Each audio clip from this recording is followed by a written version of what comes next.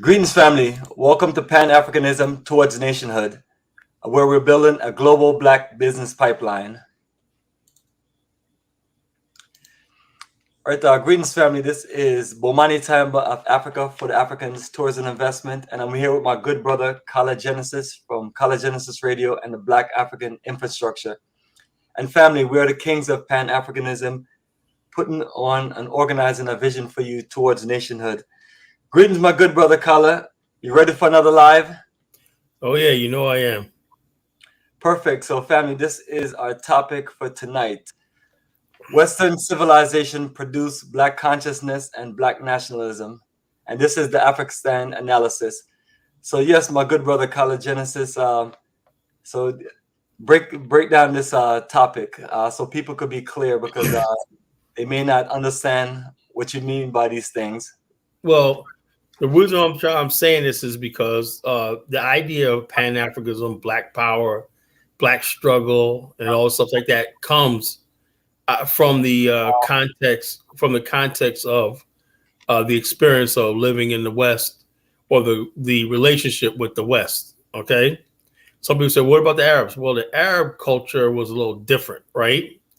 You had people that actually became Muslims, and they were able to assimilate into the Arab world, become Arabs or whatever like that. There wasn't a defining definition of race. In the Western culture, right, because Black people lived in the West and we were never really a part of the West, right, it created this what W. Du Bois called a dual consciousness, So in other words, you walk around like anybody else, right, but you realize that you're Black, that things could happen to you because you're Black. Even if you don't experience it, that's the reality. You hear about a Black person being lynched, you realize that could be you. Or that there's some places don't welcome Black people in or whatever, or what where to stay away from. Okay. This is what I mean by Black consciousness. Consciousness means you're conscious of your race at all times. Okay. It's not a suggestion. It's not a suggestion. It's basically saying that this is what I am, and at all times I'm Black in a white world. Okay, and that's what Western civilization ended with. Right? You had Black people in the West that were never. They were basically what I'm saying, acclimated to Western civilization, but they were never able to integrate into Western society, because in order for you to integrate into Western society, you have to blend in with Western values, Western culture, and your common heritage. The common heritage of Western civilization is European, So in other words, no matter what conflict you go through, right, as long as you're white or European, you're going to be part of the blend and melt into the masses. Black people, particularly in America, because of the history of slavery and everything like that, are sitting in Western civilization unassimilated, right? And this produces periods of Black nationalism, okay? And many people have ideas what Black nationalism. Black nationalism could be the Black church, Black nationalism could be Black fraternities, Black sororities, Black social organizations, social clubs, everything. That's all part of this idea of Black national, Black family. We talk about Black man, woman, Black child, right? And so this idea that what is Black, then we define what is Black. Black usually means people who are descendant of slavery and the brutality of slavery, and identify with that history. We traditionally have always never distanced ourselves from our history, as you see now, where people are walking away from the history, saying they were already here and they were already Native Americans and all stuff like this and everything. Western civilization basically produces Black consciousness and Black nationalism. That means it's always this line of demarcation between being Black and being an American.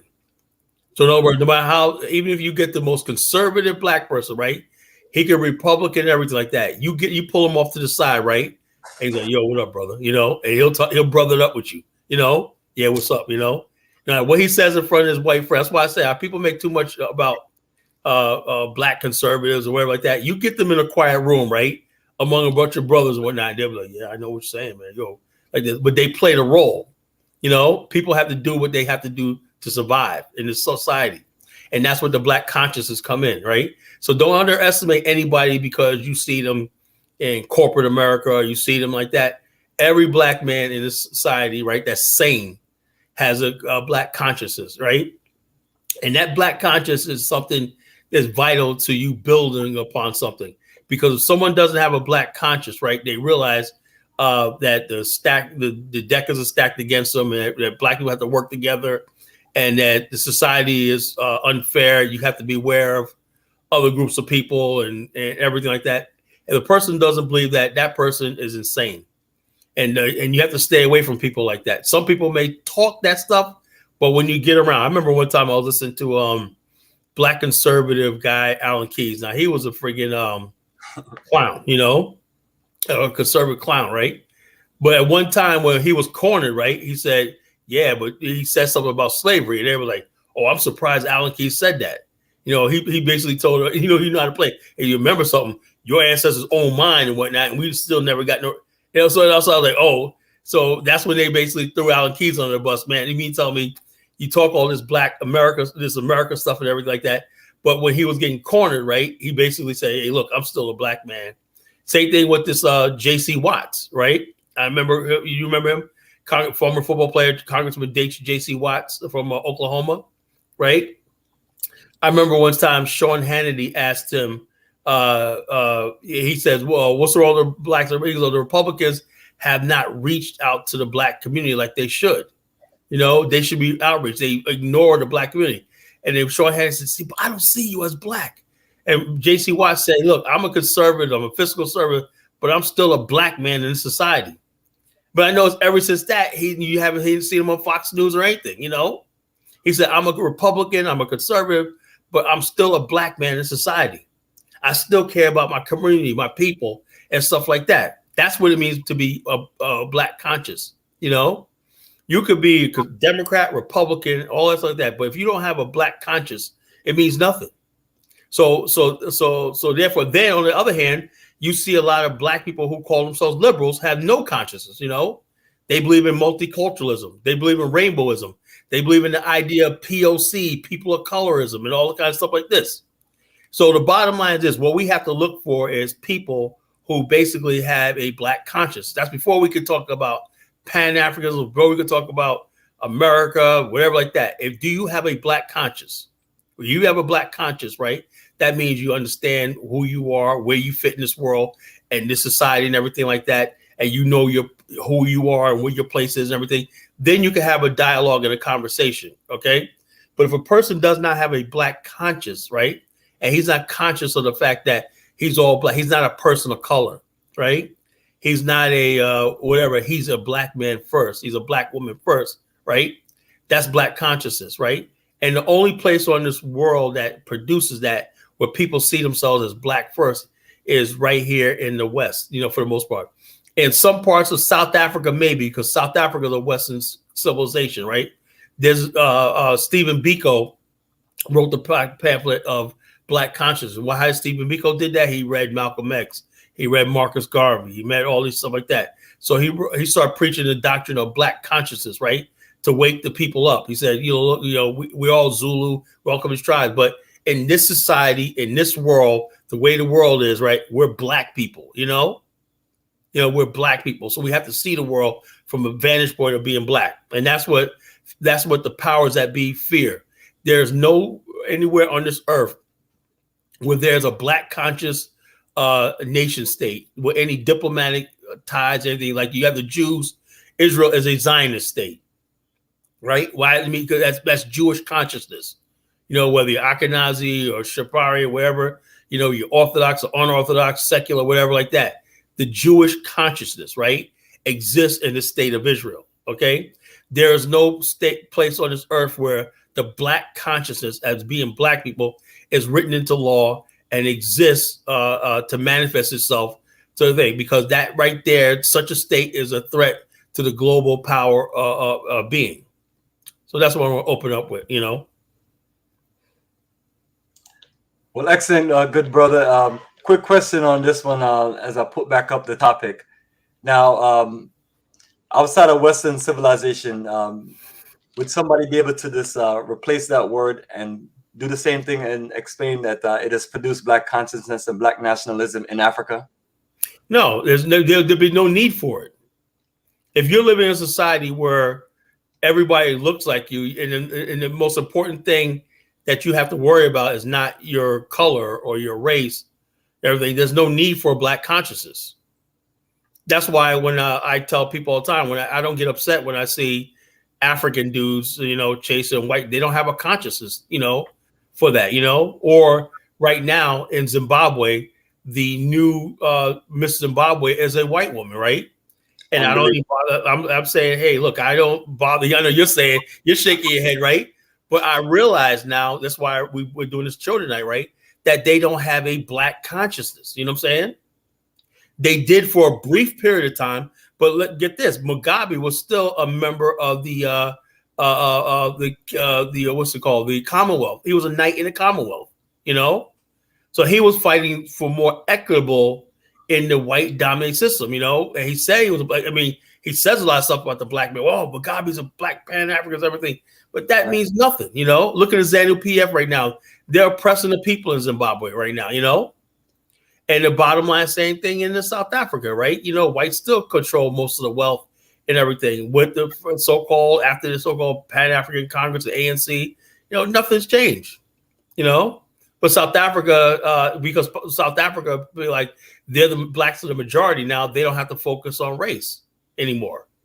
But only in America, right, where we live as a minority group in America, do Black people has the strongest, where Black consciousness is the strongest, is here in the United States. And Brazil, the Black conscious movement is new. Before Brazilians, Black Brazilians didn't bother contesting elections. They didn't bother doing anything because it was like, okay, it was a culture. They said most people are worship African gods and everything. There was no need for a Black consciousness because in Brazil, there's a blurred line between who's indigenous, who's an African descent, who's mulatto, and all stuff like this. But now people in Brazil are starting to read books and stuff that people don't see online. There's a growing Black conscious movement, especially with the natural hair movement in Brazil. There's a Black conscious movement growing in Brazil. One of the things that you see in the Black conscious movement is the love for the natural hair look, as the Black power, Black consciousness, Black identity, all that stuff like that comes from Black identity, and so and so therefore, like I said, in the West, Western culture, Western civilization, this is where it was born. It was born, and so like I said, all the brutality, all the stuff we went through with slavery and racism produced this idea of Black consciousness and this idea of Black nationalism, which is never going to go away, no matter how they try to kill it. The idea of Black nationalism is always going to exist, whether it's us leaving America, building a nation of our own, or the idea that we should build our own communities here in America and consolidate and everything like that, So it's, but that's what it is. Black consciousness and Black nationalism and stuff like that is the oldest ideology among Black America.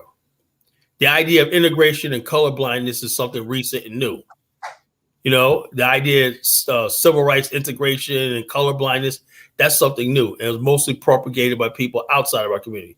And it's never in the Black conscious and the Black nationalist movement has never been accepted or funded by high learning and academia. It's mostly been done through lectures, or you might get a Khalid Muhammad to speak at a college and everything.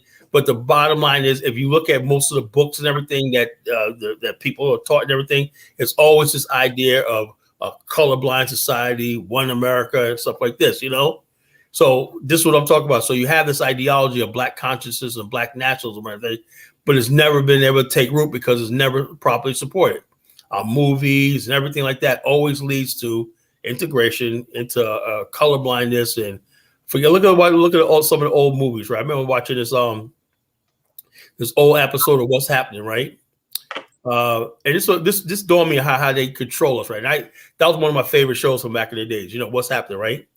Well, there was this one where Raj was in there getting an operation, and there was other guy right beside him was an old, bitter Black man, right? And this guy played in the Negro Leagues, right? And his his daughter, he wouldn't speak to his daughter, right, for years, right, because she married a white man, right. And all of a sudden, D asked him, he goes, I haven't spoken to my daughter. Why? She married a white man. She goes, well, which white man? And the audience clapped. Yeah, I'll say. They'll say, no, the audience clapped. Well, which white man? He went, a white man, right?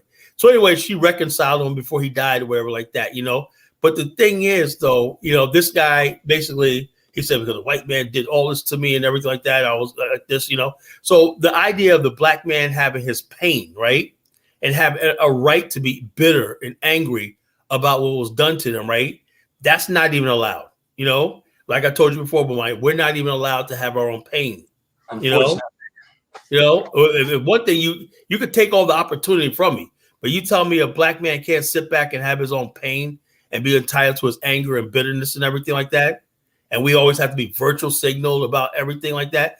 That's what black consciousness is all about, And I was watching an interview a couple of years ago with Lauryn Hill, interviewed J. Rue the Damager, right? You remember J. Rue the Damager, right? Absolutely. East New York, Brooklyn. House, remember that song? Yep. Anyway, he said, man, she goes, why do you hate white people, right? He goes, well, and this is him. I'm not justifying hatred to anybody like that. I don't have like that, right? But he said, look, man, he goes, what group of people have taken so much from me, Yeah, and we look at it, right? Because of them taking over hip hop, groups like him disappeared. He lost everything, so he's bitter. He's angry. All these people do is take from me so I'm angry. I have a right to hate. I have a right to hate because this man has done so much to me. That's what it means to be black conscious. Now, some people be black conscious and choose to forgive, but some people have the right to not to. That's what being part of a human being is, right? I always notice when you look at other groups of people, right? When they ask, so what do you think about such and such? Oh, my opinion is this. Have you made up your mind? Yes. And they'll respect that person and leave them alone. Not when it comes to black people, If you have an opinion about something and everything like that, people are going to try to dissect you, browbeat you, and into submission, because people don't respect your opinion, your views. Like you watch anything. The people of such and such town say, some people say, I'm not, well, what do you think about Negroes moving into your community? Well, I'm all for it and everything. And some people are like, nah, I don't want this. Well, most of the people haven't made up their minds yet.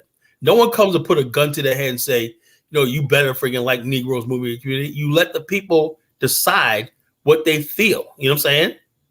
And what they think. That's when you're dealing with people you respect and you're dealing with a free people, because people have white consciousness. He's thinking about his community. He's thinking about the changing demographics or, a lot of stuff that factors into property values, everything like that. He's thinking about all that, right? And some people say, hey, look, I treat people like everybody, everything like that, There's some people like, I don't want to my kids go to school with black kids, so I'm going to put them in private school, whatever like that. But the bottom line is those same people will still be invited to the church and everything like that because they see them as one of them. They may completely disagree on certain things, right? But they respect, their decision, or what they are, We're not afforded that in Black America. Like I said, some people want to vote for Donald Trump, right? Hey, you say you figure out there's a way you can vote for Donald Trump.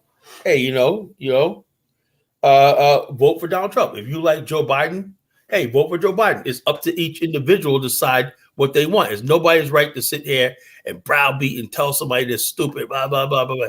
That's when you're dealing with people that's not free. That's when you don't have any respect for people's agency, their autonomy, and their sense of being. And this is what we have in Black America. And that's what I'm going to open with. Appreciate you, brother. Great breakdown. So we can get into this topic. And the other thing that I want to add to that is since Black people in the Americas basically built an energy of Black consciousness and Black nationalism, wouldn't that be a great benefit for us to connect to the African continent? Exactly. So what's the big drawback when we're trying to... Well, the continent has other obligations. It's getting worse. Well, it's in Like a you way, talk about it could like be getting better. Pan-Africanism. They have other things like Pan-Africanism, meaning that all the African countries are getting together to build Pan-Africanism, like Judea, and also Mara talk about. I mean, I'm just trying to get clarity of these things because I'm telling people that hey, the best bet for Africa is to connect with the diaspora and connect with the diaspora to where we're not their stepchildren, where we're integral part of the future of building a nation, coming in, building business, and doing certain things. But we realize that's when you have to have black conscience, right? And the only way they could probably see that, right, is through a re-education, right? A mandatory re-education.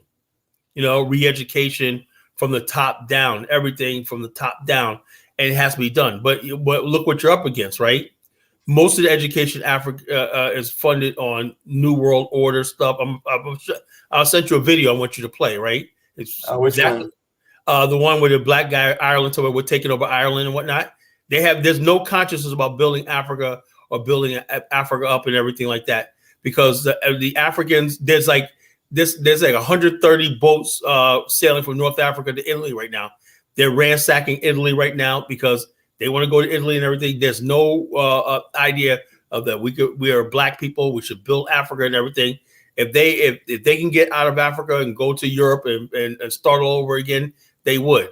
So therefore, like I said, you cannot have a black conscience, right? And you don't believe in a black nation, your black land, your black homeland first, you know? And so therefore, as far as like Africa, right now, people seeing black unity, right? But take France out of the equation, right? Take all the Europeans out of the equation. Then you'll be put to the test. Are you really unified, right? Like us in Black America, we're unified, you know? Take white America out the equation, we're still going to be unified and everything, because that's 400 years of programming, you know, us to be a people, you know. And same thing with most of the people in the Caribbean and everything like that. We have a consciousness about being black, you know, but in Africa, there's no such consciousness of being black, you know. So there's no need to unify, you know. And people tell you, people get on here all the time, Kidola, they don't care about the next tribe, they don't care about the next country, they don't care about that. You know, well, as we can see, everywhere else in the entire world is progressing as far as this people organizing themselves.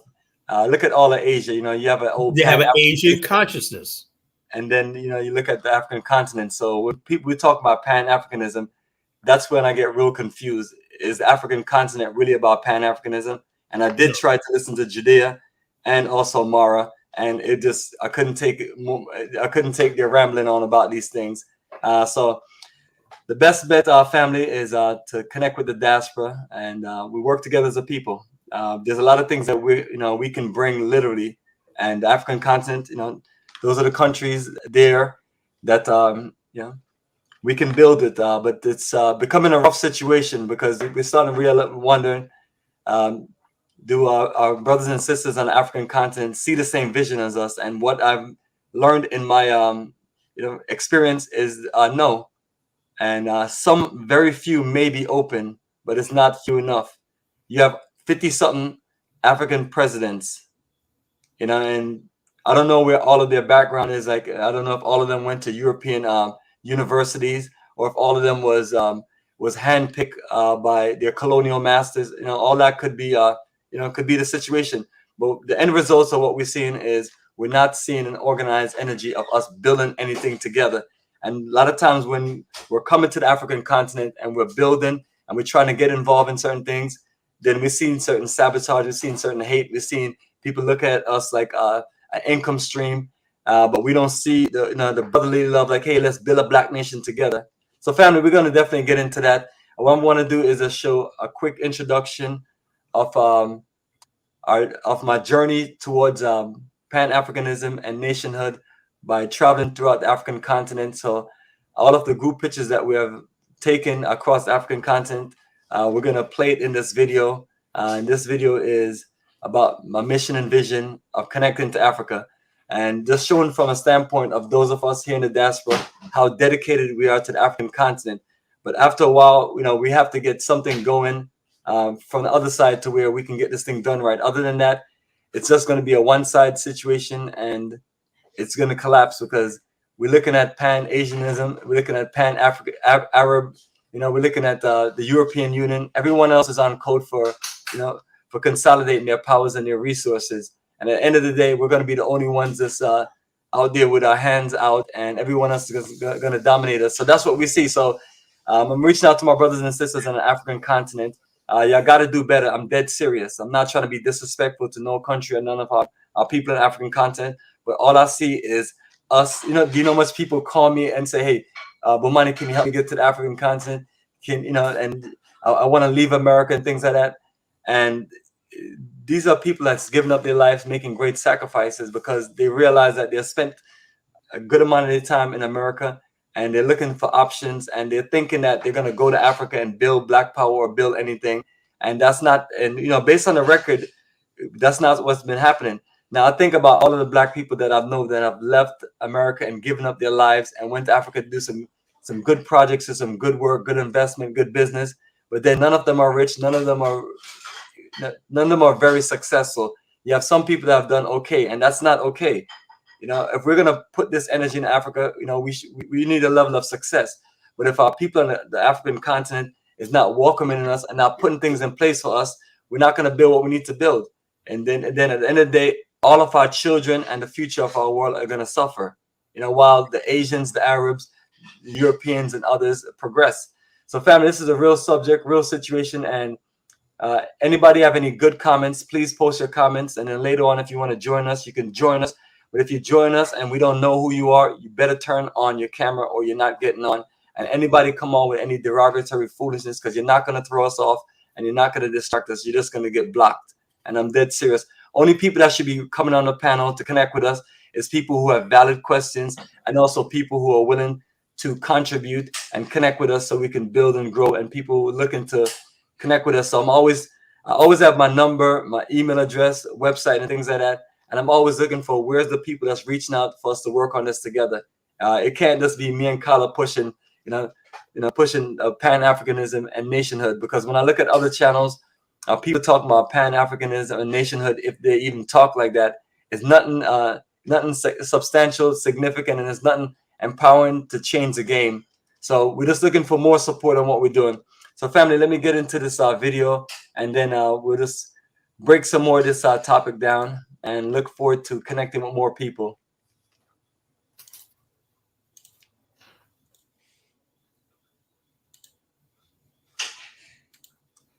All right, so this is my video, Bomani Tyehimba Mission and Vision, the journey of Africa for the Africans, tours and investment. So this is literally my journey from 2006 all the way to 20. Hey, Bomani, the screen is blank. Yes, it is. It's about to play. There we go. Have you ever pondered what it would be like to invest in the heart of the world, Africa? Today, we delve into the journey of a man who dared to dream, dared to venture, and dared to invest in the vast and vibrant continent. Meet Bomani Tyehimba, the driving force behind Africa for the Africans Tours and Investments. Picture this: a young boy born in Kingston, Jamaica, and raised in the bustling boroughs of New York City. Despite the concrete jungle, Bomani was always drawn to the rich heritage of his ancestors, the pulsating rhythm of Africa. His curiosity sparked a passion that would lead him to establish Africa for the Africans Tours and Investments. Bomani's journey wasn't a straight path, nor was it an easy one. He faced numerous challenges, both personal and professional. Yet, his unwavering resolve and staunch belief in the potential of Africa saw him through. He understood that Africa was not just a destination. It was an opportunity, a chance to build, grow, and contribute to the continent's ever-evolving narrative. Africa for the Africans Tours and Investments was born out of Bomani's desire to bridge the gap between Africa and the African diaspora. He wanted to create a platform that would enable people of African descent to explore their roots, understand their heritage, and most importantly, invest in their ancestral land. Through his organization, Bomani has been able to facilitate a variety of investment opportunities in Africa. From real estate to agriculture, from technology to tourism, Bomani has strived to showcase the vast potential that lies within the continent. He believes in the power of investment, not just as a means to generate wealth, but as a tool for sustainable development and economic empowerment. Bomani's work transcends the realm of business. He is a cultural ambassador, a bridge between continents, a beacon of hope for those seeking to reconnect with their roots. His tours are not just about sightseeing, they are journeys of discovery, of understanding, of connection. So what can we glean from Bomani Tyehimba's journey? First, passion is a powerful driver. It was Bomani's passion for Africa that led him to establish his organization.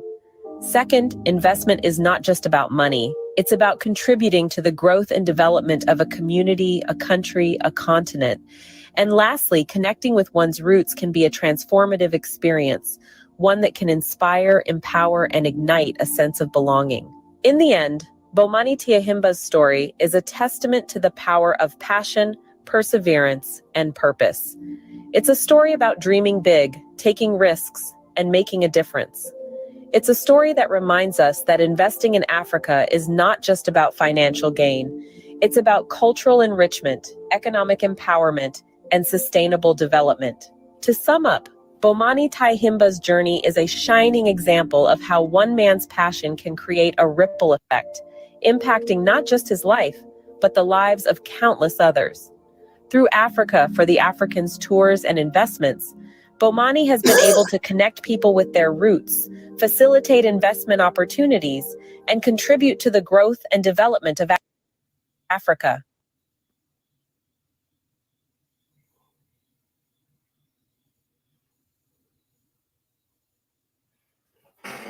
Beautiful. Yes, family. So we're back to our scheduled program, and that is one of the introductions. Just to share with people that we've been working on these things for a while, and we've been putting all of the work and all of the energy in, and we want our people to double up with us and build with us so we can make this thing work. And the only way we're going to do this is together. We can build individual business and do many things, but if we really want some real Black power and really build this Black nation and build nationhood, we're going to have to consolidate our energy. So I always try to showcase people what we're dedicated to. And then so when other people reach out, then, we connect our energy together. Let me ask you a question, Bomani, right? IC3 says, I think it's easy to sell the benefits of reparations to Africa. So, of course, man, if you're going to give somebody a payday, of course. That's not going to do anything. That's what I'm saying. People want the easy way out. I want a reparation, but I want, look, if the Africans, right, realize, right, the whole world took a dump on them, right? If they really knew the history, right, how they're at the bottom, that only comes from when you have a Black consciousness, You don't see yourself as a Black Frenchman, a Black Brit, or Black whoever like that, right? And you look and say, like, I remember never forget this, right? There was one Liberian guy from an indigenous background, right? And he was living in London, right? And I don't know what happened to him, right? I guess he was talking about the Chelsea, stuff like that. But this guy was the most Black conscious dude I've heard in years. He was saying, he was just breaking it down about the Black man, the Queen of England, blah, blah, blah, blah, blah, blah, blah. And I'm saying that's something you hear from Black people in America, right? But whatever happened to him in London, whatever he discovered, he was well educated. Whatever he read, he must have went in there and read some books and everything. That's all it takes. You go to the library and stuff, real history, and you can't come away from learn the real history. Like you ask the average Nigerian, most of them don't even know there was a transatlantic slave trade and the impact it had. Africa. They'll say, like, they'll canoe people. Oh, yeah, so we understand that some people went away tomorrow. Some people went. Do you understand that the slave trade had a lasting impact on how the world sees your continent? Absolutely. That's what I mean by Black consciousness, None. And that's why I say, and that's why the Europeans, when they left Africa, they made sure those type of Africans are running the show because they have no Black consciousness. Oh, yeah, some people left by slave ships by the Europeans. And do you understand that everyone that left was your people because they were Black like you? That's what I'm trying to get. And that's dangerous when people don't have a Black consciousness, And this is just that sort of atmosphere that the CIA and other people, the mercenaries and stuff like that work in. But people don't think about the damage they're doing. Whether it's smuggling, sex trafficking, all the stuff that goes on in the African continent right now, smuggling of consciousness. Why are you letting the Chinese freaking drive the African rhino into extinction? Why are you letting remember a couple of years ago, the Tanzanian government busted this Chinese lady for Ivory Lady? Do you understand that you're the when that happens, right? That makes you look bad, like you're not a steward of the earth. God made us stewards of the earth, that we're supposed to protect wildlife and everything like that, and use and don't abuse it. But if you don't have a consciousness of that, right, and you just think about the bottom line and there's a quick buck and everything, you don't care. That's what Black conscious ties into everything for your basic survival. When you're conscious about Black, you understand who's your friend, who's your foe, and what's your best interests are. Absolutely, brother. And I want to throw this in, as I'm getting ready to head to South Africa in December. One of the most incredible figures in South Africa was, Stephen Biko, Black consciousness. Denzel, I give Denzel, a lot of credit for trying to play that role and the accent. Yeah, and everything. that was a good movie. Denzel was in his younger days and everything, but that movie opened up my eyes. So me too. I didn't really know that a segment of the African continent was into Black consciousness. But what we saw in South Africa, based on the oppression, I don't think we saw in any other part of Africa. No. I want to know, why you think that is? Because white people, the Europeans, actually settled in large numbers in South Africa. It's different when you where, let's say, in Ghana and Nigeria, where the Europeans may have a colonial ministry office and they have all the officers and everything are local Nigerians who do their bidding and their allegiance to the Queen. In South Africa, whites were the effective majority. They could, to this day, they control the businesses, they control the factories, they control the ports. People say we're going to get rid of whites. I would like to see you get rid of all those whites in Cape Town, right? Who got those marinas and everything like that, who contribute so much. To Cape Town, you might take the L on Cape Town, You never take the L on Cape Town. You may be able to do something in other parts of South Africa, but definitely not Cape Town. But the thing of it is, what you just mentioned, so the oppressive situation for Black people in South Africa is similar to America, where it's, where most of what you see is, you have white people physically living there, and you have other races and nations of people, and they have established a nation where they're living well for themselves, to where Black people feel stressed to the point where they started organizing and feeding into this Black consciousness. I don't know what really happened after Stephen Biko, but I don't see the same energy. But that's one of the exceptions, I would say, on African continent, as we talk about. It is the exception. But the sad part about it is that in KwaZulu-Natal, right? There was the war in KwaZulu-Natal, which took the lives of 24,000 people, right? It wasn't between it wasn't a tribal war. It was between Katha and the ANC. Now, they say, I'm going to break this down to people, right? Everybody listens to this very, very carefully, right?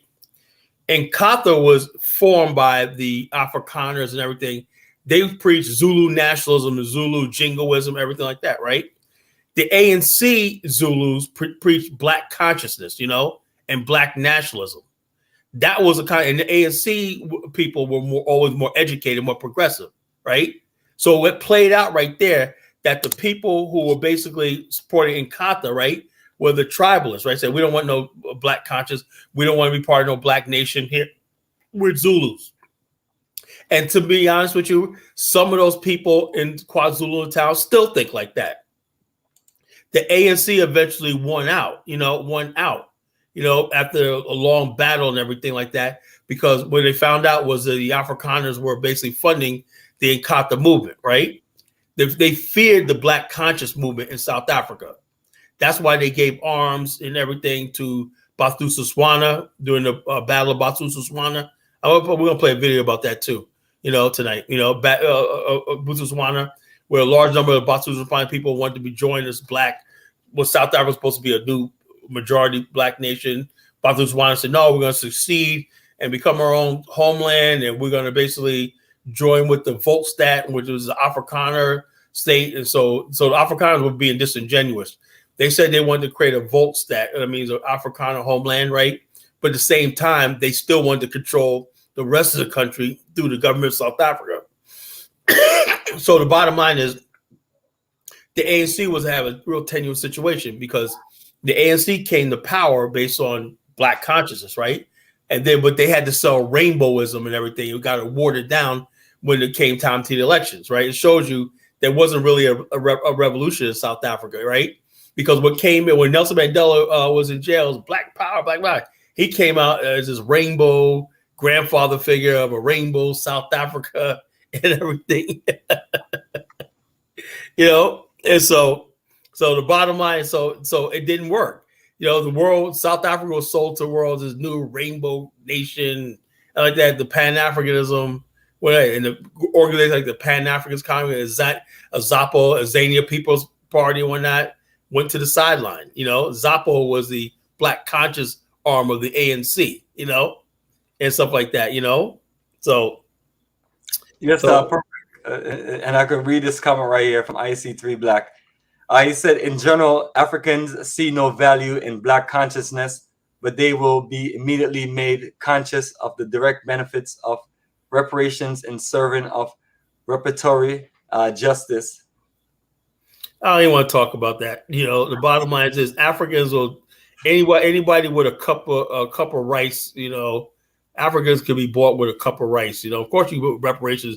You know, people got that handout. Give me. Of course, you know, and we get nothing in return. You know, that doesn't mean anything. And so what we try to do is long-term negotiations. You know, long-term building, and that's going to happen when both sides have a certain level of Black consciousness.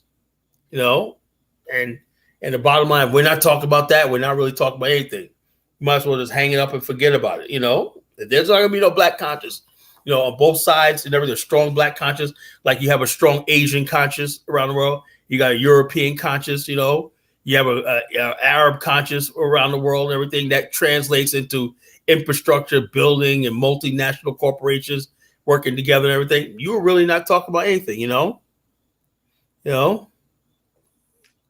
The guy that I put in timeout, whatever like that, the guy was saying a bunch of, I believe it's that white supremacist guy. Oh, you put him in timeout. Okay. Yeah, so I did, you know, because the bottom line, he's saying all this stuff about Jews and everything. Dude, don't come on here with that stuff. You're not fooling nobody. You know, the bottom line is this. You say one more thing and you'll be gone permanently. How about that? Yeah, there you go. So family, I'm not in the mood tonight. We don't have time. We're never really in the mood, but you know, we try to tolerate people. We're in a really bad mood tonight, you know? You come on here with that stupid stuff about Jews and everything. Who's talking about Jews? Did I mention Jews? So why are you trying to get our channel flagged? You know, I'm sick of playing games with people. You know, we ain't got nothing else better to do but sit here, come here, and playing games with me. Do I like a man playing games here? You know, Pan-Africanism. Fuck your Pan-Africanism. Everybody's a damn Pan-Africanist nowadays. You got people wearing a rainbow flag and whatnot, wearing high heels and skirts. I'm like, I'm a Pan-Africanist. So who ain't a Pan-Africanist nowadays? Means absolutely nothing. You don't have a Black conscious, right? And basically, at one time in your life, sound like you're serious about something, sound like you really mean something in life, whatnot. So just shut the hell up. People get on these platforms, they act like little children and whatnot, playing around, playing games all the time.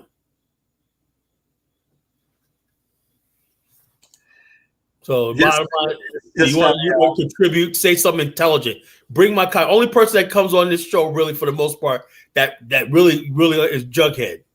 If Jughead gets on here, I'm like, thank God, man. Jeez. You know, I think I'm insane until Jughead gets on here. Well, what we're gonna do is we're not gonna be having you know, like I tell you, family, if you want to join us and connect with us, we don't have no time for foolishness. If we put the link up and then we're gonna look at the bottom, and if we see you have no face and some weird name, you're not getting on. So what we're gonna request in this case is you turn on your camera, and if you can't turn on your camera, we're just gonna drop you, and it's that simple. Let me see who this guy is. He says, I got respect for you, and you know, from Dinus, the show I came to support you. So do you know this guy? I Hot never Tempo. heard of him before. Never heard of him.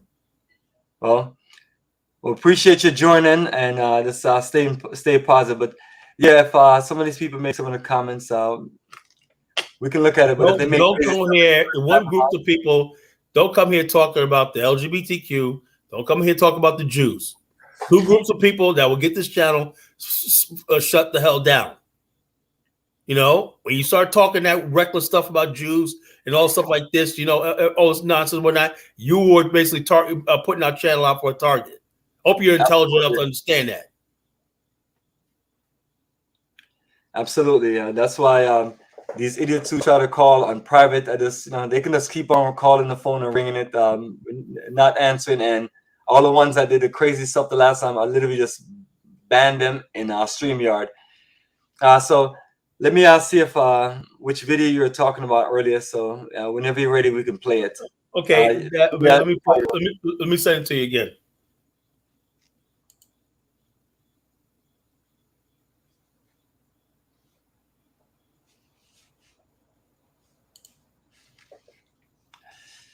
All right, so family, we're looking for some good comments for you to for us to dialogue into, and I'm gonna put this link up.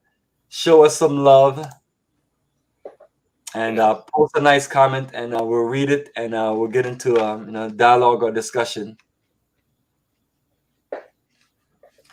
And again, we're only looking for serious people to connect with. This is not a comedy show. This is not. We're not here to entertain you. We're here to empower and and give you directions for us to work on this. Pan-Africanism towards nation building energy. That's all we're about. We're on the same energy the whole time. And it's all about Pan-Africanism and nation building. And that's from us here in the Americas to the African continent. And like I'm always telling people, whoever have issues with white European Jews or Jews, that's your problem. That's not my problem. What you can learn from other people is how they build what they build for themselves. What the hell happened? It's a perfect video, man. I thought I sent it to you. Hold on. I thought I said I'm gonna find it. I thought I sent it to you, man. This is just. Why am I wearing sunglasses? I'm Ray Charles tonight. I'm Ray Charles tonight, family. Oh yeah, here it is. I found it. This is when you don't have any black conscience whatsoever. You know? I just sent it to you. All right, loading it up.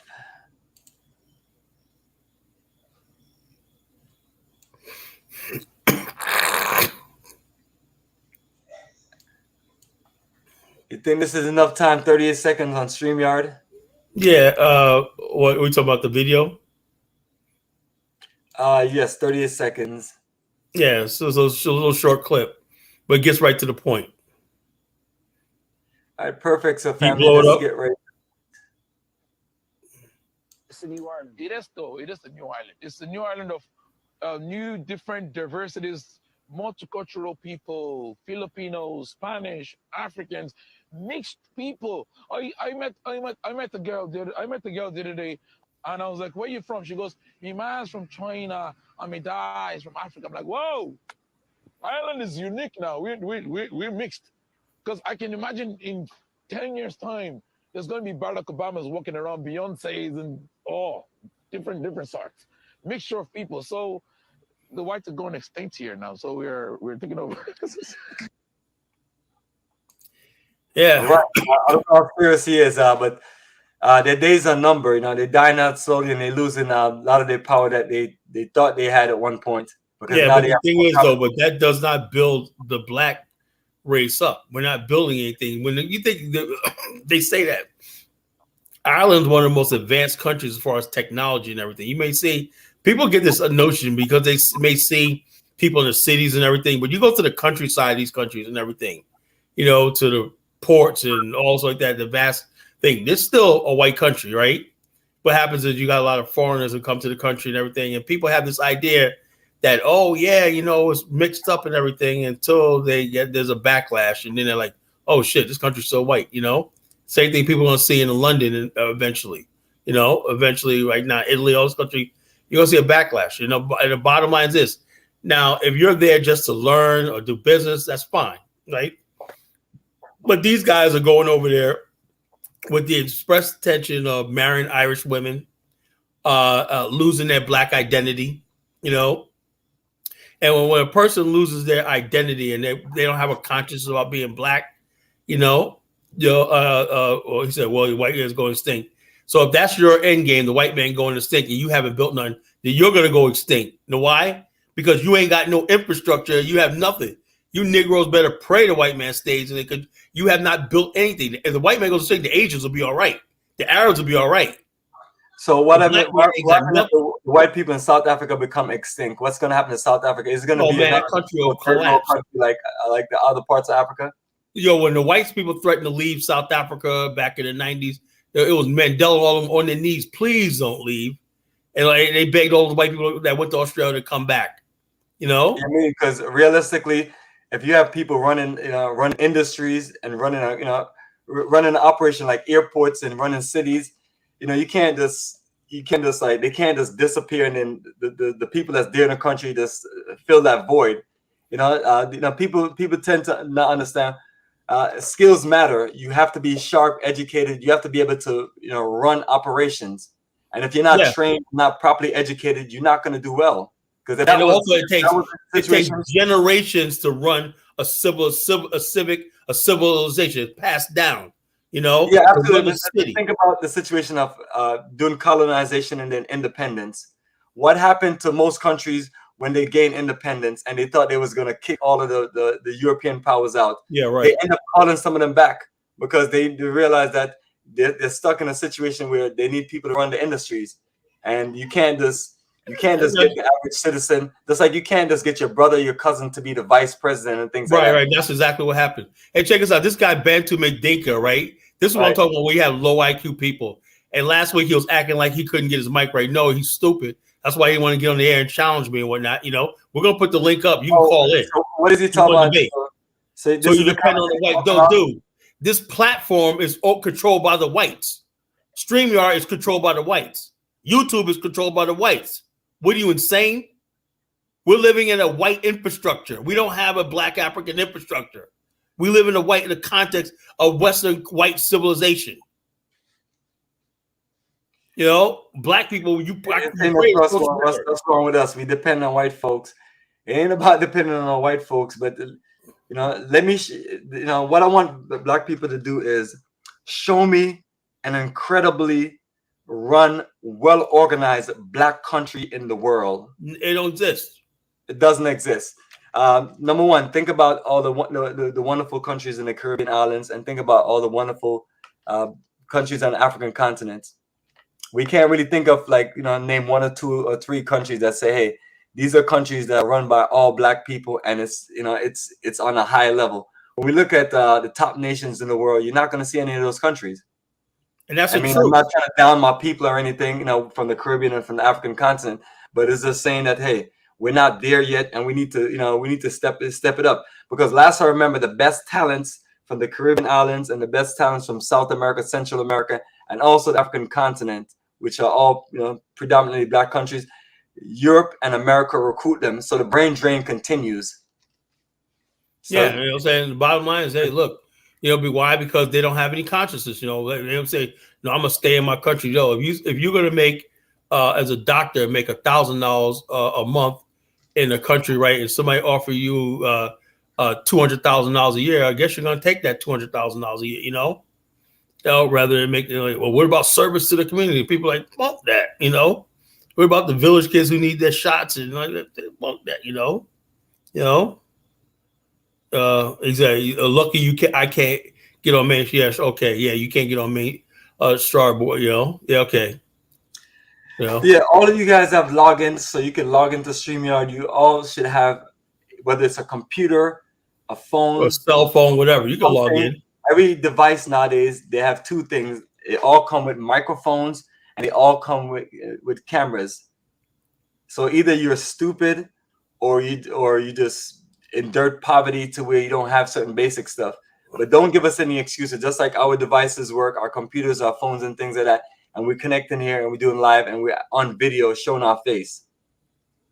So some of these people are straight up cowards, and this is why I tell our black people that y'all turn around. You're gonna have to look in the mirror at yourself.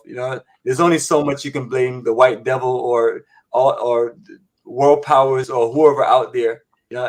After a while, you're gonna have to get it together. You can only blame everyone else for so much. So when someone like myself is out here and I'm doing business in Africa and I'm doing business in America, 100% of the issues and the problems that I get is from black people, nobody else. I've never had no whites, no Asians, or anyone else give me a hard time or try to troll me, try to fight me, or try to do anything to me. All the pain and suffering and sorrow that I've been through in this movement since I dedicated the last 19, 20 years of my life has been our people. And you're lucky that people like myself are passionate and dedicated to us, because trust me, I would literally just quit this whole movement and go do something else, because I'm sick and tired of all of these fools out there, running their mouth. And as a matter of fact, the reason why I really connected to this movement is because I thought a lot of people out there that was reading books and doing things, I thought they were really about this business in life. Right. And that's what you see me and Kala is connected, because we can't find good people out there that's really about this business and really about this movement.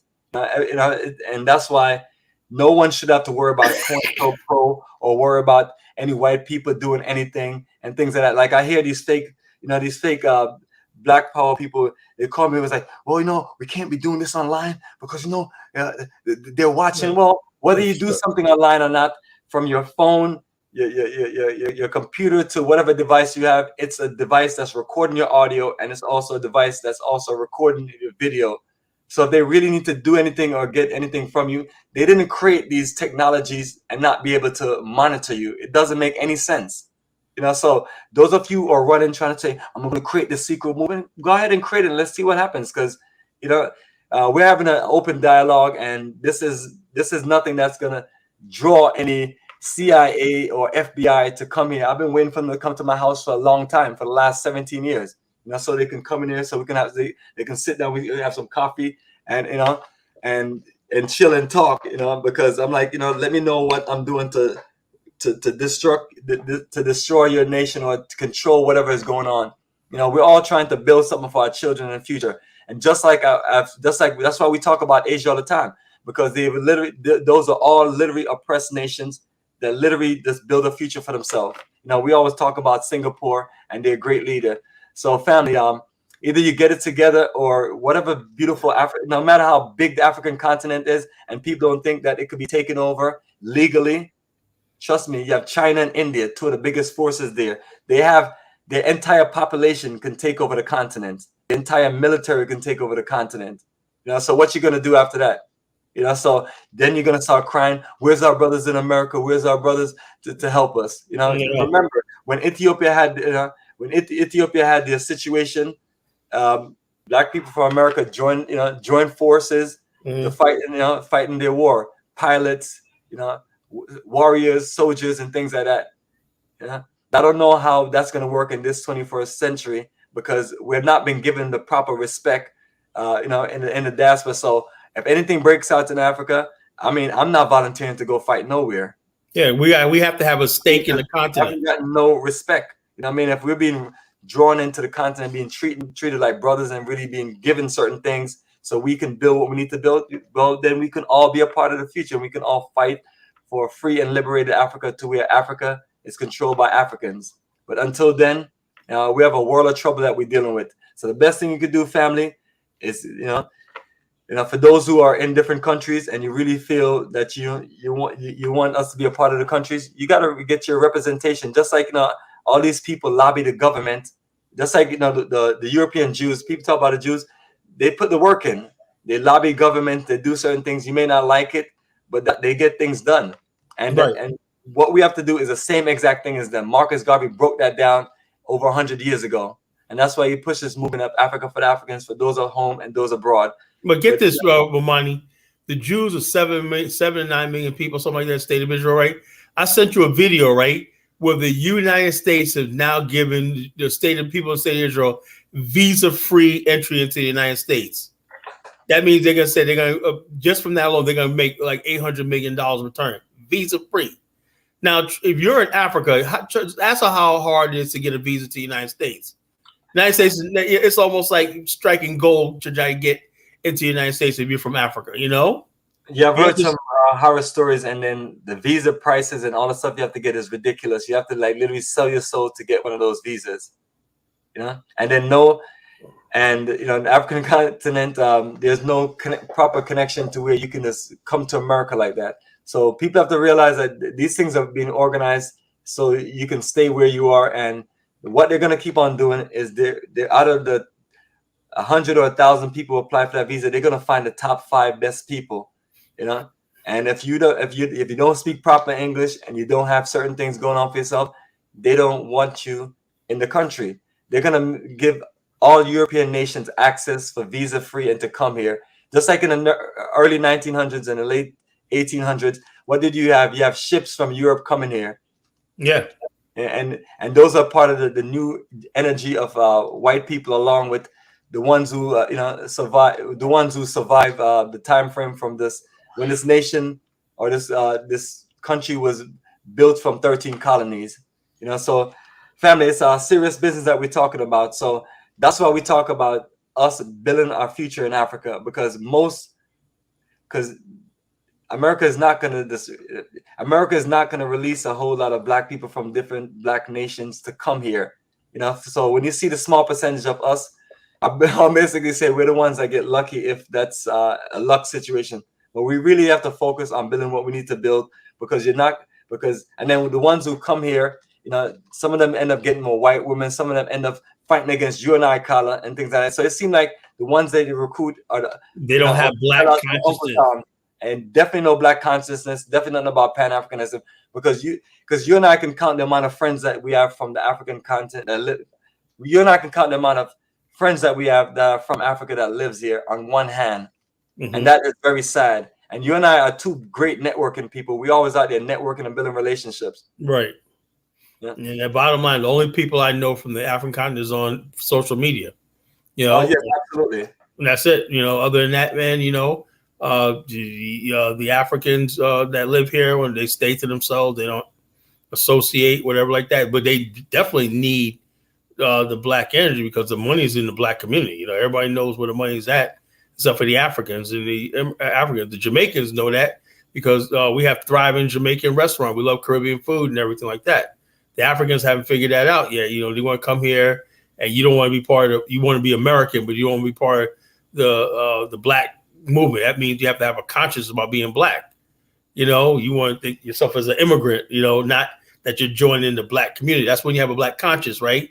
Your immigrant comes here and says, "I'm part of the black community now." You know, so whatever, like I said, the black world, whatever like that, I'm a part of. They completely reject that because they don't have a sense of what? Black consciousness, right? So they don't want to be part of black nationalism, a black nation, you know, and the black nation just means part of the greater black community, you know, and black culture and black history, black everything, you know, that's what black nationalism is, you know?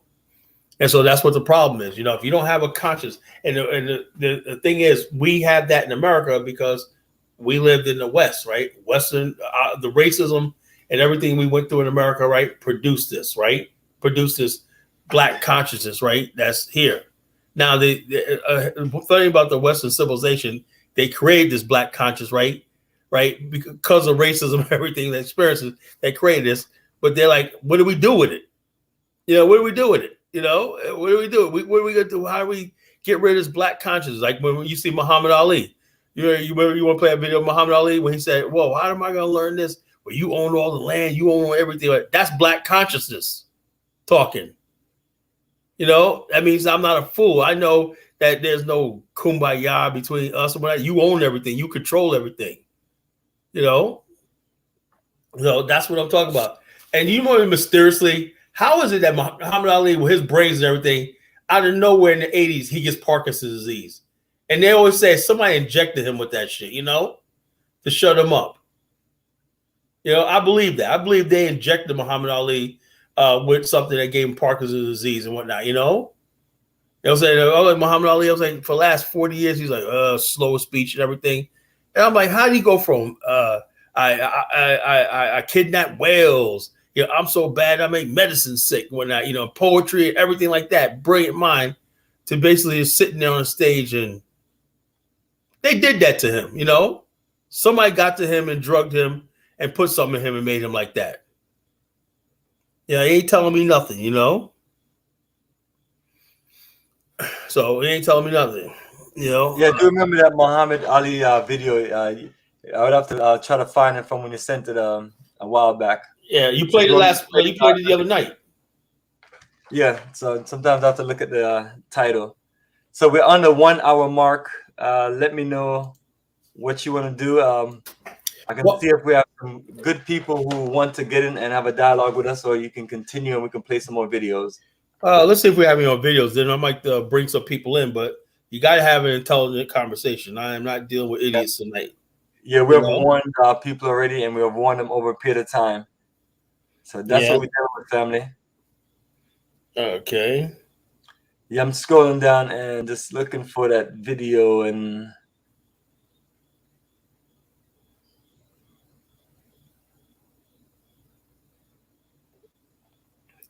there's one article I want to read, right? It's about multiculturalism. It's by a guy named Dick Lamb, you know. He was a governor of Colorado, right? And he basically talked about something. He mentioned the situation happening in Biafra and everything like that, right? He talked about people bringing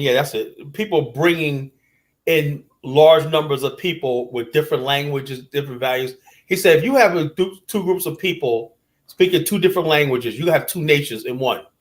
And history is telling you, study history and everything, tell you there's going to be conflict. That's why you got these ignorant people like that guy about Ireland's going to be multicultural and everything. They are headed for something like genocide in the future. Because you look at any country in the world where there's ethno strife and everything like that. People forgot about what happened in the Balkans with the former Yugoslavia, with ethnic cleansing and all stuff like that. People forget about all this stuff, right?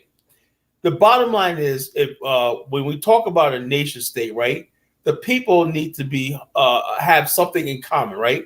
And I believe Black consciousness, right, as a core in a nation, right? That means we're conscious of the fact that we're here because we're all Black and we have the same experience of being Black and everything like that. That trumps our tribe, our background, everything. That we're Black, we're a part of a Black nation, everything. That's something that you can build upon, build a nation around. But when you don't have that something to build around, and people don't assimilate, right?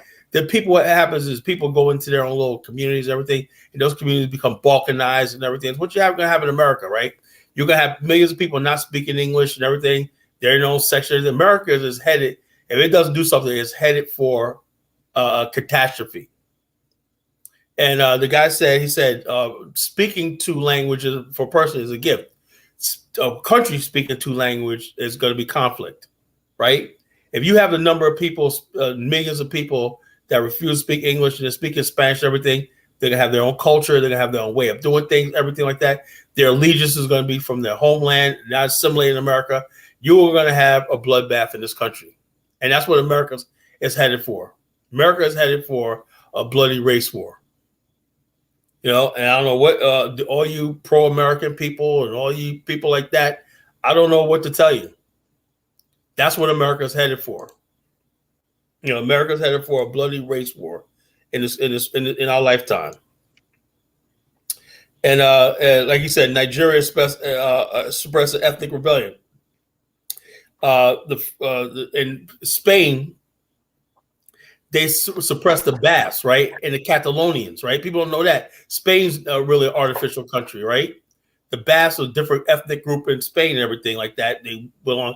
But now you start to see the Basque people rising up and saying, you know, something, forget Spain. You know, it hasn't worked out, whatever like that. Same thing a couple of years ago, Catalonians voted for independence, but it was turned down. The Spanish tried to crack down on that. So you have all these conflicts. And all of a sudden, I like how this guy put Nigeria and Biafra in the same category. Now, notice that when you talk about Biafra, right? An artificially created country called Nigeria, right?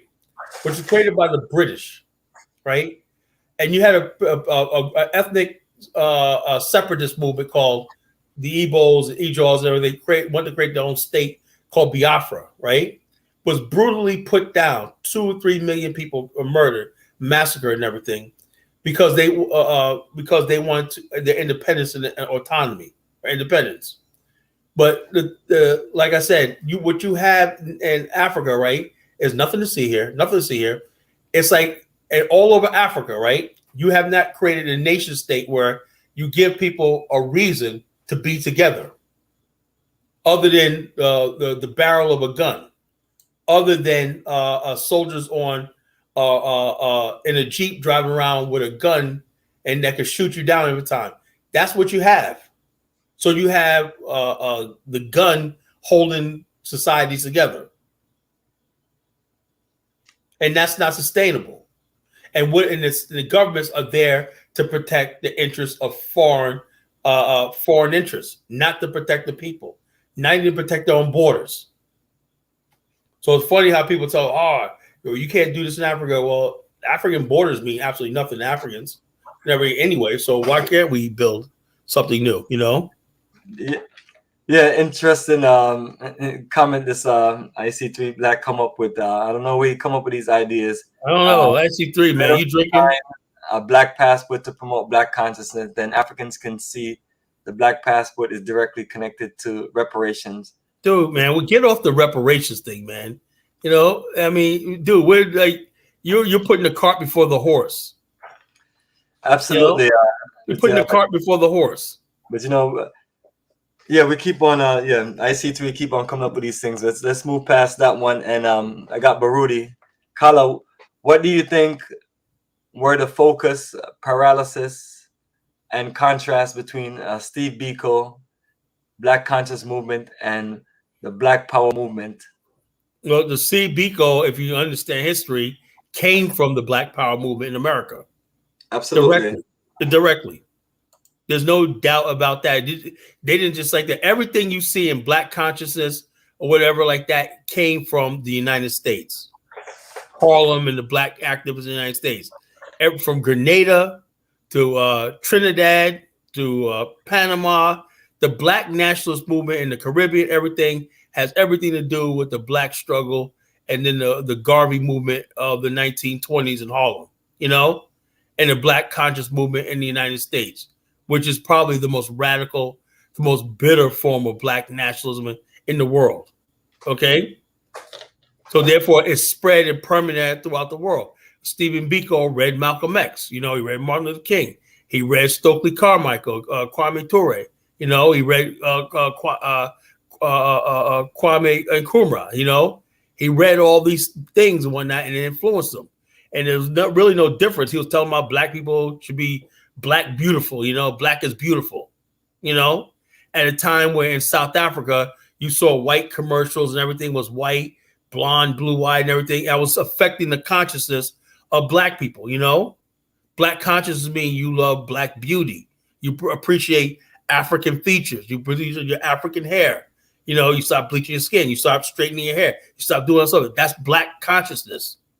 And so that's what Stephen Biko was talking about. That was very similar to what we was talking about in America. In the 60s, we had a Black conscious movement, right? Started in the 60s, where in Howard University, a sister came out at a Howard University homecoming, and she had an afro. You know, I think the year was 1966, 65, 66. And everybody's like, wow, this is a beautiful sister. She had an afro, she had a natural hair. And then people like Dorothy Heighton, you know what I'm saying, you can't do that. You got to basically try to blend into the Howard, the Black bourgeois society in Howard, D.C. was up and uproar. How can you do this? You know, then the Black conscious movement even basically spread into the bourgeois middle class Black people started adopting stuff in the 70s, right? With dashikis and everything. You know, it was a Black consciousness, right? Then the Dr. Mola and Karenga created Kwanzaa, you know, It's all about being black, identify black. You say quantum was this. Yo, look, it doesn't matter, man. It was an attempt at black consciousness, you know. So don't knock Karenga and all these other people for doing what they want to do. It was an attempt at a black identity, you know, black conscious, being black, you know. We're not white, we're black, you know. Why do you keep putting this ADOS FBA? There's no ADOS FBA. You know, ADOS FBA. Say African Americans, you know. Nobody outside the internet in these chat rooms know what the ADOS FBA is. ADOS FBA. Shut up. And not only that, I go around and talk to people. Nobody knows what that is. Nobody knows what that is. Nobody knows who. They don't even know who Tariq Nasheed is or Dane Calloway. Yeah, nobody knows who any of these goofballs are. All of these guys are just internet phenoms or internet trolls. Internet grifters. Internet grifters. That's even better. Straight up con artists. But this is the video version of what you sent me on that article. And I don't know who this guy is, but hey, it sounds interesting. I can play the video and we can let's play it.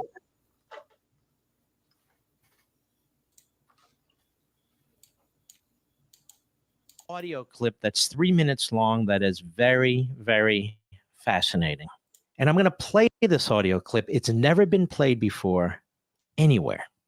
I'm going to play this for you because there is a stunning news story at Breitbart where Senator Sessions and his staff point out that fully 98% of individuals deported from the United States last year were either criminals, apprehended while illegally crossing the border, or had been previously deported. So in other words, they're not deporting anybody unless they're criminals, they've been previously deported, or they turn them away at the border. Once they get into the interior of the United States, the overwhelming majority of them are not removed. This is a huge story, which is being completely ignored, except by me. Now, I want to give this some context. A couple of times in the past, I've read to you a transcript of a short speech that was given by former liberal Democrat governor of Colorado, Dick Lamb, a liberal Democrat. And at this particular event, he was introduced by Victor Davis Hanson, who has written a magnificent book. It's written several years ago, actually, called Mexifornia. And the title, gives away the substance of the book. But before I get into the specifics of what Obama is doing to this country, I want you to hear not me reading what Dick Lamb said in October 2003, but I want you to hear what Dick Lamb himself said. I really want you to listen to this. Turn up the volume, and here you have a former governor who really, really gets it. Again, a liberal Democrat, and he calls it my plan to destroy America. My plan to destroy America. And a hat tip to our partners at FAIR who provided this to me, and this has never been played before. Cut one, go. I would like to share with you my plan to destroy America. If you think, and some do, that America is too smug, too rich, too self-satisfied, not diverse enough, too white bread, I have this plan.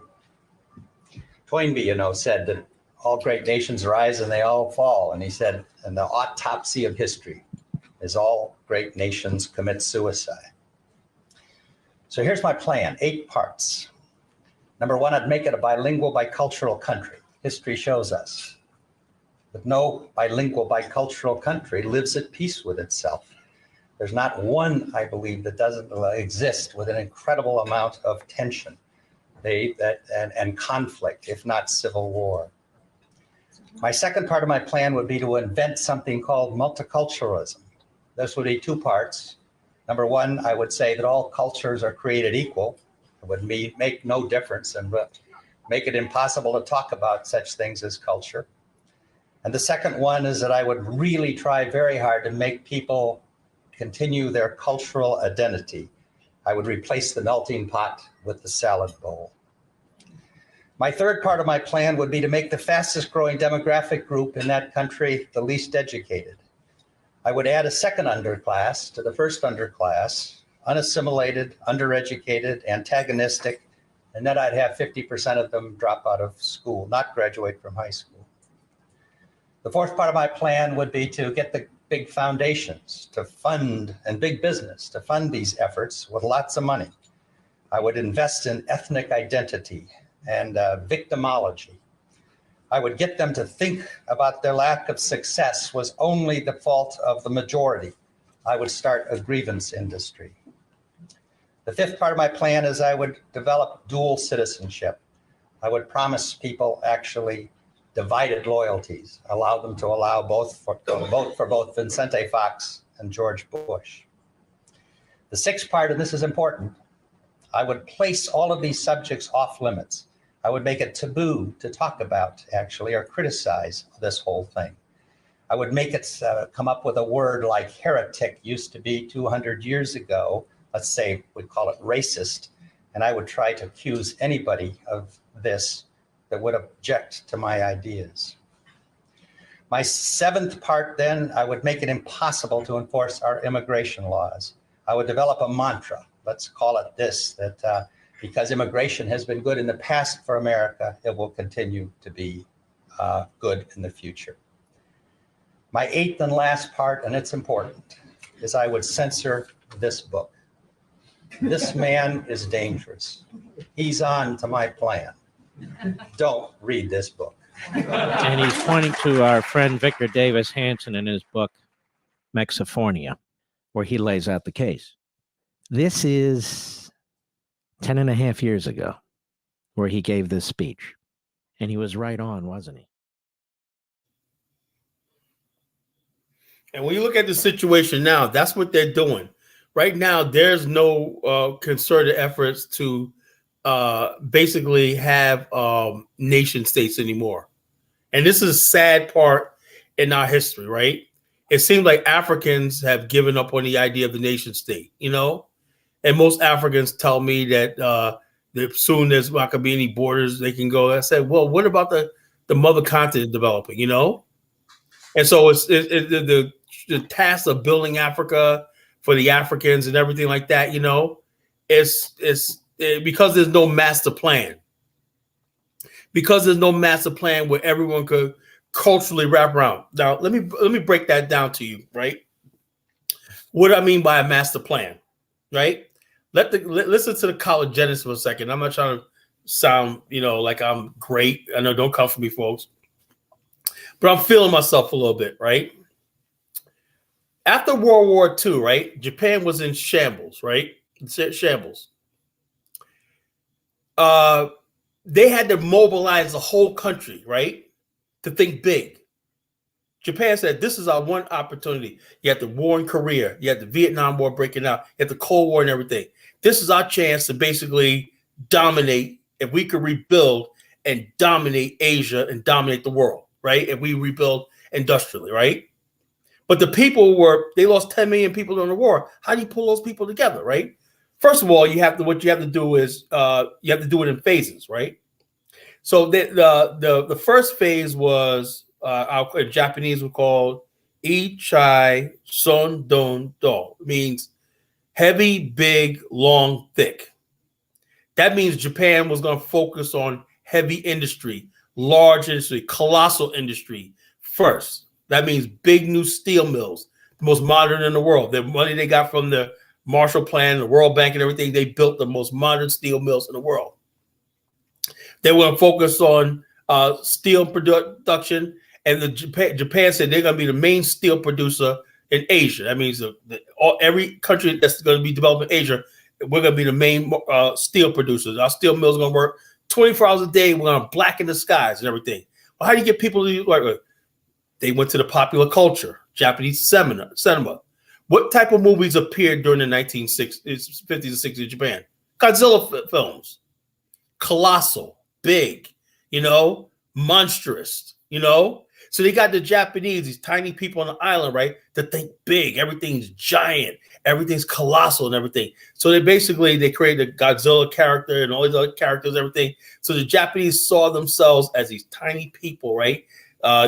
Using these big giant technologies and everything like that. And so therefore they galvanize their culture, right, to see themselves in a Japanese-centric sort of world, right? It's us against the world, a Japanese consciousness, right? And it was easy for the Japanese because they're island people to see everybody around them as the enemy, and we got to do this and everything like that. So therefore, the Japanese films, everything was about this Japan's this island sanctuary that we have to preserve. And at first, Godzilla was the enemy. Remember, Godzilla was representation of the West. He's coming here to burn down our cities with fire and everything, you know, and everything like that. So all this is metaphoric of what you see in the Godzilla movies. And so therefore, then the Japanese went to light industries, right? You know, textiles, electronics, and stuff like that. And then the last stage was softness. It started big and hard. There was softness. Softness was media, you know, fashion and everything. That took root around the late 60s, 70s, and 80s. You know, Japan was going into the fashion industry, clothing, you know, design, makeup, and art, and stuff like that, and all these things like this. So, but the thing is, they had the whole country galvanized because they had a plan laid out, right? And if everybody knows the master plan, the industry, the education system, everybody galvanized those plans. The problem in Africa is there's no master plan. So therefore, everybody's like, there's no master plan on my own. You ask an African country, well, what's your 100-year plan? Well, I don't know. Whatever we can go to get from the Europeans to beg. I mean, they don't even have a tomorrow plan. They don't have a tomorrow plan. You know, everything is hand to mouth. Everything is hand to mouth. You know, nothing is prepared and organized for the future of the children on the continent. I mean, you have most of the countries that I've been to in Africa. You don't have, like you used to see in playgrounds and parks and things like that here. You know, these are things that you don't ever see. I mean, it's just that sad. I mean, funny you said that. Funny you said that, right? There was a Japanese lady that was in the 90s, right? She was running for office, right? She was running for the diet, right? And her agenda was, we have to basically do more for the children. We need more parks, playground, like you said, playgrounds, parks. That's what she emphasized. Women, health care, and everything like that. She said, this is what I'm going to focus on, everything. The other people like this, because I'm a woman, these are the things that I see that we need. See, that's when you have a real country, a real government, and people can be a people of ideas. Absolutely. And then we talk about apprenticeship program. Right. I mean, like I went to a technical high school, then went on into tech school and things like that. But these are the things that we don't have. So it's like, when people are talking about our people in the African continent, they can't compete with nobody else in the world, literally. Yeah. And it's a shame. And I'm not here to beat down the African continent. I'm just saying that we have been trying to connect with Africa and trying to be a part of the future of Africa, and we get rejected like we're stepchildren. That's been my frustration, you know, since you and I have been talking. Because I'm like, hey, I've been on the African continent for 19 straight years, 17 years in business, you know, and I'm telling people, trust me, I'm a person, I put my work in, and you build success. But you can't build that level of success when you have your people destroying what you're coming to build and shaking you down. How many people we know that bring their industries, their business, their investment to the African continent, and they just get shaken down and things don't progress for them? Because you and I don't know anyone on the African continent, anyone that have left America, went to the African continent and rich and successful. That's why we call Akon a fraud. And the foolishness that he keeps on popping up, though, so you can just go to Africa and within a few years you'd be a billionaire and things like that. The foolish stuff that comes out of these idiots' mouth. Yeah, Daniel's talking about, just get a passport, just get a passport. I mean, all this stuff like it means absolutely nothing. Check this out. What if you and I had an African passport and we had a passport for every single country? What difference would that make? Nothing. Other than us saving some money on some visas? Yeah, basically just go in there and spend our money. We're looking at true liberation. I mean, a passport is not going to liberate you. Exactly. You know, but that's been a popular thing that, you know, that I appreciate your stance on that, because that the mindset of just going to Africa can't be about just getting a passport. What are you building? And then what else is the countries offering other than a passport? Are you just trying to draw things for us to bring all of our money, all of our resources so it could be shaken down? Or are you really trying to build with us? Yeah, also Holloman said in a video, he said, look, the reason, and it mad at him because he said the reason why the country won't Africa live is because look what they charge for import taxes, you know? They're short term. Everything is so expensive because of import duties. And he must have got shaken down really bad because he was mad when he made that video. Why is it everything importing is so freaking oh no, here we go. Let me know if you want IC3 He's the only one that's Lord, I click on a link. Yeah, look, IC3, I'm gonna send you a reparations check, man. What's your address, man? I'm gonna mail you one. I'm gonna mail you a reparations check, man. You gotta get that reparations check, bro. Yeah, you see, yeah. Basically, the Black African infrastructure. I was listening to what you was all saying, and how the African continent is not really building and appreciating the work that you've all been doing, and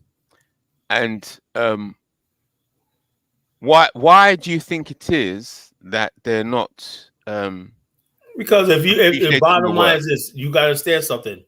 The African mindset, the African mindset. Unfortunately, other groups of people, right? The Asians are born to compete. They get born to look at the world like the world doesn't. They don't believe the world belongs to one race. Like they're born to build, and they're going to compete. They're going to build their country to compete.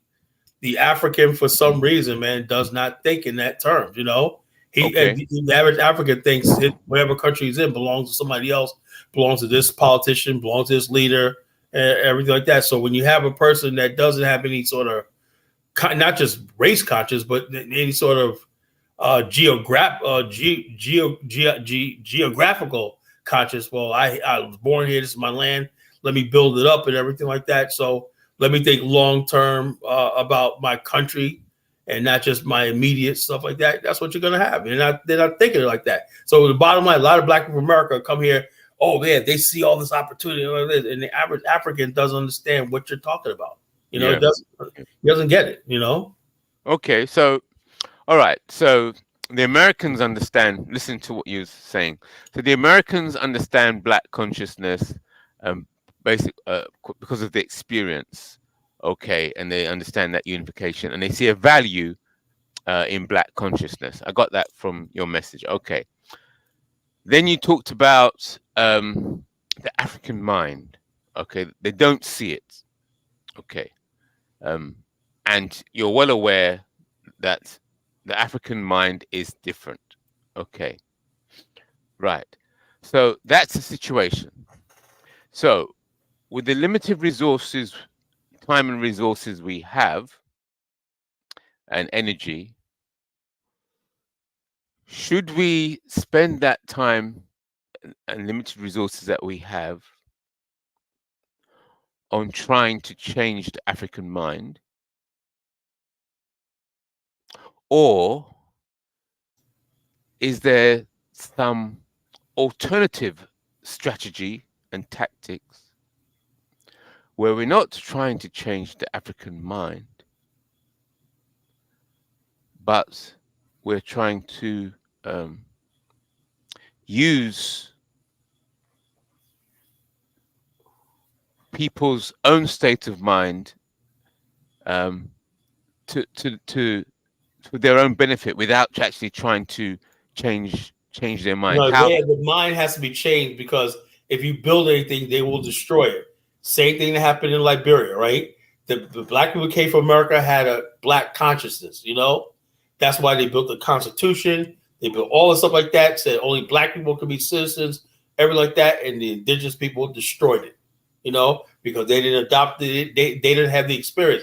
They didn't see anything wrong with the white man and slavery, right? And what they did like that. So basically, that's what happened in Liberia, and the same thing will happen all over again in the continent. Yes. If you build something and the people don't have the conscience, all I'm saying is the whole thing is if you're going to build something on a continent, it has to be from a vantage point of an authoritarian state. Right. Okay. The only thing that's going to work. Right. Because funny you should say that, because I was at a meeting last night, and here it is. Because it goes back to exactly the same thing you were saying earlier on. So the meeting was organized by an African who's a PhD, and he's working with this organization called Anti-University Now. So anti-university basically is that it says a decolonizing seminar, Make Racism History 2023. Right. It says this event calls for a few interested people to meet and engage in honest, intimate discussion on racism and anti-racism, looking at the changes in the UK post-COVID-19 to unlock a lockdown, post-COVID-19 lockdown. It asks if we have gone backwards following the international awareness of Black Lives Matter, the Black Lives Matter movement, brought on by Afrophobia and anti-Black racism, and the Me Too movement, focus on misogyny noir. If so, what must we do to decolonize our anti-racist activist strategies? Okay, so this is a black man, very famous black African. He's what so in this meeting I went to, so we were there and we were talking, and then this person arrived from Brazil, and he sat down. He said, what's your experience? So why are you here? He says, I'm from Brazil. And he says, whilst he was in Brazil, he was middle class. Okay. And it's only when he left Brazil and went to study in Germany as a student, went to study in Germany, he became aware of white supremacy. He didn't realize until he went to Germany that he's not white. You know, so whilst he's in Brazil, because he was of the fairer skin, he looked more European, right? And he saw the darkies, the blacks down there, and he's middle class. When he went to Europe, then he started to realize, you know what? You are just the same as those darkies down there. You're not white. So all of a sudden, in Europe, he got his wake-up call, and now he's become anti-racist. But he wasn't anti-racist while he was in Brazil. Yeah. So that's why. So when they get the wake-up call, then they start trying to associate with the black people and start saying, "What are you guys doing to fight this racism?" But now here's the thing, IC3. Now what they're doing is the people in the UK that are black and waking up, right? They're replacing you and pitting you against Nigerians. They're recruiting Nigerians and say, "Oh, look, look." They take the best out of. It's like a chess game. They choose Nigerians to come there, and they're now using the Nigerian success in the UK to discredit the Black conscious movement in the UK. Yes, you know? That's right. And so, what's the move? So that was a Brazilian. So it was a quiet meeting. There was 1, 2, 3, 4, about 5 blacks, 1 Brazilian, and then 2 white people arrived. So they come in and sit down and talking, and they're all talking all kinds of things. And I'm checking because you know what I'm like. I said, okay, who are you? What because we've all talked about why we come to the meeting, okay? But you haven't said why you're from the meeting. I said, are you English? What one said, no, I'm from America, and then we came and talking. Then I said, are you Jewish? All around the circle. Are you Jewish? And he says, well, not Jewish, we come from Jewish background, and but we're not religious Jews. Okay, I said, okay. The next one, then she started trying to take the subject all over the place. I said, okay, are you Jewish? All over the place. She says, no, but my grandparents were Jewish. I said, okay, all right. Okay. Just like to know your position, why your interest here, what we're talking about, and so on. So And that woman, she was one of the directors of the actual center where this meeting took place. And what was so wonderful, I'm going to try and cut it short, is that I can't believe this. I nearly blew up. Whilst so much time is spent talking. Oh, black people are not interested, and I'm trying to do this thing to get black people more involved, and they've got to realize all this talk. And then you know what? They came out and they said, look, you're going to have to take the dirty money. They come out raw. There's lots. They were telling people. They were telling us and trying to. Well, I understand, but they were trying to tell the Africans, listen. When the big money, like George Floyd and all this situation, the big corporations sending a lot of money because they feel that they have to support the underclass. But these organizations, if you find out how they made their money, you're going to feel that it's unethical. But these unethical rich companies, they will give you money, 200,000, 300,000 million out of nowhere, because they feel that they have a duty or to contribute in some way. But then the Africans were saying, "Oh no, we're not going to get involved. We don't want that money. We don't want that money." They were telling you that in everything, there's always an element of dirty cash. Yeah, but there's strings attached to that dirty cash. Exactly. They don't give you money because they love you. They believe yes. Because when the time comes, you're gonna get that call. Hey, you know something? You know, that guy called Genesis. You know, I gotta do something about that dude. You know, and guess what? Right. The same Negroes, we're gonna knocking and kicking down my door. You know. Yes. Yeah. So they're dancing back and forward, not understanding the game, and trying to say they don't want to. Because you said it there. The strings attached. So then, I'm trying to encourage you to move the conversation onto another level. Since you're not accepting and you don't want to accept that dirty cash, and you're just accepting it and whinging about it, what is the alternative model? Well, I'm saying, and they're saying, well, black people are not working with us, not investing. I'm saying, well, think of this for a moment. Would you want to invest in a project, invest all your time, skill, and energy into a project when you can feel that the rug can be pulled from under you in the next 2 years or something like that? Of course not. So that's why the people are not coming to join you, because they were saying, because next year is the end of the United Nations decade for people of African descent. So the United Nations. I never knew that. I never knew there was one. No, they give us all this stuff. Like yes. You got Juneteenth. You got the Juneteenth holiday.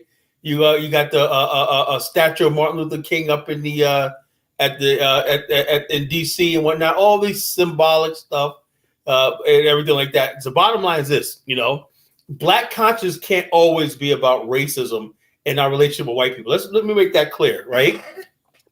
Black people think that Black consciousness always have to do with the relationship between Black and white, And the bottom line, or Black with other races. Black consciousness means who you are, no matter where you are. If you go to Mars tomorrow, right, you are still Black, no matter what. If there's no white people, you go to Mars, you Martian, you still see yourself as a Black man, So the bottom line is this: Black people basically use pseudo Black consciousness as an excuse to engage white people. And then what they do is they put the ball in the white people's court. I'm conscious I'm Black. Then the white person comes like, yeah, so we got to break together. Well, wait a minute here. The conscious movement is for us to work, Black people to work together. Like Malcolm X said, let us solve our own problems with ourselves, right? Now, down the road, if you want to meet up, when we're from a position of power and strength, we could talk about other things. But you know, a lot of people in the Black conscious movement think that being Black conscious means being beaten down, being oppressed and needy and wanting. And the bottom line has white people coming with their checks. Oh, you know, that's what the whole BLM thing was about. You know, where they turned Black conscious into Black pain and pathology and white saviorism. You know, white savior complex. You know, that's not Black conscious. Looking for a white savior is not Black conscious. Okay, so watch this now. The BAIO, Black African Infrastructure Organization. So, and even in that title, you can see that Black African. So, in the Black, you're showing Black consciousness, and when you mention the word African, it's like you're trying to make the African appreciate that Black consciousness and see the value in Black consciousness. Okay, we got that. So, but the African can see no value in Black consciousness. So we have to work.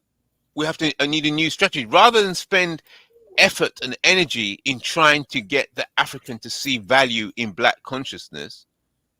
There has to be a different strategy and a whole new way of looking at the whole thing. Because don't forget, as you were mentioning earlier, many Africans are trying to get hold of a passport so they can come to the West to earn money. That's some want to come to the West and never look back. Well, you say, let's go back. And you're like, You're like, There you go. And that's right. And then some are sending money back home. Right. So if the drive is to try and get to the West, to get to where the white people are, basically, you know, that is counterintuitive to the concept of Black consciousness, because they're saying, you Black people, you are already where the white people are, and you've got lots of money, you're living a lot better than us. So we want to head towards the white people are, because you're doing well, because you are where the white people are. You can't sell me Black consciousness. Wait, what? I'm not trying to come over to where you are because you're there. I'm trying to get there because that's where the white people are, and that's where they're making the money. That's where they make their mistake. That's where they make their mistake. They think the source. They make this fatal mistake of thinking the source of Black America's wealth and success is from white people. That's not good. Black people in America, 400 years. We have Black people who have land and some of everything, have built industries, everything in America, in spite of America. But the Black immigrants, they think that because white people are here, they give too much credit. They don't see all the failing white communities across America and everything. And they don't see the thriving Black communities here in America, you know?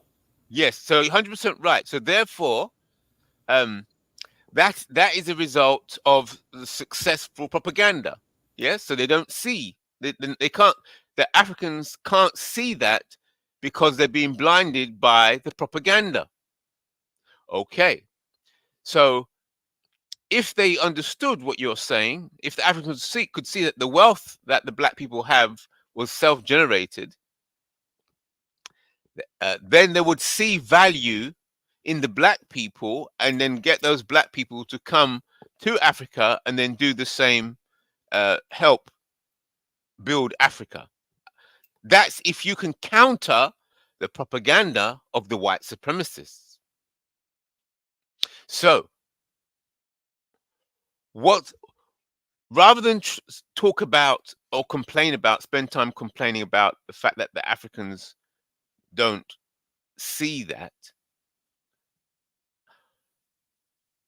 let's explore some wacky alternative strategies, because we're well aware you've made it very clear what the situation is. So, what about focusing on the countering of the white supremacist propaganda? So rather than trying to persuade the Africans of anything, just direct your attack against the white supremacist propaganda. What do you think of that? Well, no, I agree with that. But the thing is, though, we have a world where black people have bought into the white supremacist propaganda. Like, let me give you an example, right? 90% of black people vote Democrat, right? Whether they're middle class, you got black people have bought into the so-called not black conscious, but poverty conscious, right? Struggle conscious, you know? The struggle has become the identity, not being black, right? When you're black conscious, right? This is a problem that was happening in the 60s, right? And there was a wedge there by black people who came in and they were recruited by Marxists, right? And they were basically made it like a class struggle. So black people started turning on black people who are educated, middle class, and everything like that. And there was a very good episode of Fresh Prince of Bel-Air, which talked about that. You know? Yeah, I remember that. Remember when Carlton, when Carlton tried to get in the fraternity? Remember that? Yeah. Remember that? I don't remember that, but I know the show. Yeah, remember? Yeah. No, but do you remember the episode? But the way he's dressed with the bow tie and everything. Yeah. Yeah, I know. We know Carlton, but I'm saying, did you see the episode? You know? No, I can't remember. No. Okay, the episode was the dude Glenn Plummer, right? Was a big brother. He didn't like Carlton because Carlton was from the Bel Air and everything, but he liked Will because he came from the hood, right, like that. And then Will told me, said, my cousin is a straight A student since kindergarten, you know? He goes, well, I don't want to, he's a Bel Air bred sellout. We're not. Then Carl said, you call me a sellout. Why? Because I this. He goes, I'm running through the same race and jumping the same hurdle. So why are you tripping me up? You know? You know? So in other words, the black person who actually succeeded and everything, he's being tripped up by the fake conscious people, right? Who see him as the enemy because he comes from maybe his father made better choices than your father did, you know? That's right. You know, so therefore, this is why the black conscious movement is so bad. The black people, you would think of black conscious, right? People automatically think of the black people are poor, struggling, and broke. Yeah. That once you get money, right, you don't become conscious no more. Oh, he got money now. Bomani, you heard it before. He got money now, man. He ain't thinking about this something like that. No. If you have a black conscience, whether you got $1 billion in the bank or whether you broke, you the same thing. That's your consciousness. That's right. Yeah. If money changes how you feel, then it was never part of your consciousness. It was never part of who you are. It was never part of your conviction in the first place. Yeah. Okay. So the Africans fundamentally see no value in black consciousness. So it's no point wasting time trying to get them to see value in black consciousness because they're not going to see it.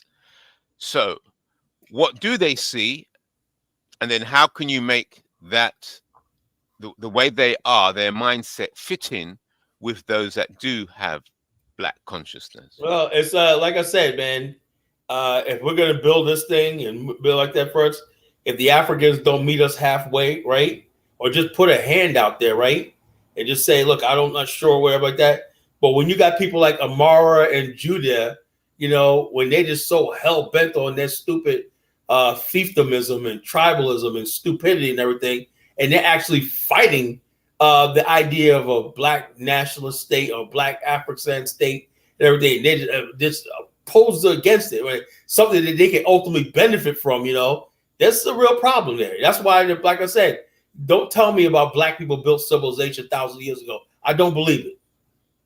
You know, I believe this civilization thing is something new to us. People who built civilization 1,000 years ago, you can see their civilization now.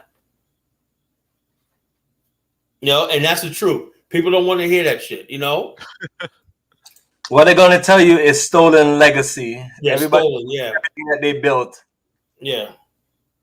Yeah, we was over there chilling. They said, we built ancient China. We built the Great Walls of China and whatnot. Then the Chinese man came and threw us out and whatnot, you know? You know, we were the samurai, you know? I heard one Negro say we were the Vikings and whatnot. Yeah, we were the real original Vikings, you know? Europe is actually black. It's called a Yoruba god called Europa and whatnot, you know? Europa. The bottom line is, and black people believe this stuff. Mm-hmm. You know, okay. That's fake consciousness, you know, pseudoism. Right. Okay. So, well, we understand that whoever controls the narrative, so you need a good story for people to believe. Yeah, and then they'll get. So stories have power, narratives have power, and then it relates back to propaganda. Yeah. So propaganda is the pushing of a Every story, nation, an idea. every nation has a collective story, a singular Yes. story. Right. You know, and when you want to be part of a nation, you see that story and say, I want to be a continuation, a continuity of that story. Of that story. That's you know? right. That's so, okay. So what story can we think of that unites the Black conscious West with the African continent? Well, like I said, what's unifying story? What would that story look like? I don't know, because right What do you think, now, Bomani? if you look at the African, right, like with Dr. Afrikan and all those other people, they always basically try to equate colonialism with slavery. And that's a lie. Why?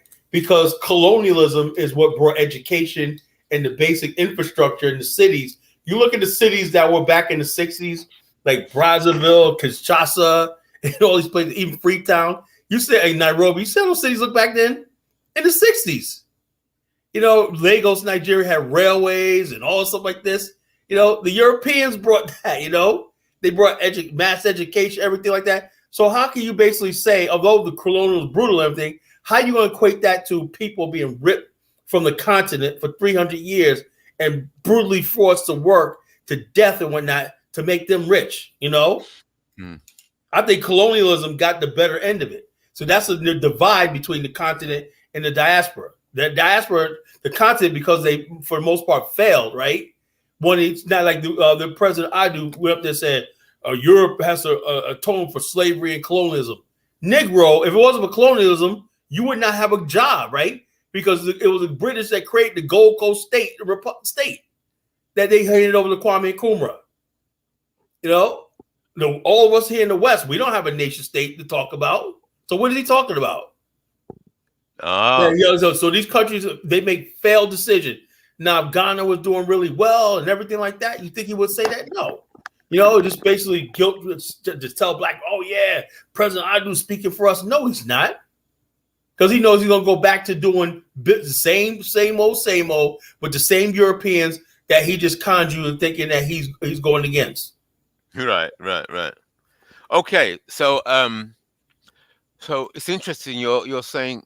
So are you saying that colonialism itself is not bad, and you're separating it from the enslavement? Are you separating the transatlantic slave trade? When we talk about Africa, right, the Black people in the world, the transatlantic slave trade was a Holocaust.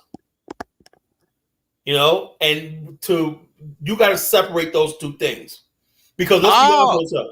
It's interesting. So you're separating enslavement from colonialism. The transatlantic slave trade and slavery and captivity in the West. Yes, from colonialism. Oh, right.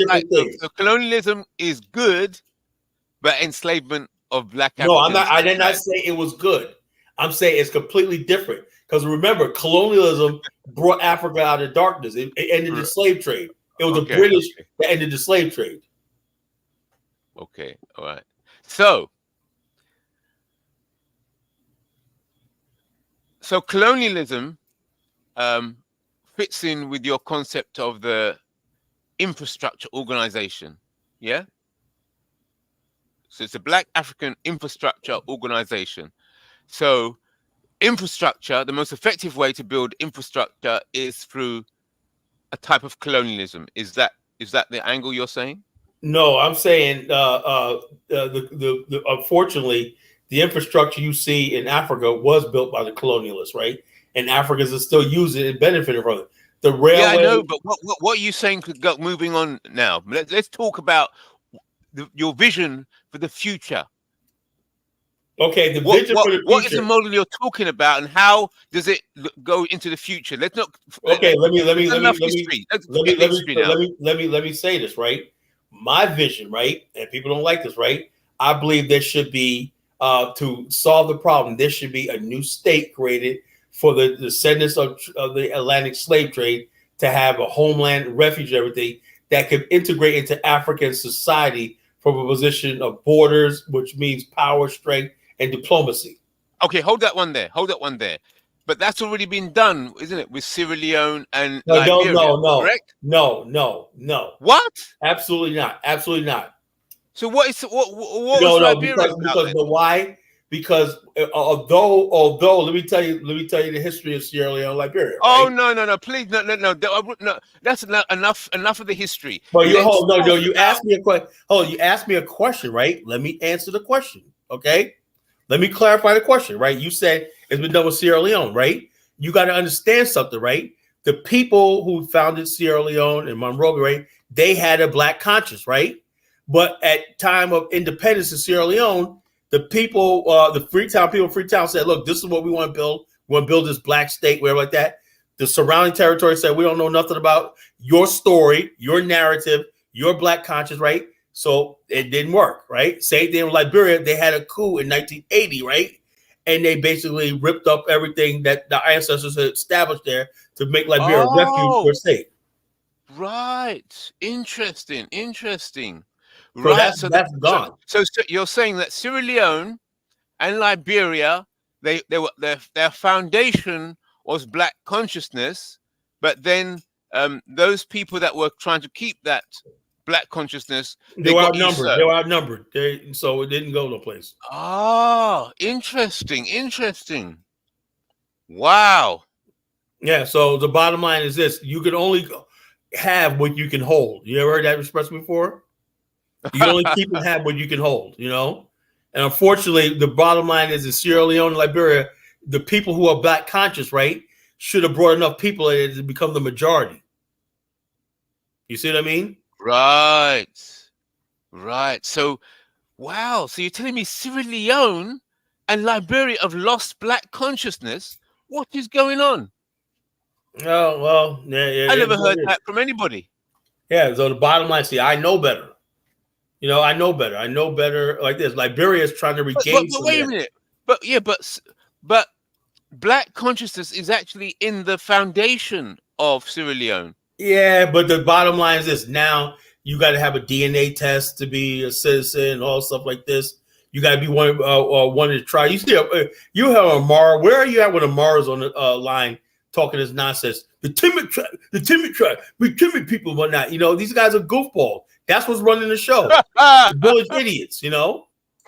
Yeah, talking about idiots. Let me know. Let me know what you think about this comment right here, because. I didn't never say Africa needs to recolonize. Nice try, Tate Brown, but you know, keep trying. You know, you'll get it one day. You know, Collins is technically saying that the Africa needs to recolonize in order to industrialize for future and whatnot. He wants black to colonize it. Look, the bottom line is this: ain't nobody colonizing anything. How can you colonize something that you already technically a part of? You know what colonize means? You don't even know what the word colonize means. Colonize means that the country land belongs to a mother country, is an extension of a mother country. Show me what government that we have in America that we can colonize something and have a mercantile system of trade and barter with exclusive rights. When Japan colonized Manchuria, it controlled everything: the ports, airways, everything, railways, everything, all the land, everything belonged to the Japanese. Show me anywhere where we have that ability to colonize anything, you know? So people just throw out these terms when people are uneducated, like Tate Brown, never read a book in his life, throw out terms like colonize, don't even know what it means. Right. Okay, so now that's quite a revelation. What you said there, I didn't realize that at all. I mean, I haven't heard that or read that anywhere. Anybody saying that Liberia or anything similar, that Liberia and Sierra Leone have lost black consciousness. What? Oh, they were conscious back when Tubman was in power, when Kwame Nkrumah was around, and all these other people were around like that. When they formed the OAU, all that's out the door now, you know? Wow. Well, I'm going to take a few steps. I'm going to take a moment now to. We got a master plan here. IC3, we got a master plan right here. I don't know if you agree with it. the better plan would be to push for multiple countries coming together to form one, like America. Best bet that is. Only thing is, all those Southern. countries got their own little interests. You can't even get the countries in West Africa to agree to have one regional shipping commission. You know, say, look, we're going to have one regional shipping authority that basically where all the ships and everything have to register and everything like that. We're going to have the one port authority for the whole region.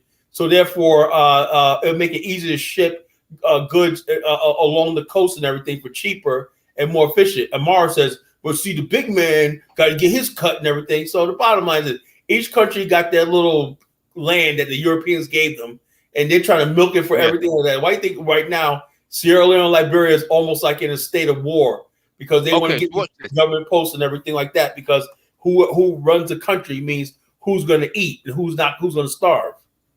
Yeah.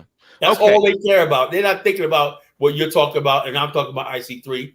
They're thinking about what's on the plate, the next plate of fish and rice. Okay. So now I'm thinking about this now, because you've completely changed my head now. We're going to go back to scratch because I'm shocked. I'm shocked that Liberia and Sierra Leone have lost the concept of Black consciousness, their very foundation. Wow. Okay. So, and I'm gonna tell as much as I love Liberia, I'm gonna tell it like it is until they basically get back to the founding of the country and whatnot, and Liberia becomes like an Afrikstan, a Black conscious state. Is never going to be what it was, what our founding fathers of Liberia intended for it to be. Right, right. I'm not gonna play games like it is. Yeah. Okay. So, I'd like to suggest this to you, based on what you just said, and I'll believe you. I believe you. We are back to square one, basically, and a new African state has to be built from scratch somewhere. Exactly. Right. Okay. From scratch, it has to be built from scratch. Right. Right. Okay. Right. Because it's the first time. It's the first time I'm understanding you or hearing you say that. All the time, I thought in all this speech that you're talking, I was from the mindset that I perceived that you saw Liberia and Sierra Leone as Black conscious. No, I said that's a place. Let me say this. I believe Liberia still could be a place that we could have a base to operate and freely to this. We can't just launch into Africa, you know. But the bottom line is this: making those countries a black state. No, it's not going to happen. You know. Right. So, let me challenge you now. Let me go challenge you back and forward. Based on what you're saying, I would not be trying to build this new Black state from scratch from Liberia. I never said I was going to build it from Liberia. I said, look, the bottom line, Liberia is a place. Liberia all the time. No. I'm saying that we have to. What we're trying to do is this: we're trying to basically connect. Do our ancestors who built Liberia, right? That's one thing. We want to help tell that story, that history, and everything, and help Liberia build business and trade and whatever like this, right? Ultimately, right? If we're going to build on the continent, right?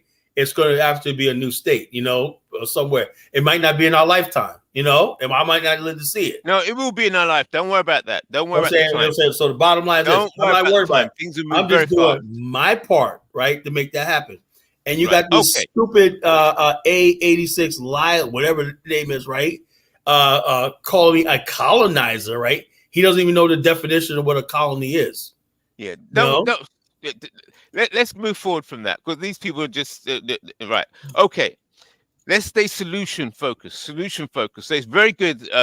This is the first time I'd like to understand the deeper position, your deeper ideological position, right? Which means that Sierra Leone and Liberia, they're in no better position than any other Black position anywhere in the world. So therefore, this Black African Infrastructure Organization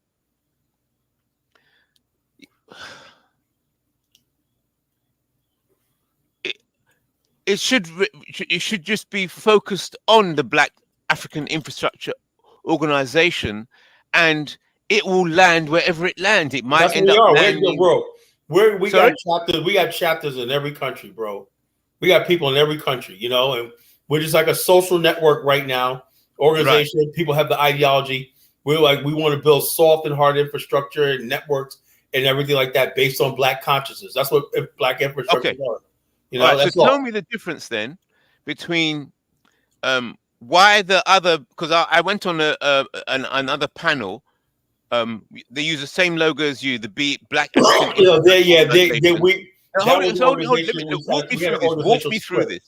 Walk me through this. So I went on that channel and I was talking with them, and then I said, "Oh yeah, this is great because what you're saying, you know, the same with Carlogenesis." I said, "Carlogenesis," and then they all started. I said, "Okay." Look. As soon as I they didn't want to talk to me because I mentioned your name. It's like they're trying to throw. I said, "But slow down. Okay, we'll leave that out there." But I'm going to try and come back now. What precisely is the difference between that BAIO and your vision of the BAIO? I want to get into the Black. Well, their big vision of BAIO is they believe in bringing the LGBTQ and all the other stuff into it, and I don't. What? Yep, yeah. That dude Jabari, he's a flamer, you know. So you were talking to a flamer, IC3. They all believe in the LGBTQ should be. That's why we split 4 years ago. Wow. Oh, this is getting deep. Wow. So if those who believe in Black family, Black man, Black woman, Black child, you with me, you know. Those who believe anything goes and all stuff like this, social justice warriors. I didn't know what social justice warriors. So that idiot Holub said it. A social justice. What the hell is that? You know, social justice warrior.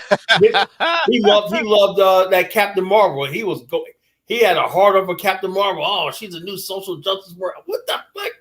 You're supposed to be a Black national talking about Captain Marvel. You're a new lady now and whatnot. Come on, you know? Oh man. Yeah?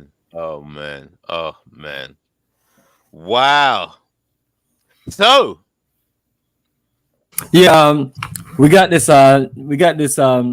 village idiot Black American Navigate Freely who is in Africa and thinking he's a Ghanaian. Navigate, why you always on here with your trolling and your stupidity? Sabo is a concentration camp. Yeah, they got this Sabo Pan-African community, and there's a whole bunch of foolishness. It's a whole bunch of foolishness that go there, but he won't say nothing. And let me see what this is what this idiot said. Navigate. Africa is not dependent on Black America for success. Navigate, you are an idiot. You know. I mean, think about you're right there in Ghana. We're talking about the same Jabari. Darius Lamb. He is a flamer. He's openly gay. Oh, that's a different comment. Let me finish it. Navigate. So Navigate. Black people have brought a lot of success there in Ghana, and that whole community, that whole fake community that y'all building, that has brought a lot of success there. It's brought a lot of business and a lot of opportunities. You know, so you're downplaying yourself. You may be one of them people that hate America. It's up to you to do whatever you want to feel. But you're not going to leave America and live a better life in Africa. He failed in America. That's why he failed in America. You may live a life where, you know, it's maybe less violence and less certain things, but it's not better. I mean, that's why I've been traveling to Africa for 19 years and I don't live there. I would not put myself in that situation unless I can build my whole Pan-African community and my whole kingdom with my brothers and sisters. Other than that, it's not, you know, people like himself is glorifying these things, but people like himself, when they get there, they all struggle. All the money that they come with, they eventually lose or get it ripped off from them. And then they struggle and survive off little to nothing, you know, and then they want to, you know, it's like you guys made bad decisions. Most of you guys should have never moved to Africa. That was very stupid. And most of you idiots got up and pack up and moved to Africa, never went to any of the countries, and then y'all turn around and blame other people and things like that. And this another stupid comment. Navigate. I'm trying to find this one comment where he's talking about black consciousness. I'm gonna find this real quick. That's Jabari right there. Where is it's navigate? Where's your other? We must be talking about the different Jabari. The Darius Lamb of the other BAIO, the Rainbow BAIO is a flamer. Yeah, I'm gonna get right to this. So this is the comment that he posted. Africans have black consciousness because they're black. Navigate. This is why you are the stupidest, dumbest idiot. You are you have no level of intelligence. You know, stupid people like you just run to Africa and then y'all glorified. I've been all over the African continent. You know what I mean? It's not what people think it is. That's why my strongest advice to people, especially black people in America, stay your ass in America unless you know what you're doing in Africa, unless you're willing to work with people like me and Kala and other people that are trying to build something for us to have. Because at the end of the day, all we go there and we're just an income stream, and we're just people who people shake down, and you know, and that's it. It's nothing progressive. You know, like I can almost tell you, like literally, if I can go back in time, you would never see me making these moves in Africa. Literally, I'm dead serious. Because what happens is people run circles and play games with you. You can't get nobody I know of ever left America and went to Africa and is rich and successful. Now, some people have done okay, and that's it. And this is you hearing this from somebody that's been traveling to the African continent almost 2 decades. So I'm trying to save people's lives, navigate people like yourself. You're there in Africa and you're not building or doing nothing. You're just there. He lives in a garage. Well, he's trying to. They're trying to be in a situation where, I mean, some people. I want to go because I don't want to pay no electricity. I don't pay no water. Well, your raggedy solar panels are not going to work, and your raggedy borehole system is poisonous. It's not even good water, you know. So y'all going there and they're struggling and going there and you're not living any quality of life. So the best thing I mention to people, stop talking about this foolishness that America is going to fall, BRICS is going to destroy America and things like that. Y'all, if y'all really feel that way, that's your business. I don't see any of that. I do believe that we can build business in other countries and build business in Africa. But just to literally throw your opportunities in America under the bus and then just prop up African nations that don't care about us. I mean, and I know for sure because I'm in all these countries. Yeah. You know, there's no government trying to really build with us. None. There's not one country. Okay. You know what I mean? No, and I'm serious because this is what we have to realize, because people like himself will come on here and talk and disrespect Kala, a vision of us building something in Africa. Last I remember, he lived in a Pan-African community. Why didn't you go and live with the people, Navigate, if you're so into Africa and you really want to be a Ghanaian? Because you know that's not going to work. They're going to charge your ass. You know, he's going to charge his ass. So Carla Genesis and Bomani, right? Now I've only just realized you're not all about Liberia as you're beyond that. We never said that. You know, Liberia's... Yeah, but that's the impression about Liberia. Yeah, all this Liberia, and doing something in Liberia. I keep hearing this Liberia. So I was associating what you're doing. You gotta be clear. But you never made it clear that, like I said, if you go on our website, black consciousness. Hold up, have you ever I call you Navigate? Sorry, IC3. Go on the BAIO about us. I live by that. That's my credo. You know, the Afrikstan means building municipalities, territories, and stuff like that. Basically, throughout the African continent, right? That we control, right? Yeah, I read that. Right. Hold on. That's what we mean by right now, brother. None such exists. We have no autonomy or space anywhere that we control. The diaspora, this black conscious slave descendant diaspora, have no control over anything on this earth, particularly our motherland. Okay, right. Absolutely. And when we do go to Africa, like I'm mentioning, it's not what people think it is. And I can vouch for that. Almost 20 years on the continent, and it's serious. And I'm trying to save people's lives. I don't want to see more people destroy their lives. I'm tired of seeing people be there, broken, struggling to where they start turning on their own people there. Yeah. I mean, it's a sick situation. This whole movement that we were pushing for repatriation and nation building in Africa has been a complete failure. And it's a Oh, reason. hold it. The only reason why it's a complete failure is because our people on the African continent are not looking at us as brothers, and not looking at us as people that we can build anything with. And the government, the only thing that they can say, come with your money, come and invest in everything. Yeah, I know. But then there's nothing being organized for you to where you're protected. So when I talk to investors and I'm trying to get them to connect with us and do things in Africa, they tell me all of these things, and they are 100% right. So this is why this whole thing is a failure, and it won't build any success. There won't be any success until the African continent, the people in the African continent, and the government step their game up and treat us with respect and treat us like brothers and sisters and offer us something. Because we'll get it. Don't worry. Because they never try to do any business in Africa, and they never try. Don't worry about it. This is the African mentality. No, what do you mean? Don't worry about it, brother. Brother, let me finish. Let us know the situation. We're gonna fix it, brother. Let me finish. The thing of it is, people are sacrificing their lives and destroying their lives. That's not cool, and we're doing it for the purpose of.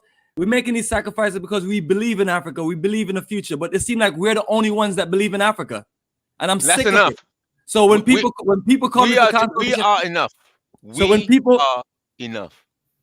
No, we're not enough. We're not enough. If we're trying to make moves in Africa and we can't get what we need to build, and we're the only people that believe in Pan-Africanism, and we're the only people believe in building a future in Africa, and everybody look at us as victims and targets and things like that, what do you think is going to happen? So I'm telling people, like, anybody call me, I'm discouraging you from moving to Africa because you don't know what you're doing. And then the last person that I helped move, that they blame me for everything. It's like, I'm not responsible for the bad infrastructure, for how people are going to treat you like a foreigner and treat you like a dollar bill. I'm not responsible for any of that. So I'm telling people, I'm done with all of this foolishness. If you're going to make these moves with us in Africa, get your A game ready for us to build what we need to build, our own towns and our own communities. And work with some of the best of our people. But as far as trying to go to the African continent and trying to integrate and trying to this brotherly love stuff, it's not happening. It's not okay. We got it. Like I mentioned, brother, there's not one person that I've known that have moved to the African continent and brought their operation and been very successful. Yeah, people we will be okay, and most people, I would almost say most, have destroyed their lives, whether it's Ghana, Tanzania, to the point where they're very embarrassed. They're very embarrassed about, and the best thing that you can do, you go to the American embassy and beg them for a ticket and come back and go back to job. Right. I have a few people there that are so embarrassed, and I'm like, I can't help you. You're gonna have to come back to America, and the best thing to do, since you don't have the money for the ticket, you go to American embassy and plead with them. And that's I've had people do that. They send them back, they get them a flight, and they put them up somewhere and get some opportunities going for them so they can rebuild their lives.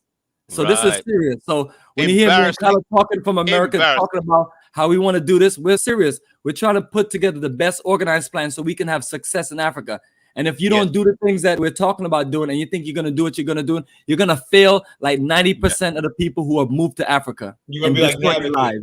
You're going to be like Navigate. You're going to be like Navigate. You know what I mean? You ever see Navigate show himself? He looked like some dusty... I don't know. It looks like some wannabe Ghanaian. You're not a Ghanaian, and you'll never be a Ghanaian, and they'll never treat you like a Ghanaian. Okay, right.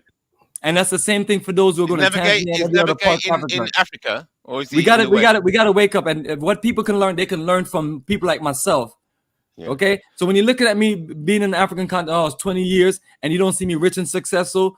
The reason why is because it's not meant for you to be that way, because our people are not looking to build anything with you. They're looking to take. Yeah. So when I turn around, money, and we they're got looking the point. for you to create and build everything. Yeah. But it's like, okay, what are you guys going to contribute to what we're building? What are you guys going to contribute? So there's nobody from the African continent that ever came on here and talked sensibly.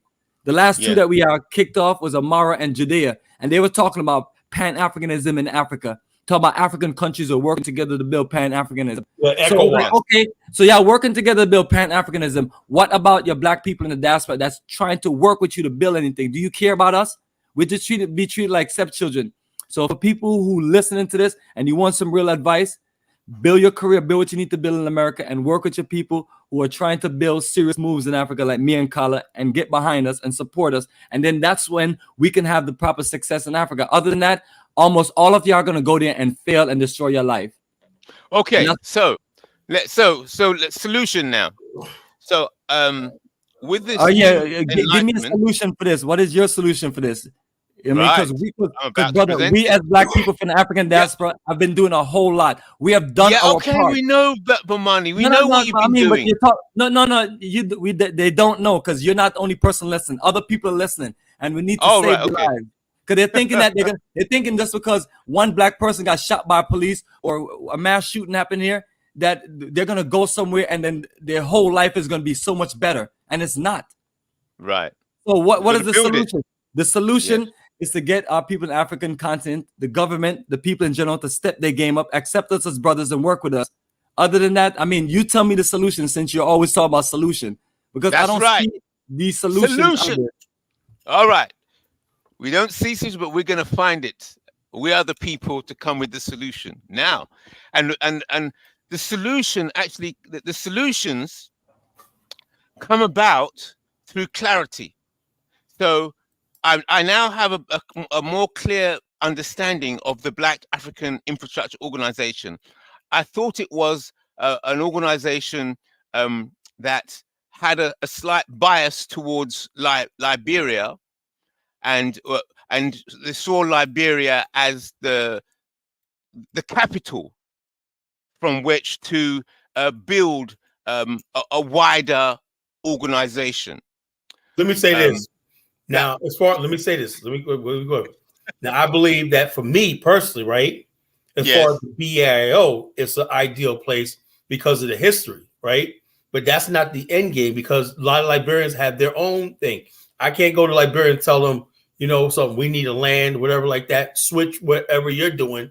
They're Liberians are Liberians, right? When you listen to them talk and everything, none of them are talking about Pan-Africanism, you know, but they are, but they're not against Black people from America coming there to invest. But the laws you're coming in and giving away your money and giving away your money and giving away your money. So Liberia is not special.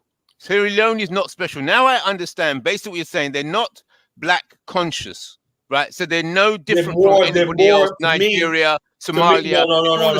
Let me back you up. It's hand to mouth, like there's no tomorrow. There's no vision for the children. Yeah, okay. So Liberia is nothing special. Sierra Leone is nothing special. No, I'm not saying it's nothing special.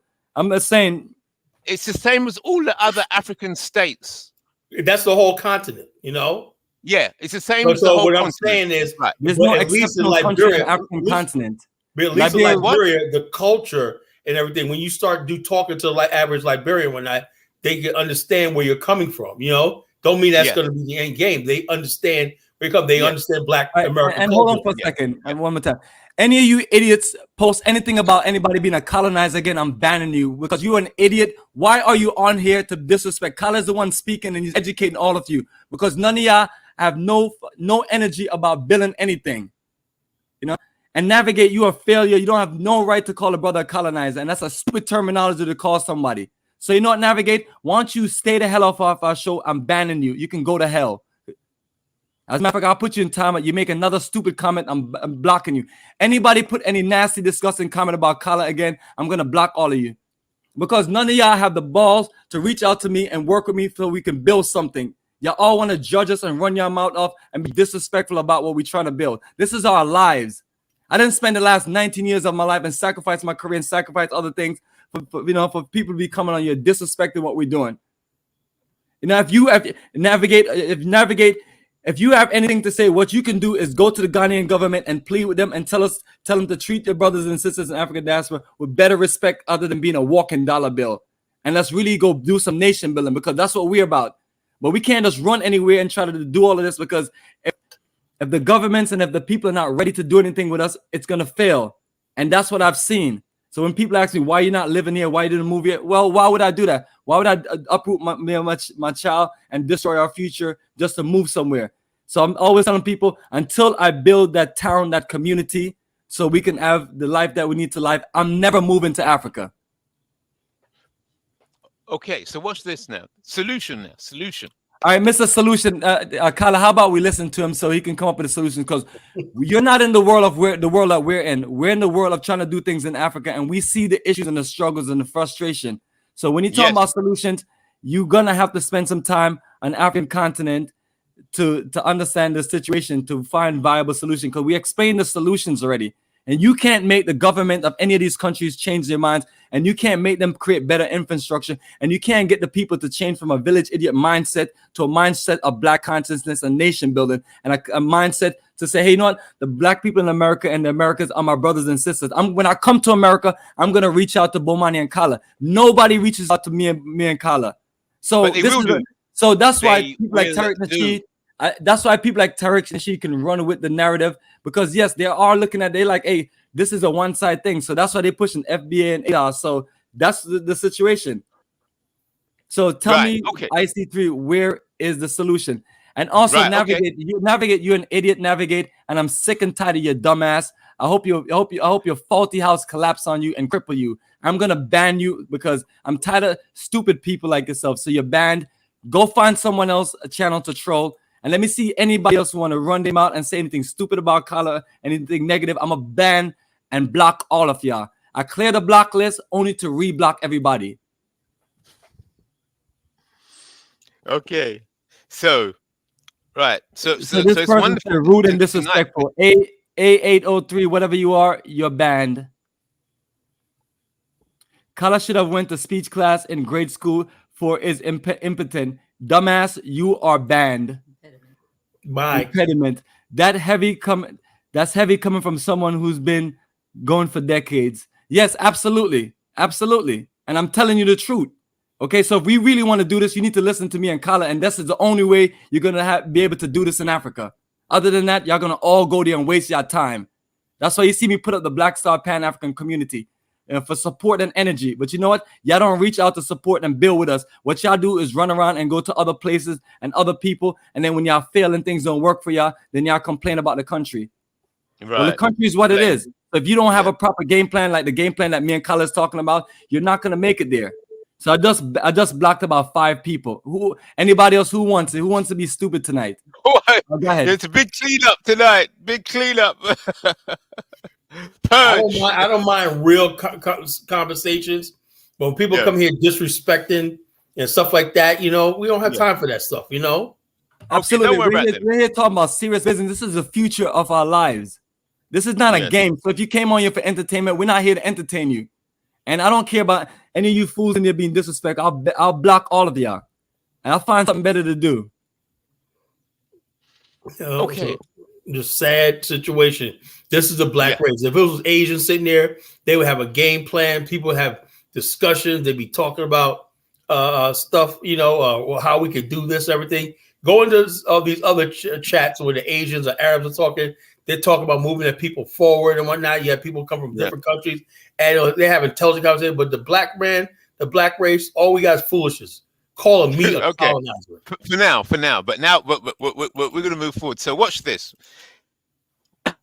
Having listened and better understanding your position, Kala, and your position, Bomani, all that is required, the solution, is a rebranding, because your foundations are solid, and your approach is 100%. All it is a rebranding of the product, because it's a good product, it's solid, but it's about marketing. Yes? So you got a good product, there's nothing wrong with it. Now I fully understand what's going on and the challenges that you've why you're working together, how you're working together, and the kind of problems that you've had. It's all about rebranding to sell this product. And rebranding how? Well, this is what. So that's the first point, rebranding, and then I would like to sit and talk with you, communicate, and what is the best way to do this rebranding. So you want to disassociate yourself with that BAIO, that that splits where you're saying that the BAIO, because they're using the same logo, Yeah, and I'm I gonna thought they get rid were of the that too, same 'cause people as you. I have the trademark, and sooner or later, man, I'm gonna basically take them to court and have them remove that like this. Please don't go down there. Just no. Fresh. I've been Fresh, nice about it and whatnot, but since it's so disrespectful and take them to whatnot, court. Get them, the first thing I'm gonna do in the first of the year is I'm gonna look for a good internet lawyer that could do this stuff like that. I've been looking them up and whatnot, and I'm gonna send them my documents, my trademark, everything, saying these people are using my our trademark and everything. Get them off the internet. I thought they were using it. Right. No, I got the trademark. Right. Okay. Yeah, do what you have to do because they're pushing that fake agenda and things like that. And I got another idiot right here. So if you don't agree with Bomani, then you're banned. Listen here, Louis Awa, you idiot. Stupid people like yourself. I'm not up here late at night playing games. I have business to run throughout the day, and I got a lot of people to deal with. I have customers, I have members, all right? And I don't have time to play games with people, So if you come on here with some stupid stuff, yes, you're banned and blocked. You know what I mean? I don't have time for trolls. We have given you people enough time to play a little games and everything, so we can find people that and it seemed like almost no one in the chat is about supporting what we're about. So what you guys are here, you guys are here to listen to us, to talk crap to us all night long, and to send disrespectful comments. Are we supposed to be okay with that? No. So listen here, Louis, I'm going to put you in timeout, and the next time I'm going to ban you. So first thing you get is timeout. Next thing you ban you, you can go find someone else's channel to troll and play games with. And it's not about disagreeing. If you come on here and you have a respectful conversation, you can have a respectful conversation. But when y'all doing some of the stuff y'all doing, it's not respectful. Like, where is the nice comments about this brother College Genesis trying to do something positive? Where's the support? Where's the love? So I give history, history I give out on this show and everything like that, Asian history, African history, and everything. I talk about geopolitics, everything. People saying, college inspired me to go to the library and read up on this, stuff like that. Just a bunch of idiots. They don't grow. The next time you come on the show, they haven't grown. They haven't picked up a book. They haven't shown that they've grown in their intellect and everything like that. They haven't made me challenge me and say, College, this is what I read the other week. Blah, blah, blah. They can't give you that. It's just same old stupid stuff, attacking my character, attacking my person, attacking me personally and everything like that. And that's the problem, So color. So yeah. So I understand that you're Bomani and yourself, you're addressing people in the chat, but my head at the moment, I'm just thinking about you two. Yeah, and I'm just thinking solution. So I'll keep quiet and give you a chance to slap up the people in the chat. But I'm thinking about but IC3. Your whole thing is right here. You're living in the UK, right? I'm living in the United States, right? We see the world differently than like Kazorian said one time. Shout out to Kazori. He said that the African mind is constantly on survival. Oh, it's Kaizo here. Yeah, Kaizo's here. Hey, man, hey, Kaizo, return some of that. Return some of that super chat money. Return some of that super chat money I sent you all the time. Give a super chat donation, man, Kaizo. Show the love, bro. Kaizo's getting rich, man. Good to see you, man. Because it's getting heavy tonight because I'm getting a wake-up call. I didn't know that Liberia and Sierra Leone have lost the black consciousness, bro. Look, check us out. Let me say something, IC3. I'm shocked. Check us out. Do you understand the amount of people killed in the Sierra Leone war from 1991 all the way back to the 60s? They've been fighting wars in the interior. Whoa, Kaiser, $100. I don't know. That's Kenyan. What's that equal? Like $5? Kenyan shilling. It didn't go through, but he's just posting that. Okay. Hey, Green Skies, brother. If you want to join in with us, please, brother. So the bottom line is, like I said, positive energy. Black consciousness, right? Like Kaiser will talk about that today too. The black consciousness is the reason why.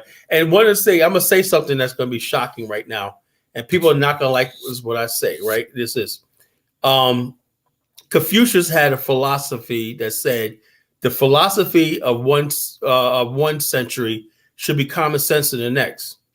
See, when you have the Chinese and all these other people that have books and learning stuff that's passed down from generation to generation, like you have Plato, Aristotle, all these people that come after them build upon experiences of what was laid down and everything until their civilization, but after 1,000 years, is perfected, right?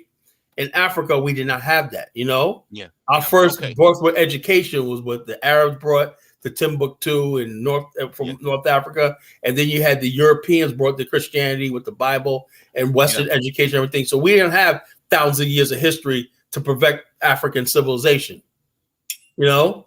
Yeah. And so therefore, those of us in America, right, who are westernized, right, we came to the conclusion that this idea of Black identity and Black conscience is the final form of humanity, you know, and it hasn't stopped from then. The Europeans settled after 1,000 years. We're Europeans, you know. The ages the Chinese are like, we're Chinese, you know. After 1,000 years of history, we're in a modern world. We're Chinese. We're settled on that, you know. Japanese, we're Japanese, right? Only the African can go at one generation, go to Germany, and he becomes a German, a full-fledged German.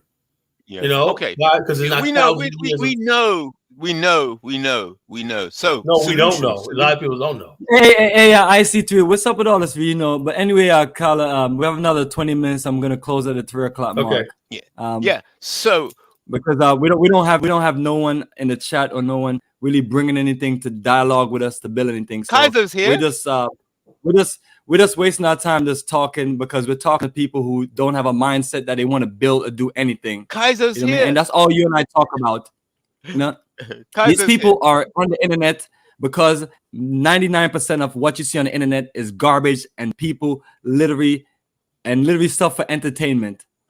And we're not in that category. We're really serious people. Now, so I want to know, when am I going to get some phone calls and for some real people to reach out to us about building and things like that? That's going to come that's why easily. I don't want to spend too much of my time. That's why I don't want to spend your business going to take off once we rebrand. It's just about sales. What? Rebrand what? What are we rebranding? Look, I'm suggesting that what you're doing, you're working very well together with Color Genesis, right? It's a great duo. It's a good quality product, right? And there's other people like Kaizo and a few others. All I'm saying is that let's discuss, maybe not now, but let's start thinking, if you agree, that do you accept the idea that it's possible for us to come up with a new brand that brings in everything that you're doing now? All I'm saying is keep doing what you're doing, but it needs to be rebranded, repackaged. Well, IC3, I'll tell you this, right? Do you know in the BAIO social network, right, and the networks surrounding like that, like this is thousands of people, right? The majority of people are people from the continent of Africa. They like the idea and everything, but the bottom line is like when you try to talk to the average Nigerian, the average Ugandan, it's like talking to a freaking brick wall, you know?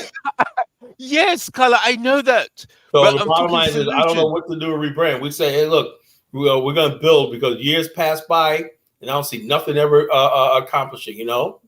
No, right? Okay. You know, and like back to what I was saying earlier, I said the infrastructure you see in Southern Africa, the rail line that connects Lusaka, Zambia to Durban were built by Cecil Rhodes and those other people. So we're still living on the European infrastructure in Africa, the railways, the communications, the power grid, everything like that is still what the Europeans left behind, you know? Here we've got Bomani, right? So Bomani is an expert on travel to Africa, right? So we've got Bomani for travel, okay? Then we got Kala. So Bomani for travel. We got Kala, right? So your infrastructure, your specialty is governance and infrastructure. Okay, so we just put you under infrastructure. Okay, structure. Then we got people like Kaiser.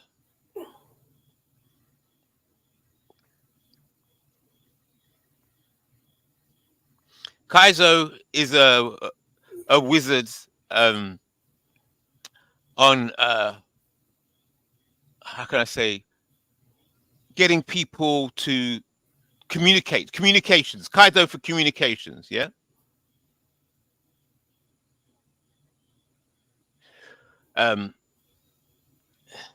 Me, where do I come in? I'm reparations. Yeah, I know it's a department. Yeah, but I'm the reparations department, right? So if we look, if you're just thinking about it, you can find a new brand, a new structure that puts all those together. You combine like one organization with different departments. Well, we have enough organizations, bro. We're the most organization, but we don't have any. Every organization is a brand. What we need right now is a real partnership with a government that says, you know something, how Dubai got built. You know how Dubai got built? People basically, you had the Omans, the Emirates, the Emirates kings and whatnot, and some young people came to them and say, you know something, we could build new cities with the oil wealth and whatnot that will generate billions of dollars. They said, oh, and basically somebody said, you know something, I like your idea, right? Let's put this billions of dollars behind what you do, and the rest is history. Right, idea. So we like your idea. So what it is, all I'm saying, I'd like to work on putting together a package, yeah, and then that package, that package is the idea, and what you do, you're presenting that idea.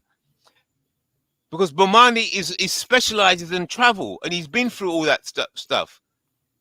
But how do you attach travel? And another thing, check this out. You talk about travel, right? Do you know Saudi Arabia is gearing up to host 700 million people visit Saudi Arabia a year? A dictator country, right? Africans, the highest number of tourists that goes to kind of South Africa. I think it's like 8 million people a year.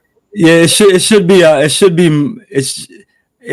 very close, but it should be South Africa, Morocco, and Egypt. It should be somewhere along.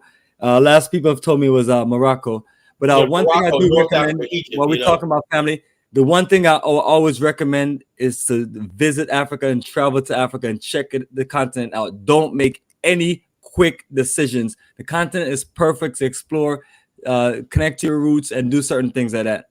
But don't make any life-changing moves. So IC3, what I'm going to recommend to you, IC3, is for you to take a journey, whether you go with us or someone else to the African continent, and everyone else, especially you trolls out there, take a journey, because when you get to the African continent, and what we're going to be doing is supporting Black-owned business. Because one thing about us, we love our brothers and sisters, and we always try to create opportunities. So the traveling energy, it does that. And from there, I was open that we can do investments and other things in Africa, but those things can come when more of us is on the same page when we're going there. And while we're visiting, we're actually doing real research in the country. We're actually plotting things out and checking things out. But what I realize is that what people are doing now is they're packing up their stuff and then they just go into random countries in Africa. And that is stupidest, that is the dumbest thing that you can ever do in your life. And they go to Africa. And that's why I promote tourism. U.S. passports, Be a tourist and enjoy life. And then some of you are so stupid to the point where only thing you want to do is, I can get a DNA test, and a DNA test is going to show that I'm from Sierra Leone, and I can go get a passport. Well, that's fine if you want to go get a passport and things like that, but that's not going to change the dynamics of anything. The only thing that's going to get you, you're going to save a few dollars on visas, and that's it. Right. And if you really get that, if you get that passport, what I would say is be dedicated to that country. Like I've known some people that got passports from Sierra Leone and other countries, and they're dedicated to the country. I know people who have Ghanaian passports from America, and they're dedicated to the country. But just to go there for passport and I'm gonna get a West African passport because I can go to this country and that country. This is what this one idiot told me right there in Ghana. It's bragging to my entire group that she got a Sierra Leone passport. And she has no dedication to building anything. Right.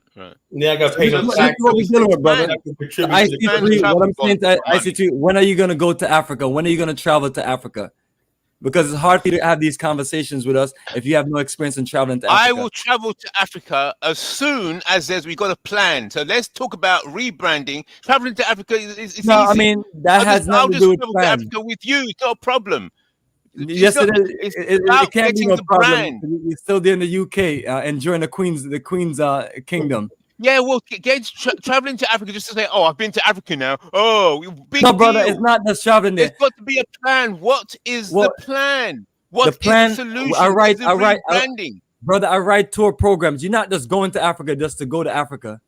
Yeah, it's I know what you do. Life-changing connection. Whether you learn about the African Holocaust, but it's not big enough. You're using that energy of traveling to Africa to organize with other people so we can build what me and Kala talk about. Now, if you just go there to just go there and you just we're talking about building and changing dynamic. Look at all these young brothers and sisters. One thing about me and Kala, we care about our young generation, whether in America, Africa, wherever. We care about the future of our Black children. That's why we always talk about what we're building is for the future of our people. Now, what I want to do is play this video that say thousands of immigrants arrive in Italy. But these are the embarrassing situations. And that's why what me and Kala are saying, that the countries in Africa and the government and the people need to work with us, because that way we can create a better opportunity for them. Look at these young men. These are young men that should be working in factories. Why are you showing this problem? We know this bad. Yeah, I see. I'm getting sick of you, brother. I'm getting sick of you because I'm here talking and then you keep on talking about solutions. You have no solutions, brother. We have talked about solutions. Anyway, let me go play this video and then we start wrapping it up, Carla, because I'm about sick of everybody because no one is bringing anything. We're just up here wasting our time. I even told one person, one day I'm gonna figure out how to build some Pan-African revolutionary robots, and that's all I'm gonna need. Because I'm starting to believe that human beings, especially in our Black conscious movement, are useless. Yeah. Oh no! Come on, Bomani. I mean, all you gotta do is just talk garbage. We got talk about Afrikstan, and now we're gonna go build an operation in Liberia or Ghana. All we get is bad energy from people, and they're not talking about building anything. Go ahead. We have to recruit some Chinese, man. They'll be, oh yeah. No, brother, I'll be the first one to tell you, brother. I'm trying to find me some good others oh my God! I'm dead serious. Why should I spend another? Why should I waste another? Brother, I'm 45 years old. I started doing this in Africa when I was in my mid-20s. Why should I waste another 20 years of my life wasting with Negroes who don't want anything? You're not going to waste it, Bomani. So what I'm gonna do? I'm gonna find some other. Listen, brother, hear me? I'm gonna find some other partners, and we're gonna do this development operation, and that way, when my elder brothers and sisters retire, we can have real communities, or real infrastructure, and real opportunities for them. I'm all for it. I'll work with anybody. We just have to, pay a certain percentage. Yeah, check us out. Somebody asked me last week, the other day, about the Lebanese. I have no problem with the Lebanese in Liberia. I have no problem with the Lebanese. Every time I talk to them, they dapping me up. No, you got to go to the country and see. They're cool as hell. They're dapping you up. What's up, man? The Lebanese, the Chinese, the Indians, they've created more opportunities than most of the African people with money. Who are the one building factories? Who are the one building business? See, that's what I'm saying. IC3, you need to experience Africa, because I'm heading to Tanzania, and you'll see a whole group of Indians running the place, running on code.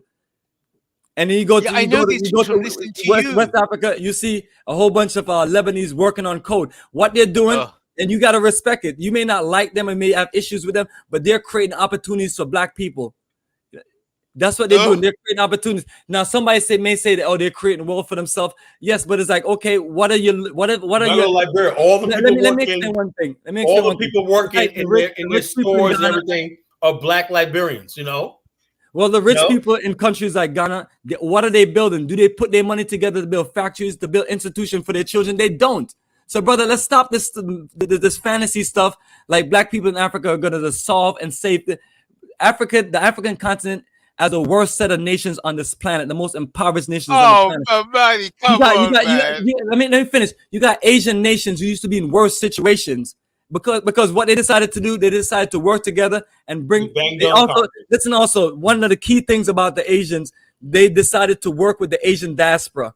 So where is the Africans working with the African diaspora? Well, let me add to that. Let me add to that, Bomani. The Chinese Communist Party reached out to the China. America spent invested large money in Chinese education in the 60s. Right, the Civil Rights Act created opportunities for the Chinese people to educate. Chinese weren't going to school in college until the 60s, right? But all those Chinese started getting degrees in engineering. Chinese, remember they used to call the Chinese, you didn't have a Chinese chance. Chinese were dumb. You know, there's a coolie, dumb. Then all of a sudden now the face of the Chinese were people were geeks and nerds and computers and math and everything. The Chinese Communist Party recruited those Chinese to work in Beijing to help build what you see modern China is right now. Nobody ever reached to the black country of Africa, ever reached to Black America, to the Black institutions and stuff like that and say, hey, come here and let's build and everything. It's never happened. Hey, but Mike, let's play the video. Let's see what this guy. Let's see what this. Let's play the video because IC3 sound like like what we're saying is foolishness. I'm like, brother, this is being real, and that's the difference. That's the difference when you go to Africa and you spend time and build experience. You see certain things. These young brothers right here, this is who we care about. Whether they were Jamaican, they're American, or they're from the African continent, this is what we care about, our young generation. Our young generation should be building careers, building the future, building certain things with their family. Why should they have to keep on sacrificing their lives and run to Italy, Spain, or wherever and destroy their lives or get caught up in the, get caught up in North Africa and then next, they're in a prostitution ring or they're in a slave camp. So the rich Nigerians, the rich Ghanaians, they don't care about their people, not at all. If they cared about their people and the government cared about their people, they will use some of their resources to create a better way of life. So what I'm saying to people is that me and Kyle and other people, we're all about creating opportunities for our people. But in order for us to do that, we need to get support from our people there. And then by me watching this video right there, I don't think our people want to give us any support because I don't think, just like when we talk about Kyle, that we never see anybody from the African continent send a super chat on any of the channels that you and I be watching. Nope. The mindset is completely different. Anyway, man, let's roll the footage. The support is because of confusion. There's no support with this. Lampedusa's migrant reception centre is overwhelmed and overflowing. Designed to handle 400 people, it was housing an estimated 4,000 people on Wednesday. And the island's mayor, Filippo Menino, told Italy's RTL radio that 7,000 migrants have arrived on the small Italian island in the past 48 hours. That's left many sleeping in the elements. Menino says the island is in crisis and has reached a point of no return. With a population of just 6,000, Lampedusa sits between Tunisia and Malta, the closest gateway for many hoping to reach the European Union. Cameroon mother Claudine Nsoe and her 18-month-old prince spent a week at sea on their way from Libya. At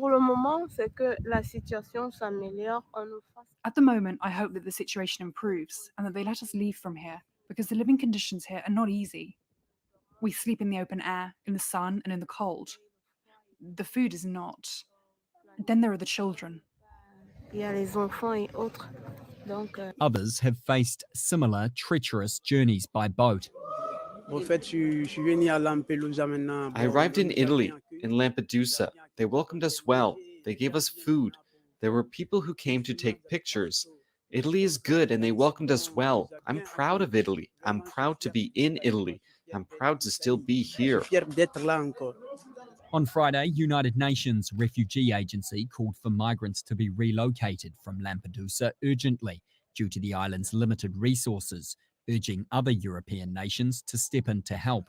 The people who have arrived are traumatized, they're exhausted, and they need support on the island, which is being provided by the Red Cross, the Italian authorities, other NGOs, including UNHCR as well. It can't just be on those frontline states like Italy that receive the initial arrivals to have to accommodate them for the longer term. There needs to be a solution whereby other countries in Europe also step up and there is some form of relocation.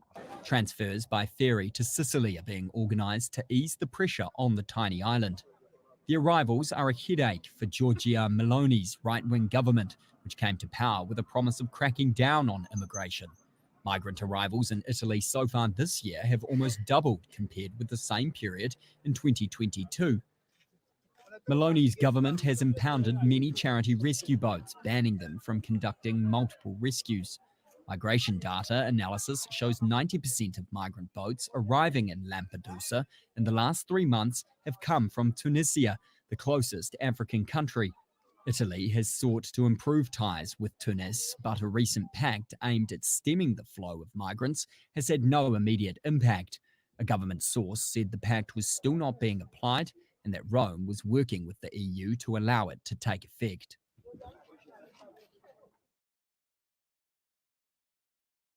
The one sister was all the way from Cameroon.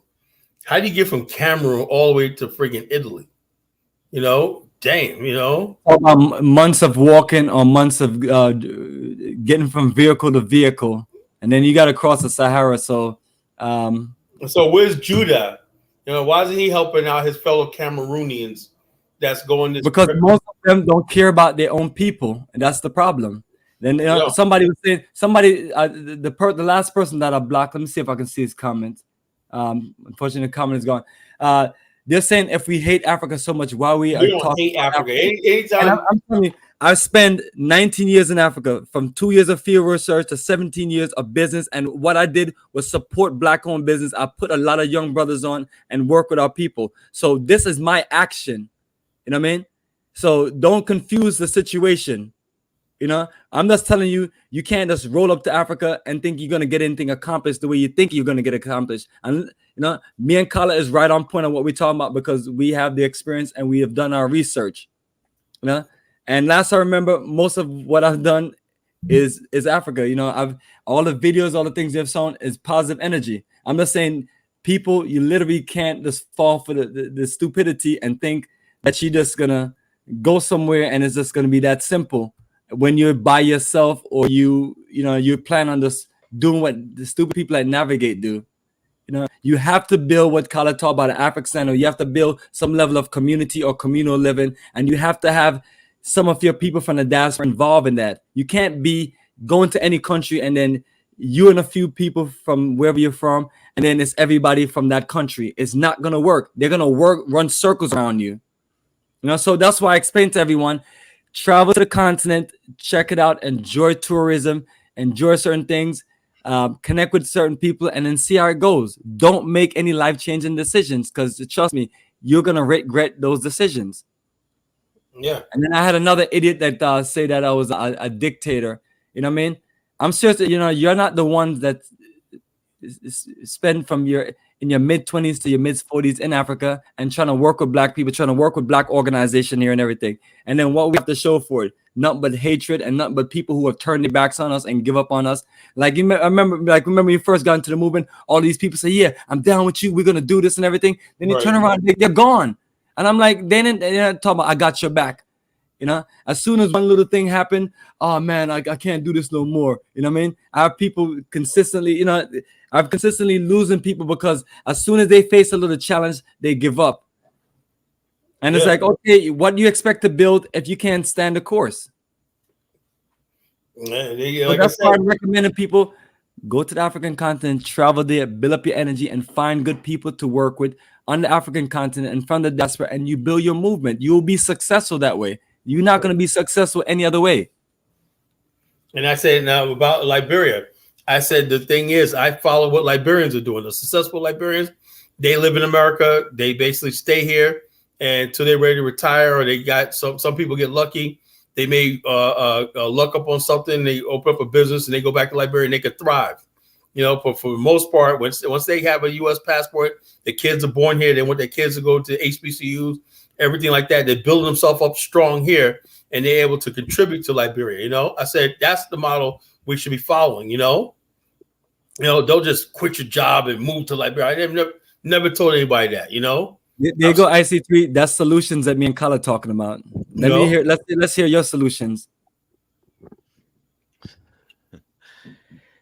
Well, the first part of solution, which is to get us to agree that, would you agree that a rebranding, because I'm saying that you are good at what you do. Carla knows what he's doing. You know what you're doing. That's not the issue. All I'm saying, I said it already. Your product is perfect. Your foundation, the way you're thinking, it's not. I don't even want to talk about it because the product is fine. It's okay. The only problem is the marketing. You got to repackage. It's like saying you've got good chocolate. You got the best chocolate in the world, but it's just the packaging is not looking good on the shelves, so people aren't buying it because of the packaging. And you think that people are not buying it is No, you because know it's what it being is. bad You know now. what it is, brother. The problem is really truth is right. If the packaging is right, if you're gonna buy something on like you say, you don't judge a book by its cover. You don't judge a package or a candy think it's gonna be good. You gotta taste the thing first. These people don't even want to taste it, Right. So it's not even about the brand. You could rebrand all you want. The packaging. You could change the packaging all you want, but if people don't want to try something new and go, I think right now most African countries are hell bent on retaining their colonial ties for the most part with their even the countries that broke away from France. Right? They're still saying we don't hate French. Burkina Faso just had another coup attempt right there from people from that Colada guy from Ivory Coast sent mercenaries in, and for what I'm hearing right now, I'm saying this on the air. They said George Weah sent some Liberians in, and they help with the coup. So there's no loyalty to Africa, and so I'm saying like this. So we can repackage all we want. If the mindset is you think the Europeans are always going to prevail and the Europeans are always going to win and everything, what we're talking about means nothing to these people. That's why I said, long term, what we're saying is the countries like Ghana, we're building a community right there. In Liberia, we want to build businesses, trade, whatever, investment, put a foothold in the continent in these two countries and everything. And then we could be in a vantage point where we could be in a position of power that we could show what we could bring to the continent, then minds and hearts will change, when we have some sort of commitment, the rest of the continent say, okay, we see where you guys managed to open up a factory. Oh, wow, we managed to pull our money together and we may open up a processing mill. That's the sort of stuff we need. We're not bringing that to the continent, they're not going to listen to us, Okay, so let's have this discussion now. Let's have this challenge. You're challenging me. I'm saying that there's enough examples to show that the rebranding of a product will get people to try it, and it can take off as a result of the rebranding. So it's sometimes you have good marketing, good branding of a product, and then people try it just because of the good marketing. Yes, but we're doing our part. We're doing our part, right? Bomani said, how much money? I remember when I went to Liberia, I dropped $7,000 into the local economy. $7,000 each time I went there into the local economy. And I paid people. I hired people, and I had stuff done and everything. So when the people see me, okay, I'm contributing to the country. And you multiply by hundreds of people, thousands of people, they saw the difference. Bomani, I can imagine all the money he's brought to the continent, Ridiculous amount, brother. Ridiculous amount to where people think I'm rich to it if they're ready to shake me down. Right. You know what I mean? Right. Yeah. So what you're doing, or what you have been doing, you're trying to by your investments, trying to counter the anti-black consciousness, because as you said, Sierra Leone, Liberia, their foundations is in black consciousness, but as you said earlier on, it's been overtaken. Okay, there's been a coup. There's been a coup on black consciousness in Liberia and Sierra Leone. I wasn't aware of that, but now I'm aware.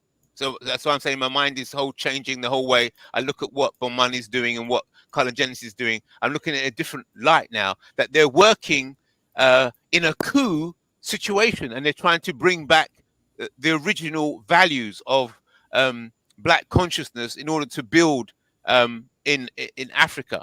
Well, I we understand. hope it's not too late, because the bottom line It's not is too late. It's not too late. the bottom line is, like I said, we're doing work in Liberia. I have a lot. If I hadn't been to Liberia these couple of years ago and everything, and my wife wasn't there, I would have given up on Liberia, because I was real disheartening of all the when Mr. Rosenthal went there in 2012, the way they treated him, and Bob Johnson got out of there and whatnot. And I was like, man, these guys completely reject the founding of the country. They kept saying our ancestors built Liberia. They were not hearing none of that. You had the President Sirleaf, who went to Texas A&M, right? And the people the students sung the Liberian national anthem, and she was completely unmoved by that. You got one of the best black colleges, right? Saying we're going to lend a hand, help it. We had Morehouse College, Howard University, rebuild Tubman's University of Architects and everything like that. All that, and we had black doctors that went to Liberia. The black fraternities opened up chapters in Liberia, and it seemed like their mind somewhere else, Yeah. And so now they're saying, there's a lot of Liberians who are saying, something. The mistake we made was working with these governments, these holdovers from the colonial era and something like that. So the Black conscious movement in Liberia is a small grassroots movement, Right. And so it's not like on a government level yet. Yeah. So that was a shock. So that's my shock for tonight. Huge shock for me to hear that the Black conscious movement in Liberia is small. And in Ghana, the only reason why there's even Ghana is because they want the dollars. That's it. They don't have any real Black consciousness in Ghana either. Yeah, I mean, and I know this is probably heartbreaking for people, but I don't know if y'all want us to lie to y'all. We're trying to be real with you. That way, when you're organizing your plan for Africa, you can be clear about what you're organizing, and you can know who to work with and get it done. Because that's always the goal. That's why it's called Africa for the Africans, and that's why we talk about the Black African Infrastructure Organization. This is our goal, is to build with our people. We're not trying to say a bunch of negative things or anything. We're just trying to be real with people. So I have a comment up for you from Barudi. He said, Kala, so if Liberia model is best, engage Africa while living in the U.S., then I suggest African Americans negotiate to have an OCI type card with a few African countries. OCI, Overseas Citizenship of India. Let me know if you know what he's talking about. Well, I see all this stuff like this, sounds good and everything like that, but what you need is, like I said, you have a lot of African Americans who go into Liberia and doing stuff. They're going there every day, doing stuff like that. They're buying property, really easy to buy property. It's easy to open a business and everything. They're doing what they can do. There's a lot of Black people. You see a lot of Black people from America in Liberia, when you go out to the clubs or something like that, you'll see people from the States and everything like that. So the people are doing that on a small scale. And so if that keeps up and people say, they come across business ideas. And what beauty about Liberia is there's not really a difference between Black African Americans and Liberians, but that lived in the States. You cannot, if you was in a room full of Liberians and African Americans, you cannot tell who's Liberian and African American, because they all got to say that, I work for this company in Minnesota. I work for this company right here. You don't know if he's a Liberian or is he an African American, So that's the strong part about it. And the connection to many Liberians are in Black churches. They go to Black institutions. They send their kids to Black institutions. They listen to the same music. The foods are the same and everything like that. That's why I say, if you're going to build in Africa, that's a country to start with. I'm not saying that's the Afrikstan, but as far as we don't have a foothold on the continent. That's the problem. Before we can talk about overall Afrikstan changing everything, we have to have a full continent. Imagine if we're in numbers in Ghana enough that we have representation in the governments. We have politicians on our side. We haven't gotten to that level yet. So to get a foothold, what is the best way? You have to be there. You have to be there. You mean live there? You have to be there, go there, make connections. No, but that's what you've been doing, and you still haven't had a foothold. We're doing that. We're doing that, but we need large numbers of people doing that. Large numbers of people going to Africa Yes. So, Large numbers they'll of be people using the Bomani doing travel that because services. the African is not going to listen to you if you basically never been to the continent. No offense, never put a foothold and don't have a stake in the continent, right? Me, when I've been to Liberia and people know I've written books, I've written a book. I've been so many different social networks. Liberians basically see me as one of them, and Yeah, also but I'm married to a Liberian, Yeah, but does the Liberian government? See, you keep talking about government. The government is only going to be a reflection of the people on the ground. The government got other priorities. But you said it's only a small number of It's only a Liberians small are number black of us and conscious. whatnot. And the bottom line, all we can do is go there, like you said, but my mind said, go there, get to know the country, right? Find opportunity and everything like that, and then organically it'll happen. But think that the government's going to sit down and say, something, Black America, but they're not going to do that. It's not going to happen, Right. They will sit down with the Lebanese because the Lebanese are you are happy? Are you happy with the model that you're doing, the way that things are going? Oh, yeah, are you happy? I'm perfectly satisfied because I didn't think I was going to get this far. Say that again. I did not think I was going to get this far, to be honest with you. When I travel to Liberia, I don't have to get a regular visa. I can get a diplomatic visa, because the Liberians are watching our movement to try to build tourism and everything. And tourism is like the main priority of the Liberian government right now. Right, because they want the dollars. No, they want Black people from America to basically come to Liberia like they come to Ghana. That will strengthen Liberia. That's what they want. Tourism. Okay, so they're focused on tourism. And do you see tourism as the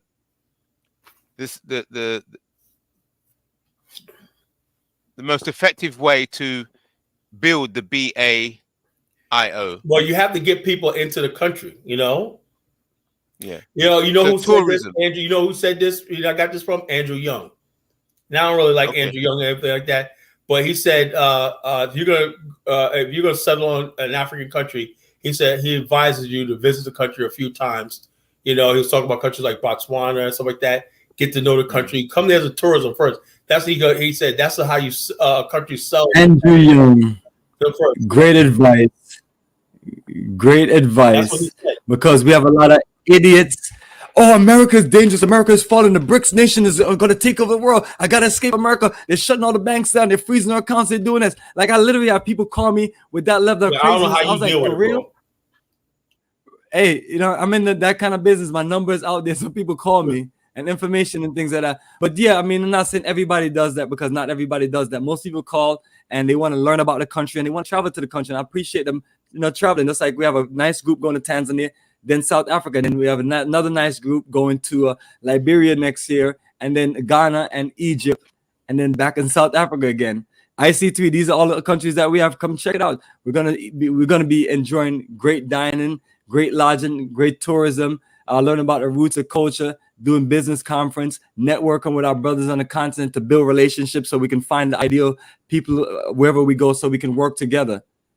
So when people saying all this foolishness, I was like, yo, y'all need to listen to what I'm saying clearly, and just if you hear me say anything about governments and people, it's not disrespecting and talking down to them. It's just being real on our analysis about how the situation works, because we have too many people going to Africa fantasizing like somebody's going to roll out some red carpet for them. People are living real lives. People are living hand to mouth. You see a video in Italy, whether it's Italy, this country, that country, another country, people are fleeing because whether it's the rich people or their governments, they're not doing enough to create opportunities. And so that's where the African diaspora comes in. That's why it's important for them to connect with us, because we can we can put our energy together. But then when I got disrespectful Negroes like Judea from Cameroon coming on here talking about we don't want to deal with the Black people in America because they don't have any money and things like that. I'm like, Black people in America spends $100 billion a year. Billion would it be? If Black America was a country, it would be more successful than every single other African nation. We dwarf France, England, all these people, So that means it will be more successful than any other African country, right? Yeah, of course. So Black America. That's what I want you to share with people. Just like Black America, just what we earn in income, 1.5 trillion. That's like 4 times the size of Nigeria.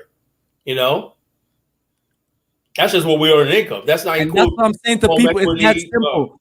It makes sense to incorporate the energy of Black people in the African diaspora, especially in the Americas, to come to the country and get things done. And it's important to create opportunities for us and protect us in your laws and everything. And you know, when you put that energy together, we are a dynamic force of people.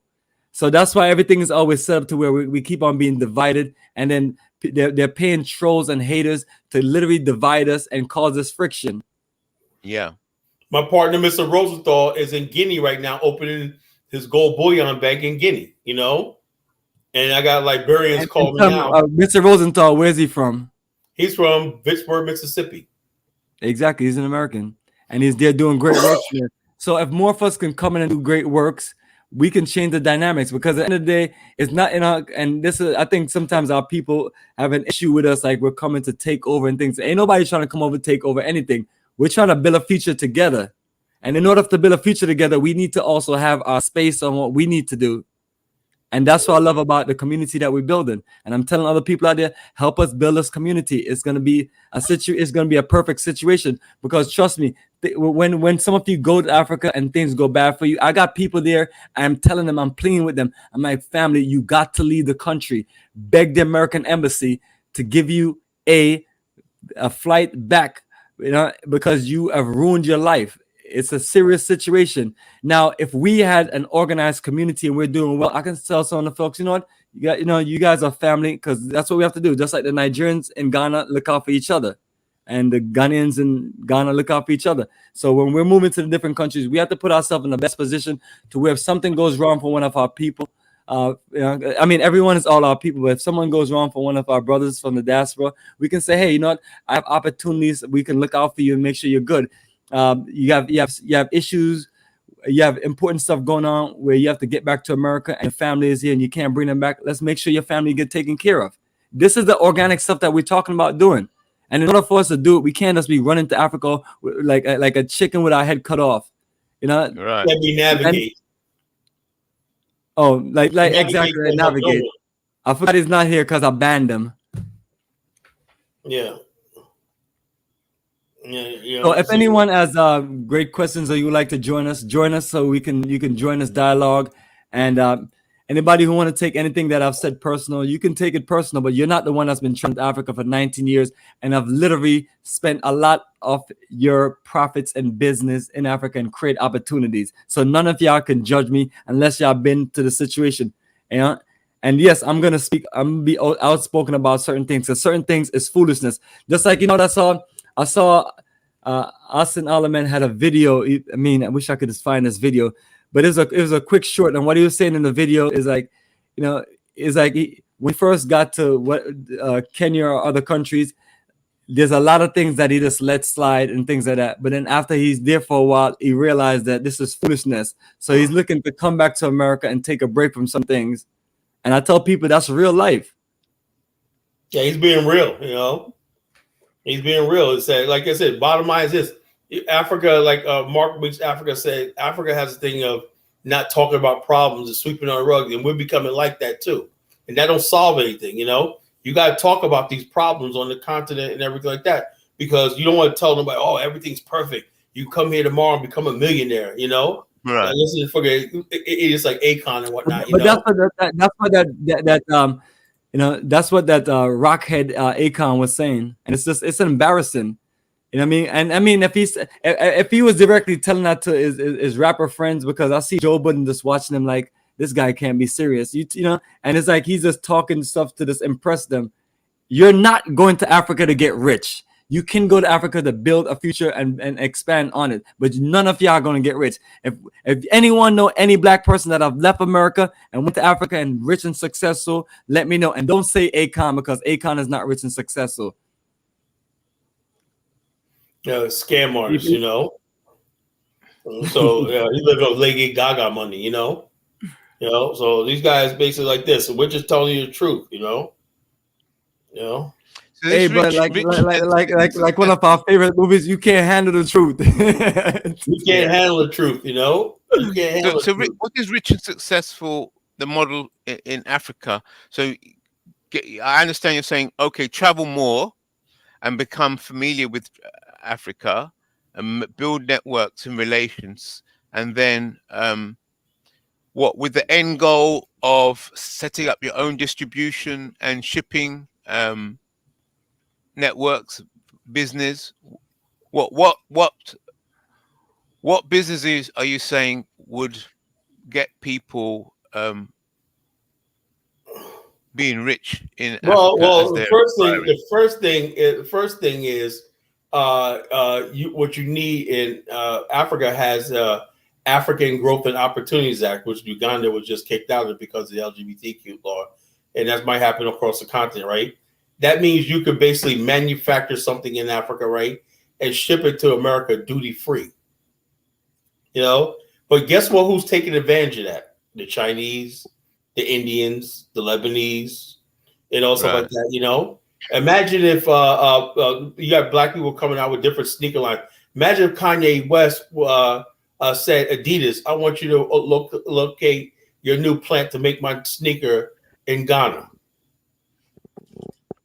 That's what I mean by black consciousness, you know? He could make his sneaker in Ghana for a fraction of what it would cost any place else. He would employ people. He would create goodwill gestures and bring. But would he though? What? Yes. Would he? No, but if you're trying to sell black consciousness, as you said earlier on, the Africans don't go for black consciousness, so you have to repackage. Well, they understand money. If you're coming there and you're building a factory and you're putting people to work, right? And people are having jobs. Africans want jobs. One thing I was hearing from Africans when I was there in Liberia, we just want jobs. That's all they can say. They're not talking about a record deal. They're not talking about a basketball contract. They're not talking about none of that. They said, we just want a good job where I can take care of my family. Right. So if you create a job, a good job where people could be like this. But my guys, my Liberian guys, man, I send them money, because the hard times, what money I got, I'm always my guys that have on the ground at BAIO. Kyle, I need some money. I need some food. I need some clothes. I need this, and I'm sending money out of my own pocket. Nobody's helping me with this. Wow. These are brothers that are loyal to me. They're loyal to the BAIO and they'll die for this thing. And I don't burn that total loyalty, because that loyalty is going to come in hand when we start building what we're doing. That's what tells you that I'm somebody that's dead serious about what I'm doing. I figure it's an investment in what I'm doing. Right, I'm investing in these brothers, and I'm taking care of them until I get to Liberia next year, everything like that, and I tell them, look, Are you moving to Liberia? No, we're going on a tour. Oh, tour, yeah, okay. We're going on a tour, and I got a security team set up and everything like that. I said, you're going to be my driver, and I need 2 guys for security. You're going to watch out. But yeah, man, so I told them I'm going to pay them. That's going to be my contribution to the trip, I'm going to take that. Right. I'm going to do the regular tour, and also I'm going to take extra money out of pocket to pay for that, because I want to see this tour be successful, and I want to help because these guys are going to be the type of people, if you need anything on the ground and everything like that, somebody might come over and say, I want to invest in this. These guys can handle it. They can find you all the skilled labor, the warehousing, anything you need and whatnot, but you got to build those relationships. Right. So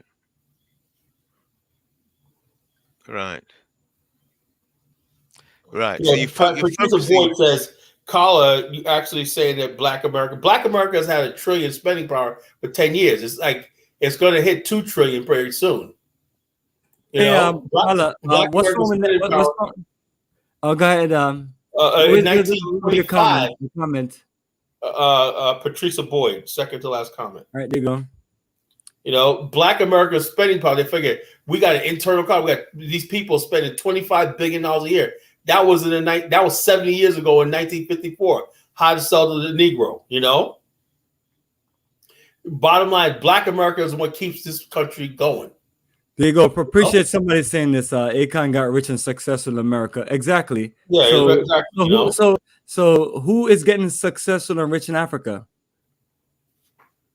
Now, if you're already established and you have money, and then you go there and do concert and do a few different things, you may make more money. But or you're a government, and you have like Dangote, who have government contracts and a monopoly. Yeah, you're going to be rich. If you got a monopoly and you have no competition on anything like that, of course, rich. You get rich in America. That's saying something, because you have to compete.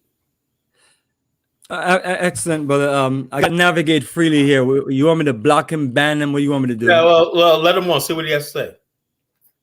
Hey, navigate. I'm gonna let you on, but I already banned you from the chat room already because you're running off with some foolishness and disrespect and dumb stuff.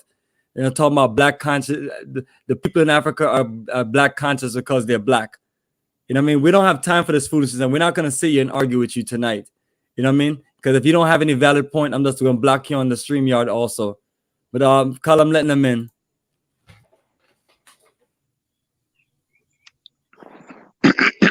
Good morning here. Good morning.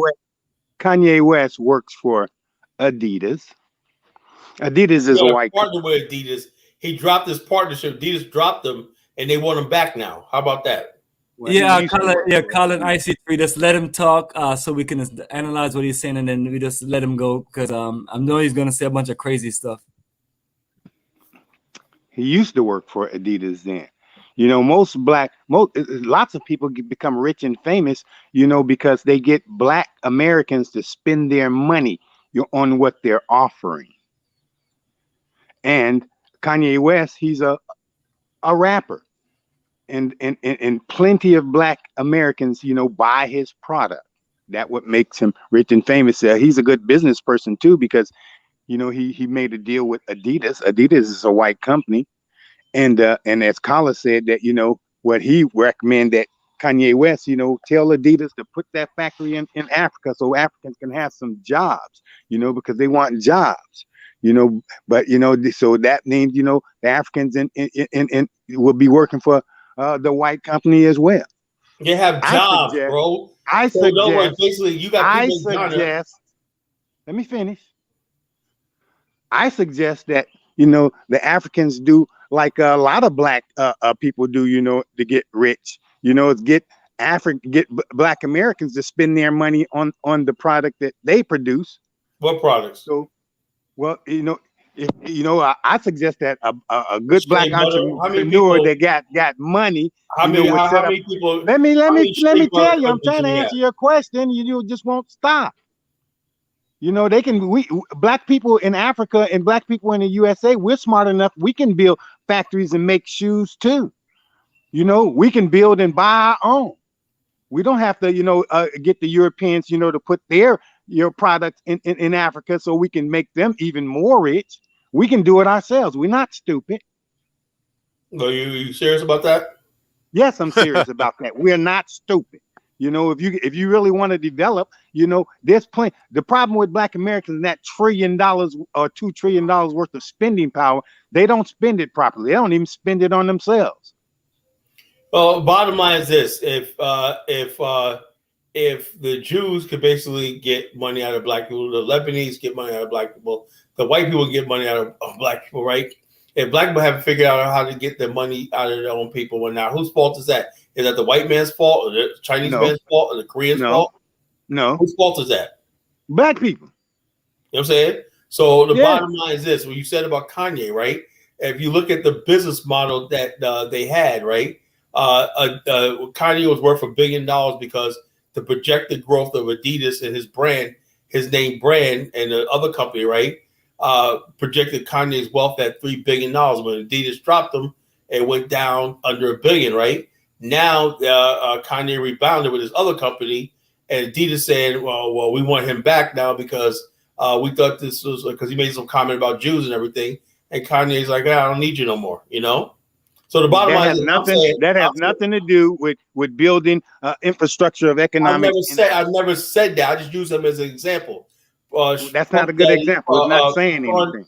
Sean P. Diddy Combs, right, has Sean John, but he doesn't control the distribution and the manufacturing of his product, you know. And he don't come to Africa. So whatever it is, because he does not have what we call vertical integration of his business, you know. That's true. He don't even help people in the USA, black folks in the USA. He ain't create no jobs in the hood. That we know that. What I'm saying is this: that's the thing about the topic of the show tonight: black consciousness, you know.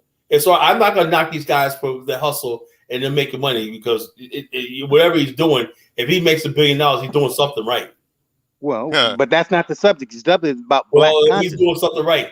I'm saying for himself. I'm saying in the future, right? And we're talking about black consciousness and everything like that. Black consciousness means that, okay, you want to be a businessman.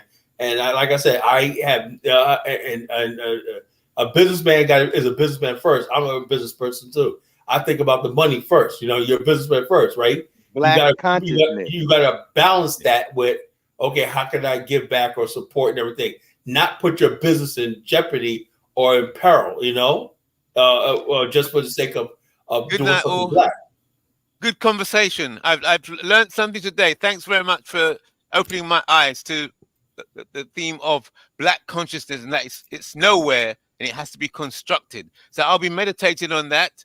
Now I see Sierra Leone and Liberia in a new light. Thanks for that information. I'll get to work. Good night, all. So black consciousness just means that you're conscious about the black world around you and stuff like that.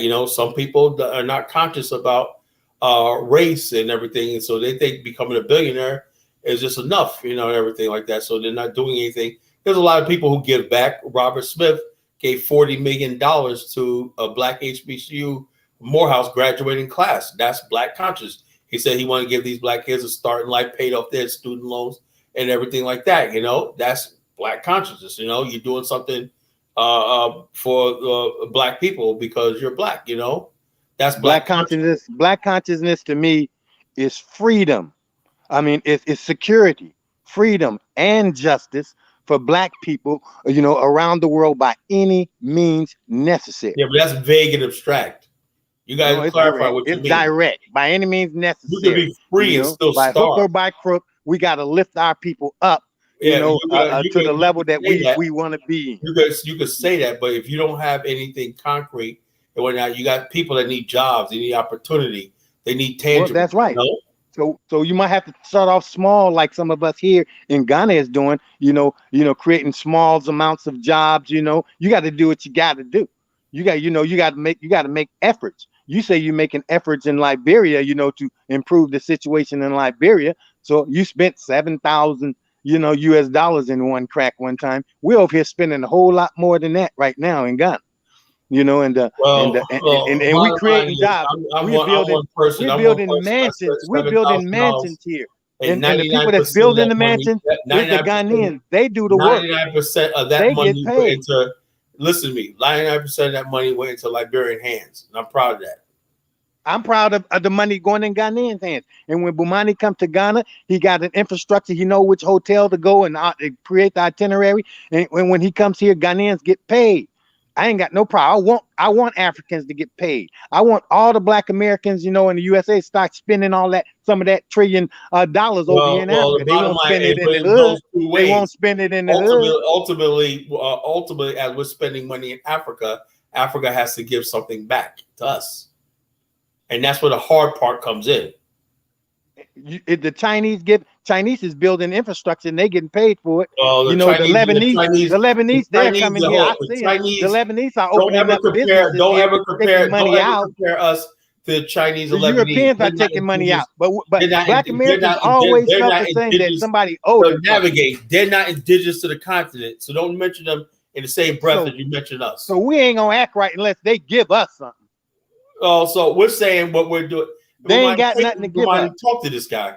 We got $1 trillion worth of spending power. And that belongs to us. Spending power. And so we got something. We want to spend it. Yeah, you give it right back to the Europeans. So I don't know what your point is, bro. We give our $2 trillion right back to the Europeans. It's clear English. I don't know. I don't know what your argument is. Well, you're not trying to hear. That's no, all. I'm not trying. I'm trying to Black Americans have $2 trillion worth of spending power in the USA, and they don't spend it in the hood.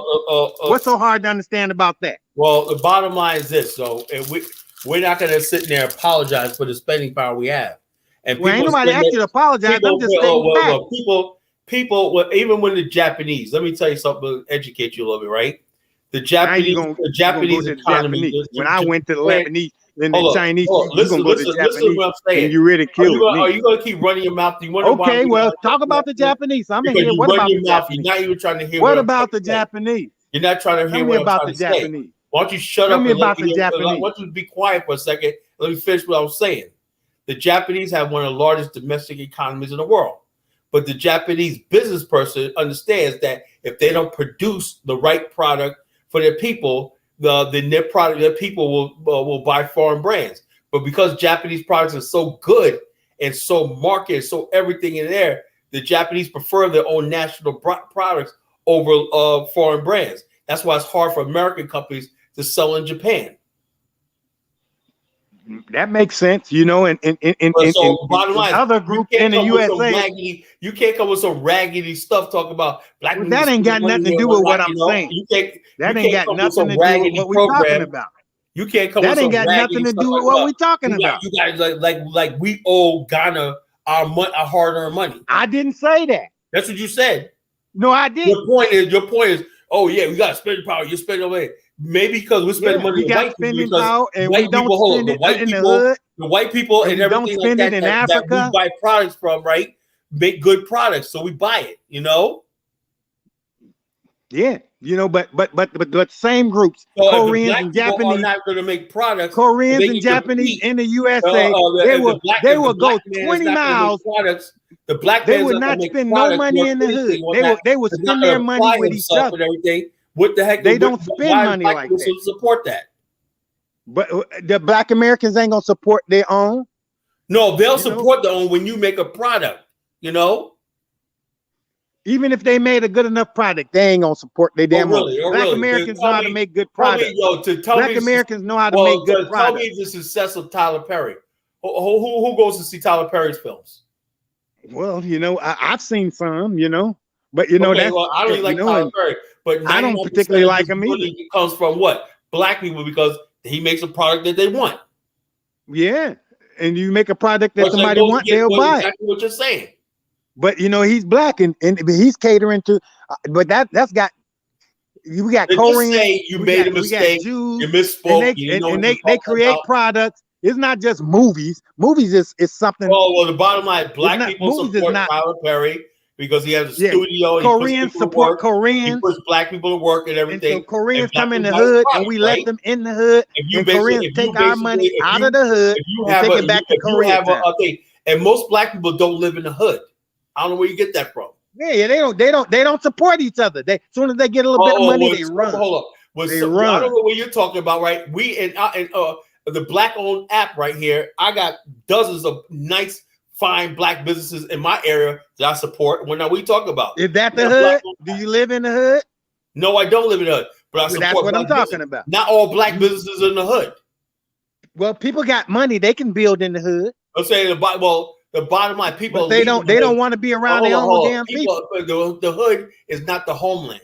Black Americans don't like each other. We have cars. You know, the last thing a black American want to do is listen to one another. We don't have to live in the hood to be black. The hood don't have to be the hood if you spend your money there. I'm saying we don't have to build a hood either.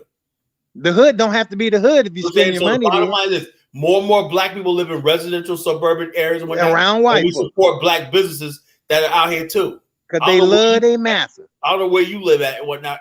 I don't live around a bunch of white folks. I live in a black in my area. Everybody's black. So when I spend my money, it goes to the black people. The bottom line is you have black people that live in suburbs and everything like that and everything, and we still support black businesses and everything in our area. What are you talking about? Okay. All right. You're right. You know, so it's not saying you go download the many black-owned business apps and whatnot. We got lawyers, we got fine restaurants, we got plumbers, we got some of everything in the black-owned apps. When you download the app and you say you want an electrician, boom, electricians pop up. We're supporting each other here. There you go, Navigate. I'm glad you finally agree that Kala's right. Well, Kala's right. Kala is right. Kala's right most of the time. No, Kala's not right most of the time. Yeah, I say thing that's logical. But he's right sometimes. When you talk about logical, you have to be right. I don't say stuff that's illogical. Well, I say stuff that's true. No, you you know, say something that's on your and Black mind. You say things Americans, out of you know, they got a emotion. $2 trillion worth of spending power, and they don't focus that Well, spending we power are. on You know, the group. the black They don't businesses, focus the it black on the businesses of group. America. The Well, fastest Navigate, growing- how about we stick to the subject about Western civilization produced black consciousness and black nationalism? Well, first I defined black consciousness already, you know, as security, freedom, and That's not justice black for black consciousness. people, you know, by any means necessary, you know, because we got to dig our way out of this hole. And I'm not in the that's hole. not your I'm focus. not in the You're hole. not What are you talking conscious. about? You're not a conscious black person. Well, the bottom line, black consciousness don't always mean you're struggling. Like I said I earlier didn't- in the show, well- I said, well- look, you could be a millionaire and have black consciousness. You don't always have to be struggling. Yeah, and also Well, Navigate talk about You're a millionaire and have black consciousness Navigate, hold on because a you're second. black, right? Navigate, you said something about black people in Africa are black conscious because they're black. What kind of sense does Yeah. that make? Just Akala said, you don't have to be struggling, you know, to be black conscious. You can be a millionaire and be black conscious. So there's only one variable left. You black. No, black means that basically you understand where you come from and what part of the world and what part of the community you go, and where your past, present, and future allegiance is. That's what black conscious means. Well, nobody can tell what's in somebody's head. Your actions speak louder than what's in your mind. No, what's in it's your mind basically- comes out in your actions. It's If basically you ain't doing nothing, you know, for black people, you ain't black conscious. If you're a black conscious person, right? You're always thinking in terms of it could go left with these other people, everything. I gotta stick by my own people. I gotta support my own people when I can. You got people who are black conscious. You would never know it. They'll be out there with their white friends, everything like that, talking like that, and then you pull them off to the side. Yo, bro, we gotta watch out for this. Blah blah blah blah. Well, you never know if they ain't doing nothing but running their mouth. Let me give you heads up. That guy over there, but don't fuck with him. Don't fuck with him. Man. Well, that's not black consciousness. But yes, it is black consciousness. You know, just running your mouth is not black consciousness. Unconscious person. Anybody right? can say the right thing. You know what unconscious is? Like you probably was that listened to black jokes around white people and stuff like that. Well, that ain't black consciousness. Black consciousness is more bigger than that. When you black was around your white consciousness friends, is doing something. You was around your white friends and whatnot. You let them tell black jokes and stuff. Well, like I don't do that. You know, and I ain't got no more. Tell me you didn't do that in America. No, I didn't. Okay, what job? What did you do in America? What did you do for a living in America? None of your business. Like, tell me. I can tell you where you work. Navigate. What kind of foolishness is that? That's not the point. That's not what I want to talk about. I don't want to talk about that. Yeah, that's not going to serve no purpose. We're talking about consciousness. We're talking about black consciousness. Let's stay on the topic. Well, it's a valid question that we have to ask people what they did. No, it's not valid. So let me tell you what I've done in America. Naval aircraft maintenance. I don't need to know that. I want to stay on the topic. Civilian aircraft maintenance, IT technician, Africa tourism investment, and other business. I've heard that story before, but not Bomani. You told that story plenty of times. We already all know that. You was in the military. You was in the military and everything too. I know that story. Well, so you tell us your story then. How about that? I ain't got to tell you my story because that's not the topic. Carla, let me know when you're ready for me to drop this guy. Well, let him stay on for a little while. He's amusing. I'm not gonna cry and lose sleep because y'all can't handle having a conversation with nobody. Yeah, well, I haven't got you. Well, conversation means we ask you a question, you respond back. Well, I don't have to answer all your questions. This is not an interrogation. That's an interrogation, not a conversation. That's not interrogation. All I'm saying is I'm not gonna let you interrogate me. What I'm saying, Navigate, is this. Well, my point I'm trying to make is this. If you're around different races of people and stuff like that, you ever heard W. Du Bois say we have a dual consciousness? You know, dual consciousness. Hey, do you have some kind of dusty, dirty ass dog making all that noise? Shut that dumb ass dog up. I have 2 dogs, but somebody walked around my house, and my dogs, they start barking when somebody comes around. You better take care of that, bro. That's their job. So I'm gonna take care of that. Yeah, so I told you was gonna bring anything to the conversation other than disagreeing and arguing with you for no reason. Yeah, so the bottom line is this: you have a dual consciousness, right? We live in a world where We have to navigate with different people, races, and everything like that, right? Like I have Filipino friends of mine, right? And they run a podcast and whatnot, you know. My boy Roy and whatnot, you know, Jojo, they run a Filipino podcast. These guys go out, hang out with white guys, black guys, everything like that. But when it comes down to do their Filipino business and whatnot, they talk about shit in their that's a consciousness, you know. They're motherland Philippines. They're trying to build pipelines, and they're more successful than we are with the Sister City project in Virginia Beach. And he said, man, you know how much money we get from the city of Virginia Beach to invest in our home city back in the Philippines and everything? We got contracts and so everything, stuff that we should be doing. I went to the so-called Black Sister City project. Well, I said Ronald to the Black Sister City contract, and it was Ghanaians there. All they want to talk about libations and all this kind of stuff like that. Well, the other sisters, they talk about business deals and everything. You know? So he said, man, the Philippine, he said, man, you know, this is a major shipping port right here. The Filipino community has locked down major shipping ports, have ports built in the Philippines, connecting the port of Portsmouth and Newport News and Newport News shipbuilding over there, helping their people back in the Philippines and everything. That's what I mean by consciousness, you know? We don't have that. The Philippines used to, at one time during a Marcos Day, the only thing a young Filipino girl, could dream of is being a prostitute for an American soldier. So why the whole country was just nothing but a prostitution, hub. Until they kick the Americans out. Even the black ones over there exploiting those people. They all Filipino. Hold on, where you come up with all this stuff about Filipino prostitute? I mean, that's the only positive? Well, this is history. Kyla's not the only one that knows about history. I'm talking about doing the Imelda Marcos and Marcos regime. They was puppets of the U.S. government. Look at the Philippines, how they're growing now. Yeah, because they kicked them American bases out. Where did you get the foolishness from about Filipino prostitutes? I have no idea. This is what like I said, we divulge into. We're trying to have serious conversations. Just because you don't know that history don't mean it's not. Well, we know about the history, but why is that important on this platform? Because you one that brought up all this Japanese stuff and all this other stuff. Women. Would you like people to talking about our women in this labeling as just prostitutes? Come on, is that? Well, if it's true, you should. If it's true, you should say it ain't what you like.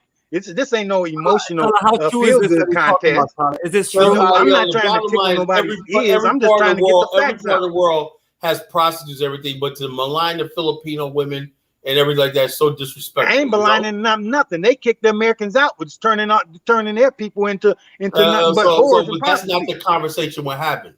Well, let's get it back on topic. I'm talking about the Filipino community here in America. And here in Virginia Beach, everything like that, and they're aligned with the black community. They stick with each other. It's a smaller community, and they hang out with each other. The black community, Filipino here, hang tight, because the Filipino people tell you in a minute. The Filipinos in the USA hang out more with white. Right here, there would be no place. Everybody want to be white in the USA, even the Filipino community. More of them move towards being white. Even black folks, they hang out. They want to be. They don't want to be around each other. They want to move to the suburbs with the white folks. They want to be white. They don't like even being around each other. Cultural centers and everything. No, you want to be white. They have their cultural centers and everything like that. They have the martial arts school, Filipino Cali. Everything that all over Virginia Beach and Chesapeake area like that. They have Filipino restaurants, everything like that. I don't see them want to be white. They speak in their native language. You don't see black folks want to be white in the suburb that you live. So the bottom line is, so everybody black in the suburbs want to be white. I didn't say that. You know what I'm saying? That. You're talking about nonsense. Everybody. I can say that everybody in the hood don't want to be white. Like an old fool. Everybody in the hood don't want to be white. So you sound like an old fool. You're talking. See, there you go, calling me names. No, I didn't call you a name. This is what you sound like. You can't even have a conversation without getting mad. Why do you say such silly stuff? So when I start telling you what you sound like, then you don't get mad. You sound silly, man. You sound foolish. That's the way you sound to me. You know what I'm saying? I don't know why. I'm just talking logically. I know you don't know why you sound that way to me. Something? That's because you can't listen to nobody but yourself. You can't listen to nobody I'm in Ghana, right? How can I start a sister city? Yeah, I'm in Ghana. I know what's going on here. We building the best Pan-African village that's ever been built in Ghana. Ghana. I connect with the raggedy community I came from in America. You don't build a pipeline sister city project with what did they do? How they were successful and everything. You ain't doing nothing. You're not helping. You don't know what I'm doing. You're not here. I see you living in the same warehouse from 2 years ago. Talking about you building your house. I'm building a mansion. Oh yeah, you're building a mansion. Okay. And I'm employing people that's helping me build. I'm not rich. I'm just doing my part. I'm doing my part. You ain't rich either. That ain't got nothing to do with it. At least I'm here. I'm here moving forward in a black country. You over there just talking a bunch of crap, living around white folks. You're not employing anybody. And trying to tell black folks they got to be more like white folks. I'll say. So I'm telling black people they got to be more like white folks. That's what you're doing. You're just silly, Navigate. I mean, no, that's what you're doing. All you do is just give us a headache. Man. You don't even hear you don't hear what's come out of your own mouth. You're just here just to argue, You got nothing else. No, I'm not here just to argue. I don't. You argue with everybody. You don't listen to nobody. Nobody know what they're talking about but you. Ain't nobody ever came on here that you listened to and agreed with. Period. Well, the bottom line is because we get low IQ people come on this show. Everybody's low IQ except you. You know what I'm saying? That's not true. Yeah, somebody they Frilla said, Navigate. Carla only mentioned Philippines and do business what black people should be doing. Then you start talking about their women's prostitutes.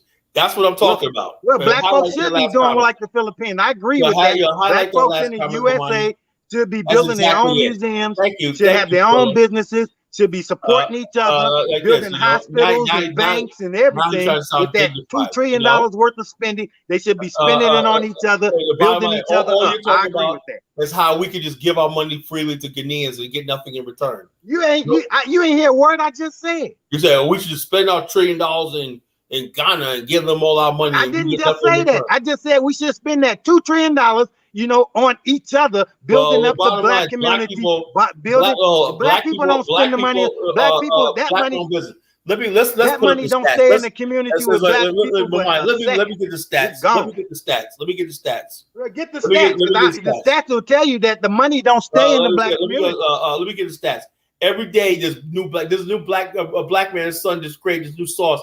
Got a multi-million-dollar contract with Kroger and whatnot. Black people in America are doing it, bro.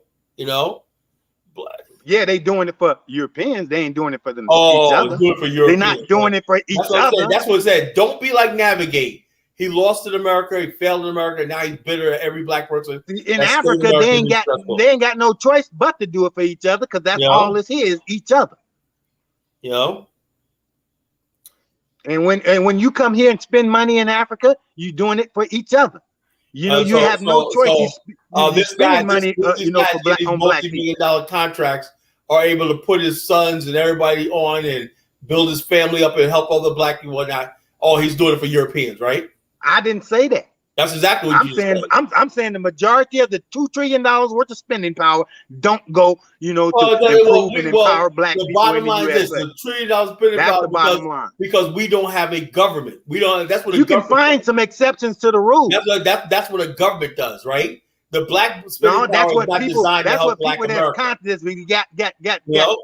That's what Pan-African with black consciousness do. The Japanese got Japanese consciousness. Chinese got Chinese consciousness. Everybody got consciousness for each other except the black Americans. They ain't got no consciousness for each other. No. Okay, now you're trying to switch it up. It's black. It's consciousness. Now this is the Brookings Institute, right? Black-owned businesses. That's a white institute. Black-owned businesses contributed $55 billion to the economy. The Brookings Institute is a white think tank, full of propaganda that don't give a damn about us. They do a real research, I'd rather take them than what. Why don't you go to blackdemographics.com? Well, why don't you go to a black? I'd rather listen to them than Navigate, Go to blackdemographics.com. So the bottom line is you talk a bunch of nonsense. You're gonna listen to the white folks before you listen to black folks. So you're just low IQ and ignorant, No, you just love your mouth. It's time to drop him off. Get him off. You just love your mouth. Now you want to run and hide. Bomani, get Now him you out of want to here. run Get and him out of hide. here. Get him out of here. You want to run and hide. Yeah, Run get him and out of hide. here. Bomani, get him out. Get him out. Get him Run out. and hide. Get him out. The guy. Go play You with your just want to little run children. and hide. Don't The Brookings you got little? Institute. Are Don't you you got a little joke? children? Don't you got You little gonna bring up children the that you Brookings Institute? got to attend to in the morning? You know. That's I a got another comment for you. I away got from another white comment for you. supremacy. The Brookings Institute. You know. So the bottom Navigate, I line got is, another comment for you. Read that comment, Navigate. We got comments for you, just like the last one. Why don't you read it so everybody can hear? Navigate can't read, so I'll read it for him. I can Navigate. read. What's the difference of folks who want to invest in Africa versus those who want to invest in Black America? You choose what blacks you want to support and be happy with. Yeah. If some people want to just do business in Black America, I have no problem with that. You know? I don't either. I'm saying, you're giving money to the Europeans and whatnot. You don't know what people are doing with their mony. I know what the demographics is, as far as, the wealth, how long it stays in the hood, in the Black community. It don't stay. Oh, yeah. Every other community circulates that money. It takes a while for that money to leave their it circulates $2 and whatnot. We live in the days of apps and crypto and Cash App and no consciousness, PayPal, no Black consciousness, and no Black consciousness. Everybody else live in the same world, and they have Black consciousness. Look how many people are getting rich, even doing YouTube, getting support. Black people supporting other Black people off YouTube and other platforms and everything, making a lot of money and whatnot. He ain't up to date on what's going on in the world. That's not true. Just because it's not how much money you make, it's how you spend it that's important. Oh, look, Lord have mercy, man. Well, but how that much don't make no sense to you. That don't make no sense to you. Get him out of here. Try him next week. Please. Stupidity. He just argues just to argue. He just likes arguing or something. I think he got a fetish with me or something. It's like arguing like a woman, just want to argue just to argue. Why not?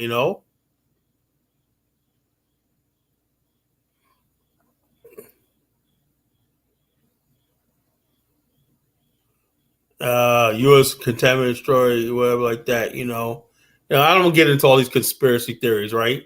The biggest thing destroying the Black people is Black people, our ignorance and our apathy, and delayed gratification and a lack of delayed gratification.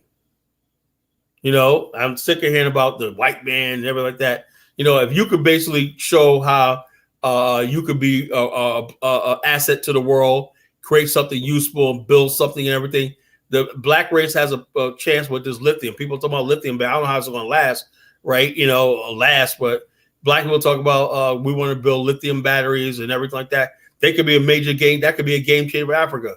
But that's up to the Black people, the Black race to do that, So this idea that, this is like this. The bottom line is all you're doing is running interference for these corrupt Africans who don't do anything with the money. See, the reason why our economy is so bad and I got billions of dollars sitting in Swiss bank accounts because of the white man did this. Like, man, I'm tired of hearing that crap.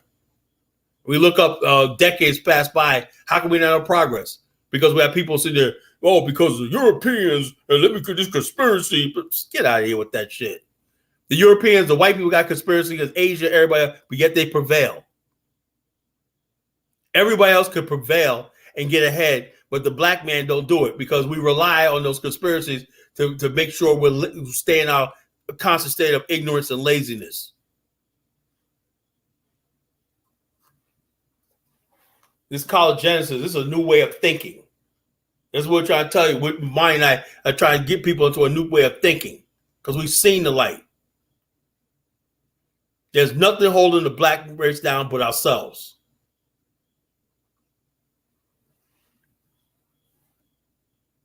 I'm not going to get into that, oppression Olympics, who's more oppressed and who's this, one not. When the bottom line is when we bring stuff to the table, right, Bomani? And the same people who say they're down with the cause, they quit, they uninterested, they don't want to do nothing, they're lazy, they're incompetent and everything like that. And then when nothing else works, the white man did this, whatnot. The white man did this. No, nigga, we're holding y'all accountable. Don't want to hear that anymore. I heard that story already. Every time some dusty person come up to me, yeah, Colin, join my cause, yeah, like that, or not, and I know sooner or later, give it like 4 months, and they just lost their thunder and lost the fire. And next thing you know, it's back to friggin' being nothing. Yeah, this Hotempo Tim bruh radio. I'm just putting out information, bruh. Ain't no need to shoot a brother down. You know, I get you. You're trying to where we get these, brother? Where we get these clowns from? I mean, the whole chat and everything has been filled with nothing but clowns, and we got look at this one right here. It comes down to language. You go where people can understand you. Here, money talks. I agree with that. Money talks. Yeah, money talks. Bullshit walks. You know. I agree with, money talks. Money definitely talks. People ain't gonna navigate about $2 trillion. This guy actually believes that Black America should just start writing a check, sending all their money to Ghana for doing absolutely nothing. Yeah, and he's talking about they building this the best Pan-African community. Their land is in litigation and they're in court, and more than likely they're going to lose. It's a glorified internment camp. That's all it is. They have no council building. There's no legislation. There's no nothing.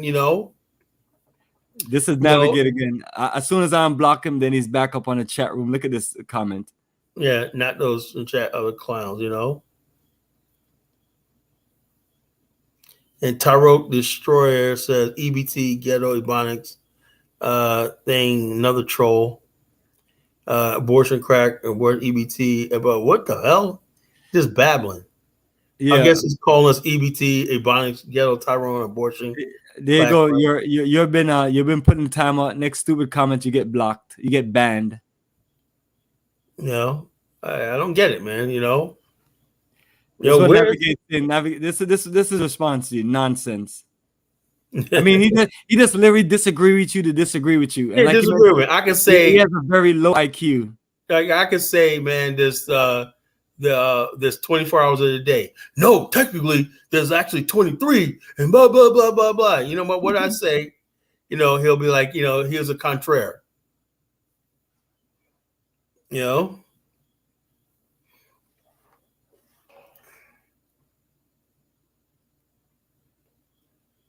A contrary, whatever y'all say, I'm gonna be contrary with, Let me know if you have another video to play. I'm gonna ban this joker real quick. Yeah, get him out of here. Carla, what are we doing to attract all these trolls and these people? I mean, no you and I basically have reached out to people and say, hey, this is what we're doing. We're looking for people to build with and support what we're building. And then all of a sudden, I mean, these people must have it's 3:13 in the morning here on the East Coast. You're telling me these people have nothing better to do at 3 o'clock in the morning? Yeah, just sit around and troll us, And I'm sure it's very early in Ghana, and Navigators is up here. Look at this right here. You are contrary, and then the next one is you're incorrect.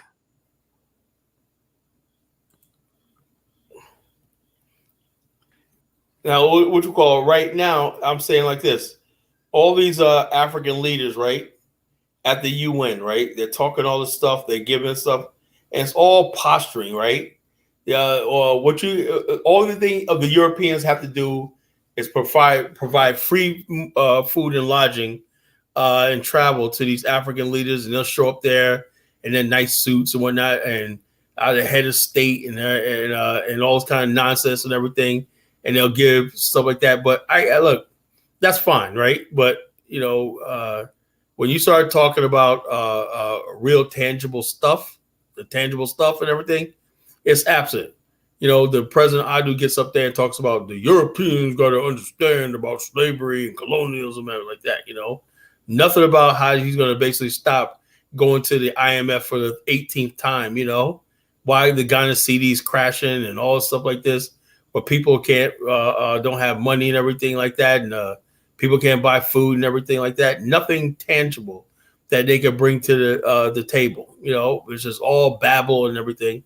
And the problems in Africa could be solved by Africans working together to solve the problems. And also, then when that happens, and everything, and there's a real respect among Black people. The problem is they don't have, because of the past Pan-African movements, because I guess we went to Africa seeming desperate, and when we got these desperate people like Navigate, go to the continent, you know, go to the continent, right? They think we're all like Navigate, you know, they think we're desperate and we're basically like this, you know.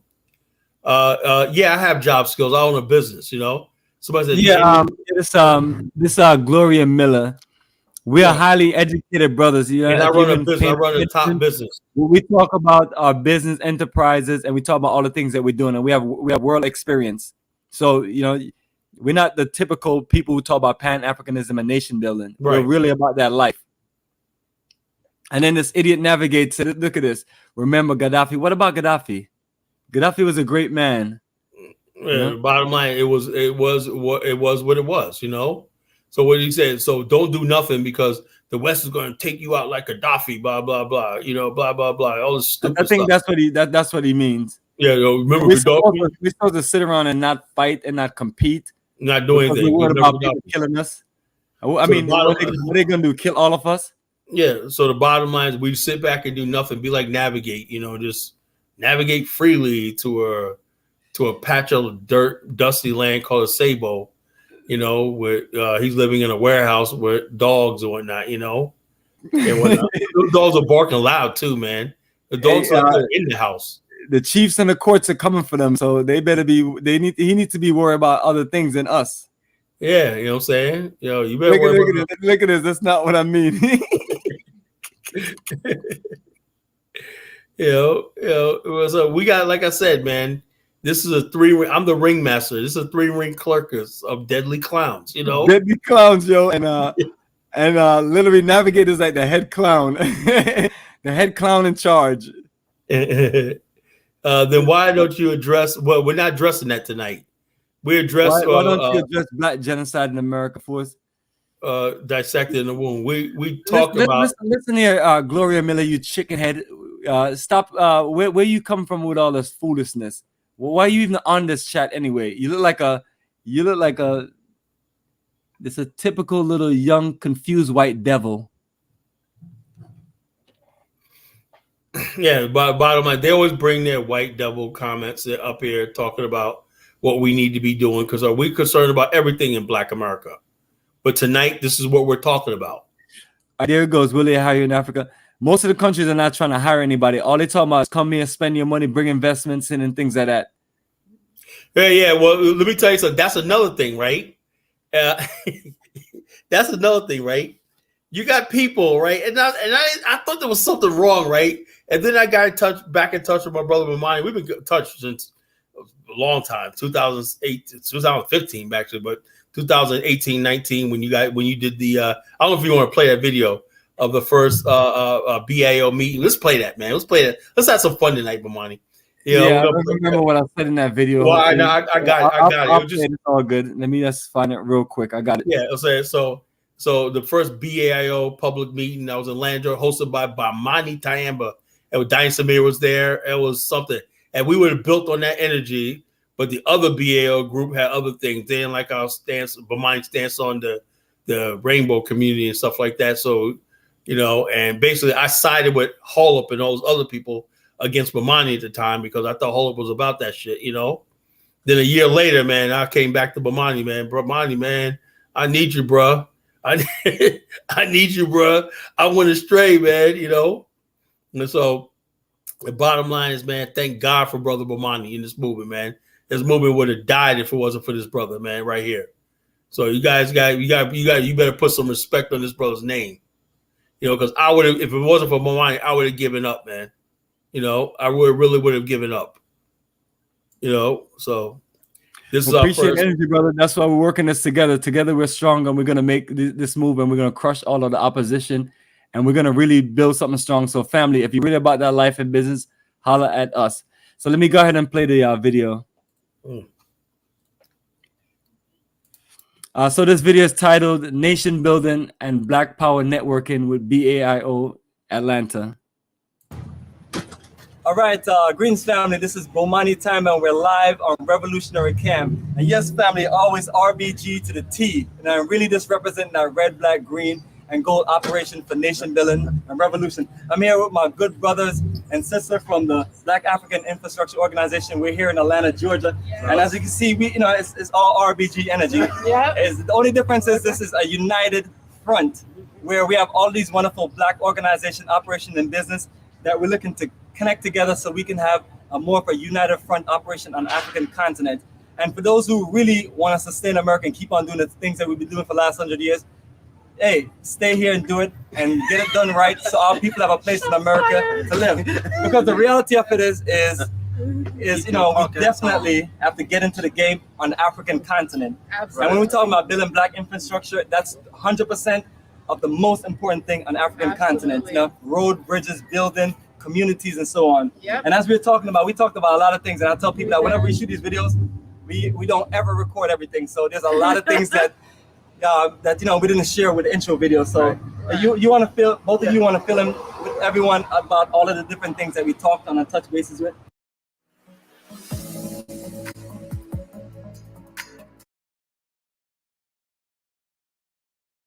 Yeah, Jonathan, I'll let you go first. Okay, yeah, really, this is the beginning of the grassroots of our organizing as an organization. This is the first time we met up as a group in person, and it was putting faces to names. And as we said earlier, that's, that goes without being said, that's of utmost importance. The next things that we kind of talked about is, where do we want to go from here? We talked about, some of the questions that people had about the Black African Infrastructure Organization. What are some of its goals, our expected target? This is just really the whole rumblings of organizing. This is where it really begins. So yeah, absolutely. So it's been amazing traveling to come here to Georgia, all the way from Alaska, to meet the Georgia chapter, to meet my brothers and sisters, and see how when we come together, just the ideas that come together with us, and we all want the same thing. We all want land, infrastructure, and nationhood on the continent of our ancestors. We want to be on African continent. We want to control the context of our environment. We want to be able to control our schools, our politics, our policies, our laws, all of that. So we want that. We want Black freedom, and it's not going to happen here in the United States. I just don't see it happening. So I appreciate the BAIO for connecting us, to bringing a collective group of people, like-minded, who want the same thing, want to be on the continent, want to build, to bring us together, and let's make it happen. That's what we're here for. Absolutely, fam, and that's what it is. And we're going straight to the point. So for those out there that are looking to see what the solution is you have two options. You can stay in America and fight and build what we need to build for our brothers and sisters, and you can join us in the movement of Pan-Africanism on the continent as we build these communities and build these countries and be a part of the missing piece of the future of the African people in Africa and the diaspora. It's just our energy in Black America. When you think about the high-skilled people who have the resources that can do things, a lot of us here have those things, and that's why, brother, I always talk about core group of leadership. Yes. I talk about military mafia-style operation where you have leadership running those things, and you see the difference. You have to put a head on the snake and lead it with some guidance, but at the same time, too, when we talk about leadership, it's not one or two people; it's spread out to where you can never fight. These white devils can never trap all of us. Yeah. So as long as we have more and more of us on the same page, and we're doing the work that needs to be done, there's nothing but the solution from there to come. So I know sometimes we have some of our own people that don't see and don't feel it, and they look at what previous generation have done. But I always talk about that we can never expect any one generation to fix fix all of the problems completely. Like you talk about Garvey. Garvey was one of the greatest energy. Absolutely. Garvey left enough work for us to done, and I appreciate that he didn't do everything by himself and you and I at that time. But it's like everything that we have seen from his mistake, his honor, to his organized setup, we see that we can learn from it and truly build onto it. And that's what we have to really do. Like right now, we're in a generation where we're the ones that's working in these jobs. We have the military background. We have all of these things. So it's like we can just cut out the middleman. And like right now, I don't need the military or the airlines for me to teach my child how to be an aircraft technician or any of the skills and things that I've learned. So when we work in these jobs and when we invest in these careers, we have to think of the fact that we need to learn everything in those skill set, and because every single one of it is what we need. And when we go to Ghana, Like, you hear about Ghana Airways, a shame. Nigeria Airways, or Nigeria Air, a shame. I mean, it's like, aviation is one of the most important part of our world. And the fact, when I look at this Ethiopian airline as being one of the few Black-owned airlines, Black power operation on the entire continent, or just in the Black world, it's a shame. We should at least have several countries just like, Ethiopia to this, to do those things. So when I talk about this infrastructure, yes, we as a people in the Black African diaspora have those, but unfortunately, we need more connection on the African continent, and we need more of our dedicated brothers and sisters that repatriate to be down with the movement for life. It can't be something where I'm going to move to Ghana and then I'm going to, oh man, I found a way I can just get all kind of money from the Black people in America. No, that's not your job to exploit the rest of us. Your job is to make sure that you put things in place and lay it out for us to where we can grow and build together. Because I tell people, I'm not living nowhere where we have a mansion and everybody else is poor. We all have to rise together. That's one of the biggest issues that we have with, when we talk about like Liberia and Sierra Leone, that unbalanced energy. So wherever we go, it's all about community. So one of the things that I came up with a good solution, and my sisters agree with it. I was telling my sister here that we have to marry into the culture. Absolutely. And so my sister's like, you got some good brothers for me? I was like, I got none but good brothers on the continent. I'm not trying to diss my brothers here, but manhood is at the all-time low in Black America. Manhood is at the all-time low in Black America. Seriously, and a lot of other things. And when you talk about our sisters, sometimes some of them don't get it here, but I tell people that the solution for the ones of us that are so Pan-African and into nation building is for us to marry into the revolution on the continent. You know what I'm saying? Hey, that's going to Pan-Africanism naturally. Think about that. We live in a community where our children are being raised together. I mean, what kind of value are they going to have? They're going to have nothing but straight Black power energy. And we have never seen an evolution where you have this number of children growing up in a society to where they learn these things, and everything that they have been told from a childhood is that they are being groomed for leadership and taking responsibility. I think about those evil, wicked white devils, the Rothschild. That damn devil got 5 children, sent them all over Europe to dominate the damn world. And I'm not saying it was that simple, but that's the mindset that we have to have. We have to prop up our generations. Absolutely. No, plan for the next generation. They are the future. And I agree with him 100%. Right. I will be on that African continent finding Mr. Right, and then we're going to build together. Exactly, because if you've been here for 40 years and it ain't it's not meshing. And I'll tell you this, I tell people after 1 or 2 years, hey, you're nation building already. You already have a few children in Africa. Especially if you're a man and you have like 2 or 3 wives. All right. But I mean, I don't cut. I mean, because I think about it is like some of us, you're 40 and maybe you have 1 child. It's like you already lost like 10 years, so you got catching up to do. You know what I'm saying? So I mean, it goes to where you're literally grooming a future race of children that's the blood of our ancestors on the continent in Africa. Are your kids in grades 6 to 11? Harvard has made SAT.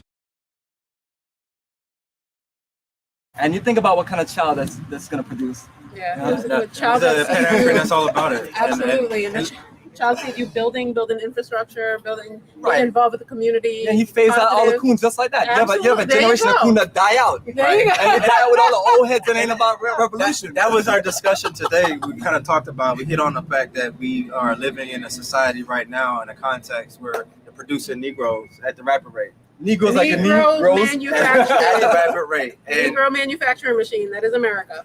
Exactly. So we have to have our own machine, our own mechanism to produce functional, high functional, high quality African diaspora, all of it, just pure African. And then bring it back to that. Also by just owning a Black business in itself, by having a community garden in itself, by having your own African center school in itself, it's not going to do anything in a cesspool. We need to be able to have our own context that we own and control from top to bottom. Yep. So that things won't be contaminated. Exactly. What about the main thing is it's like who teaches majority of our children from birth all the way up to the university, the system. Absolutely. Right. And that's one of the things that we drastically changed. Because I tell people, like, the people that's going to be teaching our children is us. Who is better in your field? Who's better in any of our fields than us? Right. So, why should I send my child out? I mean, even if you to a teacher that doesn't know certain things and doesn't have Let's- our let's just experience. be So that's one of the big mistakes that we make as a people. Right. We have all of the education, but yeah, we depend on other people to teach our Well, children. we gotta look at it like you know, as like Denzel Washington said in Training Day. You know, it's chess, not checkers. And when you really, you know, when you really think about it, like, okay, you can have an African-centered school, but that child has to grow up one day and get a job.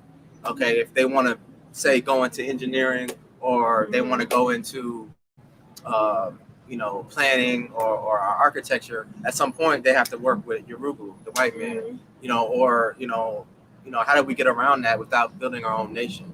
You know what I'm saying? Yeah, I know So you have to figure out all the Yeah. aspects. It's not just your singular your own occupation and your own tribe, your own family. We have to look at it as our people as a whole, and what are we doing to build something for them?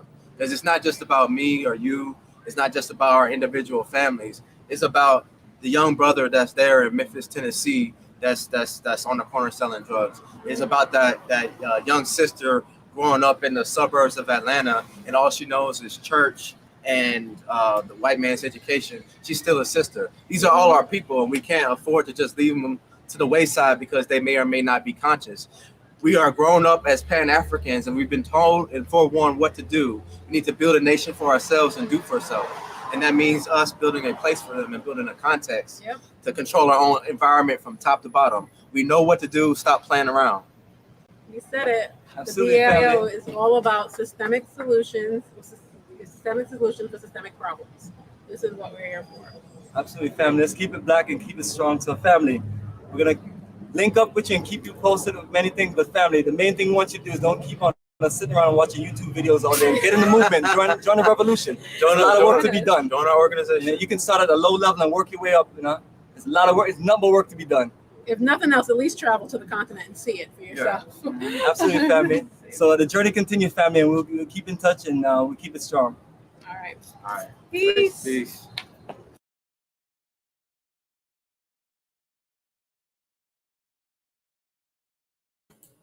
That rotism highs, man. And even when you guys were in the side, I wish you find the video where you guys were having a party inside the place and whatnot. You're having vibes and whatnot, you know. Yeah, they're all there on YouTube along with the other 3,900 videos. Yeah, I gotta find it. You know, Yeah, so so I don't remember if I put them in playlists or not, but yeah, it's hard to even navigate and find all those things. There's just that much videos. But that was Sister Narette, you know, she's with the other group now, but you know, I still consider some of those people cool. Yeah, you're BAO, I'm cool with you, but you know, yeah, like that, your boy Holdup messed that up for me. She was Yeah, he messed it up, you know. do business and he just clogged all these people's minds and turned all these people against us, brother. Yeah, it was like so about it was because it wasn't about him. You know, it wasn't all about him. You know, no. You know, and I was like, remember he tried to call you 12 years a tour guide. Remember that? Remember that? He goes 12 years. He's like, it's 12 years a tour guide and whatnot. You know. Yeah, absolutely. And I mean, I know he is jealous of the fact that I've been to all these countries around the world. At that point, I think I've been to like 30-something countries across 6 continents. And I'm not trying to like brag and trying to make anybody feel bad about themselves. I'm just telling people, hey, this is the life that we have built, where we just make our way around. So you send another video so I can go ahead. The 2 videos from the African leaders speaking at the United Nations. More babble, more talk, nothing. You know, we hear this every year. African leaders are excellent at making speeches, you know, and they love beguiling the black people. Oh man, we got leaders. Don't be fooled by the nice suits and the nice speeches and everything. It never translates to anything on the ground, you know. It never does, you know. Navigate says nobody envies Bomani. You do, Navigate. And if I was you, I would envy Bomani. Yeah, the thing of it is, you know, as I'm out here at an early age. I started working when I was a teenager, like 13 years old, and started traveling. And I left my family home when I was 18 years old, and build a future. The only mistake I made was the fact that I joined the Black Conscious and Black Pan-African movement. That's the only mistake I feel like I've made. And from then, things have spiraled down. And but then you also realize that someone has to hold this movement strong. But this is the reason why most people don't want to get into this movement, because you get into it and you're out there putting in all your work and effort, and people leave you hanging. You have people say, "Oh, I got your back. We're gonna do this together," and then you turn around, they ain't got your back.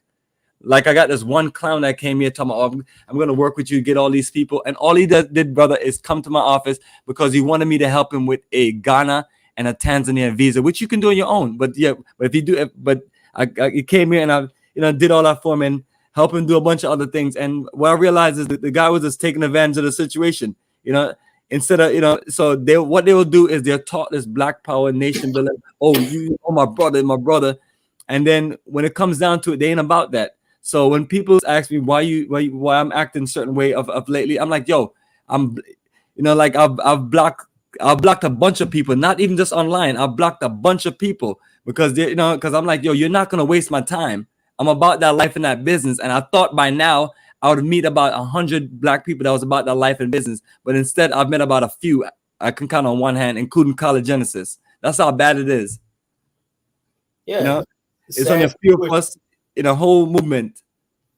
Because everyone else, they get into their feelings about things and they just quit. I'm like, how are we going to build a future for our children if you had us join something, you get excited and you quit? It's like I had a whole bunch of people want to build in our community, but then when they realize that they gotta get with the architect, they gotta build this stuff, plan this stuff out, and that we actually sit down and talk and work on building infrastructure. We lost some of them. I'm like, yo, what y'all want? Like for us to just have everything laid out and set up, and then you just jump in. I was like, no, it doesn't work like that. Eventually, our children will be able to enjoy that, but for now, we have to put the work in. Mm-hmm. And that's another thing we don't do as a race, right? Although you see white people do their credit, right? And they basically they're like, yeah, I'm doing this for my son. I got this trust firm for my son. I got this savings plan. I'm saving for my kids' college education.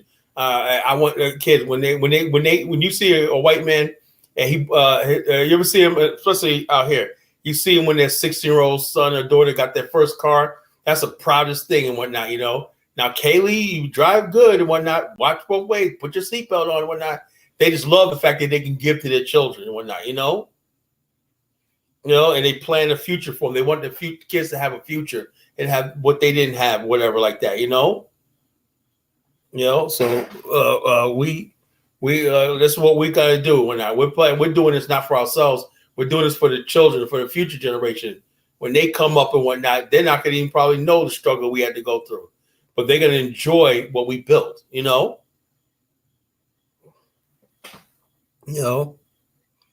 Navigate made a new friend, Louis Awak, whatever his name is, right? I thought Gloria Miller was his friend. Well, yeah. Anybody that disagrees with us is Navigate's Look friend. at this right here. Look at this stupid comment. I mean, I banned this person, so this is the last comment. Well, I blocked her, Yeah, I guess we both just blocked her. What do you call a black man who had a fight with his white girlfriend, homeless? That's what I mean. That's a good one, though. That's a good one, though. You gotta admit that's a good one. So he's saying the black man is not the one that's running the house. He's just occupying, and then when he get into a fight, you kick him out. You just kick him out, man. That's low. That's low, man. That's low. You saying a black man can't have his name on the lease or nothing like that? Exactly. He ain't bringing it up to the table. Damn, that's low, man. So goodbye. I mean,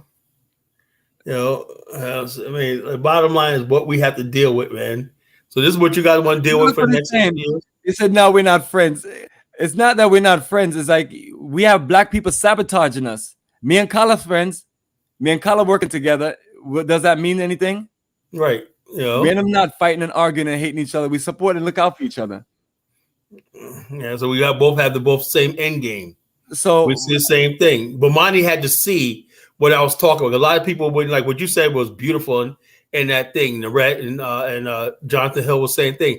We need to build our own context, and we did not know we were going to get so much hate, for what we're saying. When we're going to build this stuff, we need a fresh canvas. We need a fresh place to build this. We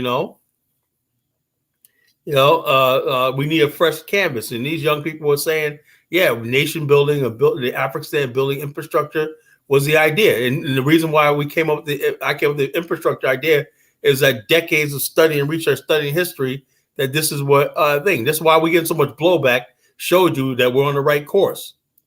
if anytime people say, yeah, go and do it, when like people say, yeah, I'm going to the continent, get your passport and everything, and everybody supporting it, no blowback, you know you're doing something wrong.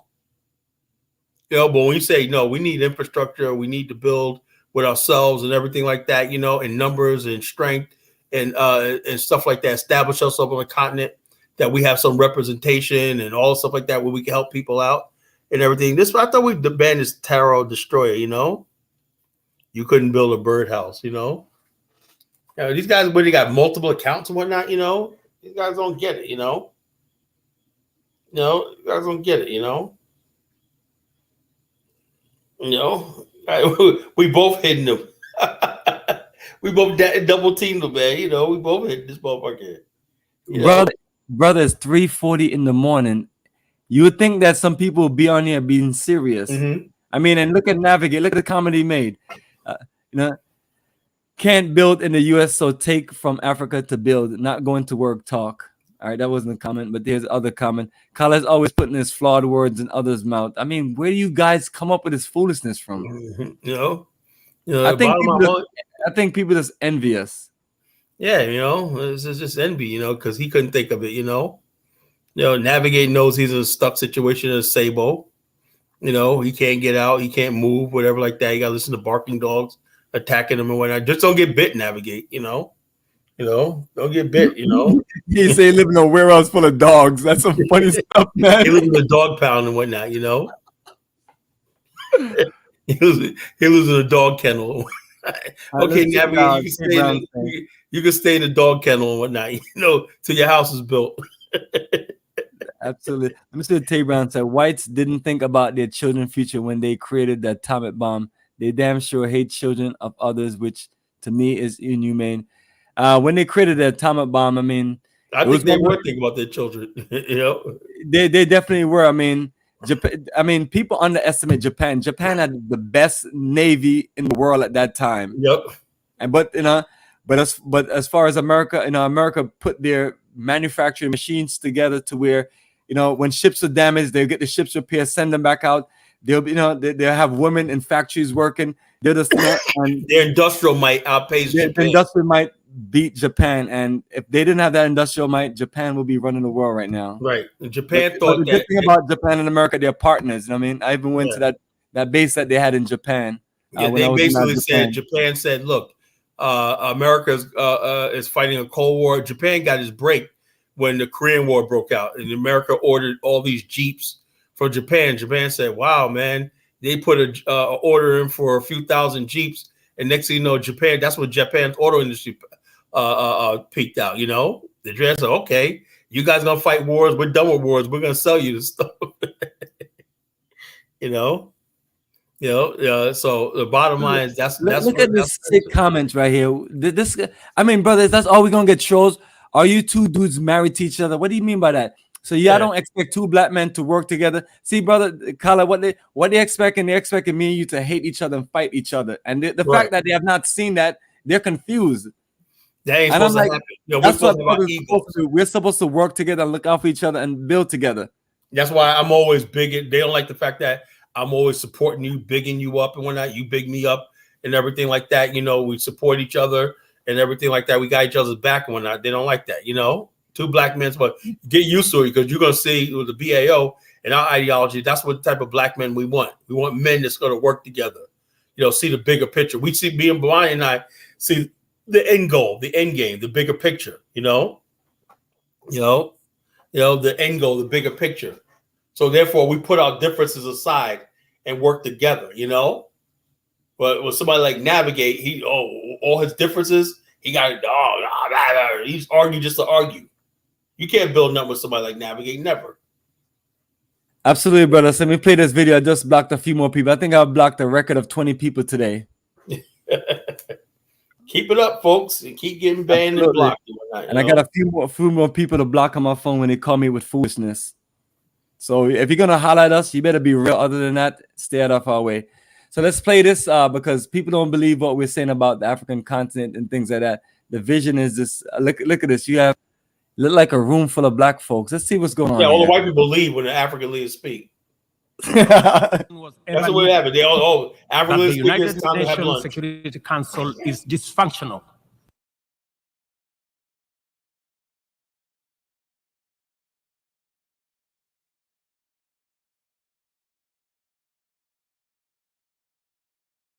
But go ahead, Kala. I just had to finish saying what you're saying.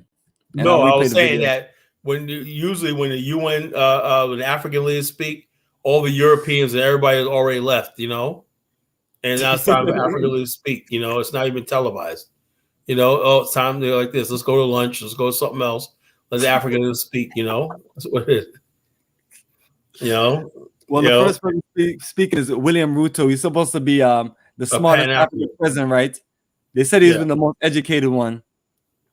And I saw a video. That's the most educated. They opened up a nice Swahili restaurant in New York City. You know? Yeah. You know, how about a factory? Yeah, and then when he invites us, oh, come to Africa. No plan to say this is our 100-year plan. This is how you guys can fit in. You know, now the plan is for you to come there and spend all your money and make the economy rich and then have nothing to show for it. Nothing to show for it. You know, get shaken down and everything. You know, have no input, no say so, no nothing. You know, but he may have something good to say on this one. So let's play the footage. Confirmation was ever needed that the United Nations Security Council is dysfunctional, undemocratic, non-inclusive, unrepresentative, and therefore incapable of delivering meaningful progress in our world as presently constituted. The rampant impunity of its actors on global scene settles that matter. We urge the United Nations to urgently deliver an appropriate framework to facilitate the deployment of multinational security support as part of a holistic response to Haiti's challenges. We call on the Security Council to contribute positively by approving a resolution under Chapter 7 that tailors the security support mission to the specific needs of Haiti and its people. Les peuples africains ne comprennent pas souvent l'attitude équivoque. Following a presence of more than 2 decades by the UN, it is time for my country to fully take its destiny in hand and to become the main protagonist of its own stability. We are grateful to the international community and to the United Nations for their support and partnership. But we are also aware that the phased withdrawal of MONUSCO is a necessary step to consolidate progress that we have already achieved. It is thus illusory and counterproductive to continue to cling on to maintaining MONUSCO to reestablish peace in the Democratic Republic of the Congo and to stabilize it. Furthermore, the accelerated withdrawal of MONUSCO is absolutely necessary to ease the tensions between MONUSCO and our citizens. Developing countries continue to face unprecedented financing challenges, which undermine their ability to achieve sustainable development. We believe that urgent need to reform the international financing architecture is fundamental and crucial in addressing these challenges.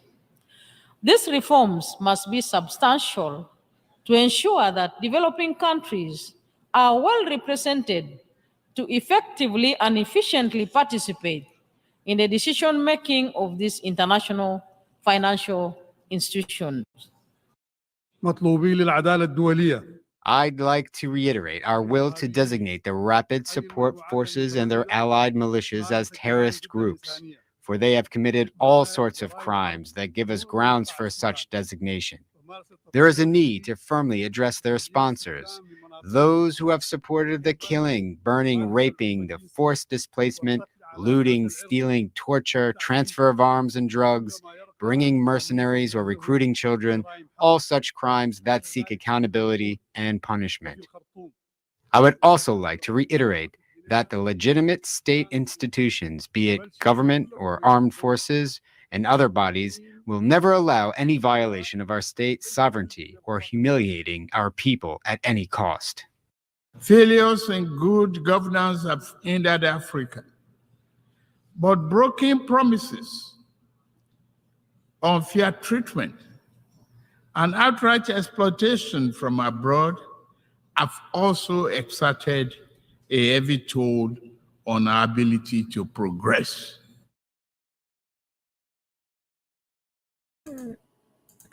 Oh, it's never Africa's fault, you know. And also, she's talking about they wanted to realign the Security Council, right? Are they kidding me? You know, how are you going to be a permanent member of the Security Council, right? Well, we can't even, Africa can't even do anything about the migrant situation on the Mediterranean coast. You know, every time there's a disaster in Africa, it's so embarrassing that people coming from one third world countries got to come in and to provide logistics and support and operations and everything like that. But yet these people are talking about permanent members on the Security Council. Are they kidding me? You know? And so, like I said, it's always abroad. It's like we as a black race, whether it's Black America or Africa, got to look in the mirror and say, what is wrong with us? You know, what is wrong with us? Why are we going through this one now? Because we don't want to take responsibility and accountability. Let's see what this Nigerian person has to say. He's talking about the industrialization of Africa. You can't industrialize until you have domestic consumption, until you have you committed to building a middle class. You know, you have to have a middle class. You have to have people working full time. You have to have people with savings, everything. Then you could justify industrialization. And you have to have an integrated African economy where you're not wasting resources. For example, you don't want to build, if you have one factory making a part, you don't want to build the same factory in a neighboring country. You make that factory the country that make that part for both countries. If you're not willing to do that, and you want to only partner with foreigners and take the quick way out, there's never going to be any African integration of the economies like Asia did. Asia didn't multiple duplicate things. They worked together. If Japan had something, South Korea had, they worked together, you know, to have parity. And that comes from Africans working together to build infrastructure industry. China and Japan does $400 billion a year worth of trade, and they hate each other. You know, South Korea doesn't like Japan. They do another $200 billion worth of trade with each other. You know, so all these countries now in the South, you got billions of dollars flowing between Vietnam, which once was war torn, and now with South Korea and everything. They're building smart cities and everything like that. So Asia's on its way. It's there. But, you know, Africans say, well, let's build smart cities. How are you going to build smart cities if you don't have smart people to put in them? You know, so this is what we're talking about, you know. So we talk about the Afrikstan. We're talking about integrating the diaspora from a position of power and strength on the African continent. That's something Africans can do tomorrow. We want to build the Afrikstan territories so we can bring people from the diaspora slave descendants to the continent, the best and the brightest and whatnot, you know, and work with the best and the brightest on the continent to build the new realities and everything. You know, then you'll see Black America and Africa integrated with each other, you know, on a high scale. But until that happens and everything like that, and these guys are not talking about on that level, they're not saying anything. And also you have to start, Africa has to start reversing the brain drain from the continent. What's the sense of basically educating somebody, right? And they're going to give their brain power to London. They're going to bring their brain power to Germany and these other Canada and the U.S. You know, so you know, until that happens, you know, nothing happens. You know. Yes, brother Kala. Let me play this. And I got Ola on here. Let me know if you want me to let him in or if you just want me to You can let him in after the video. You can let Ola in and see what it is. The most least conscious black man in the world. Kid Ola, you know.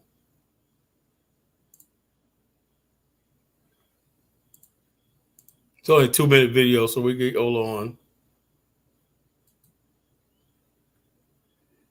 Yes, let me redo this. Something went wrong. Here we go.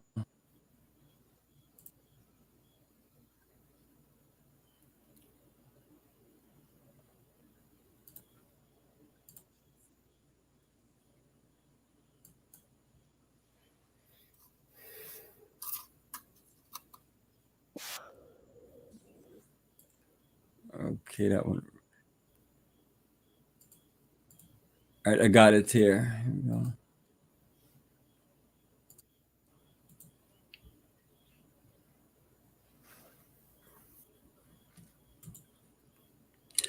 All right, so this video talk about African leaders. So this is Business Nigeria. Let's see what they're talking about. The Economic Commission for Africa is urging African leaders to fully exploit the abundant critical mineral resources on the continent to accelerate sustainable industrialization and clean energy transition. The acting executive secretary of the United Nations, Antonio Pedro, said this in a two-day event co-convened by the UN Deputy Secretary, Amina Mohammed, and chairperson of the African Union, Musa Mahamat, on the sidelines of hunger in New York. Mr. Pedro said Africa should benefit from its critical mineral resources through fair value creation. According to him, this will ensure that her resources are used to promote resource-driven industrialization, to create jobs, and enable countries to go up the value chain. U.S. Treasury yields scaled a fresh 16-year peak today, sustaining the dollar near a 10-month peak, as investors responded to the message from the Federal Reserves and other major central banks of rates saying are elevated for longer. Asian Pacific stocks benchmark declined along with gold, while crude oil continued to drift back from a 10-month high. MSCI's broadest index of Asian Pacific shares outside of Japan declined 0.33%, Tokyo's Nikkei lost 0.7%, South Korea Kospi slid 1%, while Hong Kong Hang Seng slipped 0.3%. Also, U.S. stock futures pointed 0.3% lower, following a 0.4% rise from the S&P 500 overnight. The Republican has controlled the House of Representatives is due to try to advance state spending cuts this week. That stands no chance of becoming law and could force a partial shutdown of the U.S. government by next Sunday. House Speaker Kevin McCarthy sought to avoid that scenario when he hammered out a spending agreement with Democratic President Joe Biden this spring. But some members of his own party have threatened to depose him if he does not support steeper cuts that are sure to be rejected by the Democratic-controlled Senate. Hundreds of thousands of federal workers will be laid off, and a wide range of services from financial oversights to media research will be suspended if Congress does not provide funding for the new fiscal year, which starts October 1st. Republicans control the House by a narrow 221-222 majority and have few votes to spare.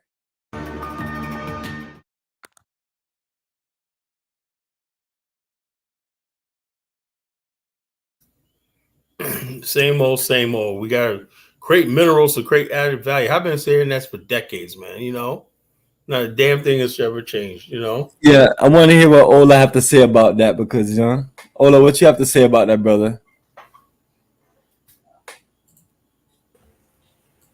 Bro, that Nigeria have nothing to say. Some of these corrupt Nigerian leaders have failed us. The problem we have in Nigeria is actually the majority of those Nigerians that went to United States to study. We don't know if they have real degree or fourth degree. And America is also not doing it easy for us also to confirm what kind of degree these boys, Hey, dude, are you literally on the show with us and playing one of your Nigerian movies at the same time? No Nigerian movie here, bro. I'm just quiet. We hear audio in the background while you're talking. No, nobody's arguing here. Maybe you're outside. You know, you just wake up here in Nigeria. So what I'm trying to say is this: we have problem, and that problem in Africa, they don't know what called business. The indigenous Nigeria that did travel out are far more better than these Nigerians that went to London, United States to study, and some of them have fake degrees. Some of them didn't even attend the schools. So what we're dealing with now at this moment is people who don't know what is their qualification. And really, we Nigerians regret some of these American ones or British ones who are coming from these Western countries are far more heavily corrupt than the indigenous ones who didn't even travel out of Nigeria. So we have a problem in Nigeria. The economic is failing. We don't even know heavily corrupt. So Nigeria is still trying to figure it out itself. There's nothing yet. Anybody look, Africa needs a lot of work, not just Nigeria. You can check even the president of Ghana.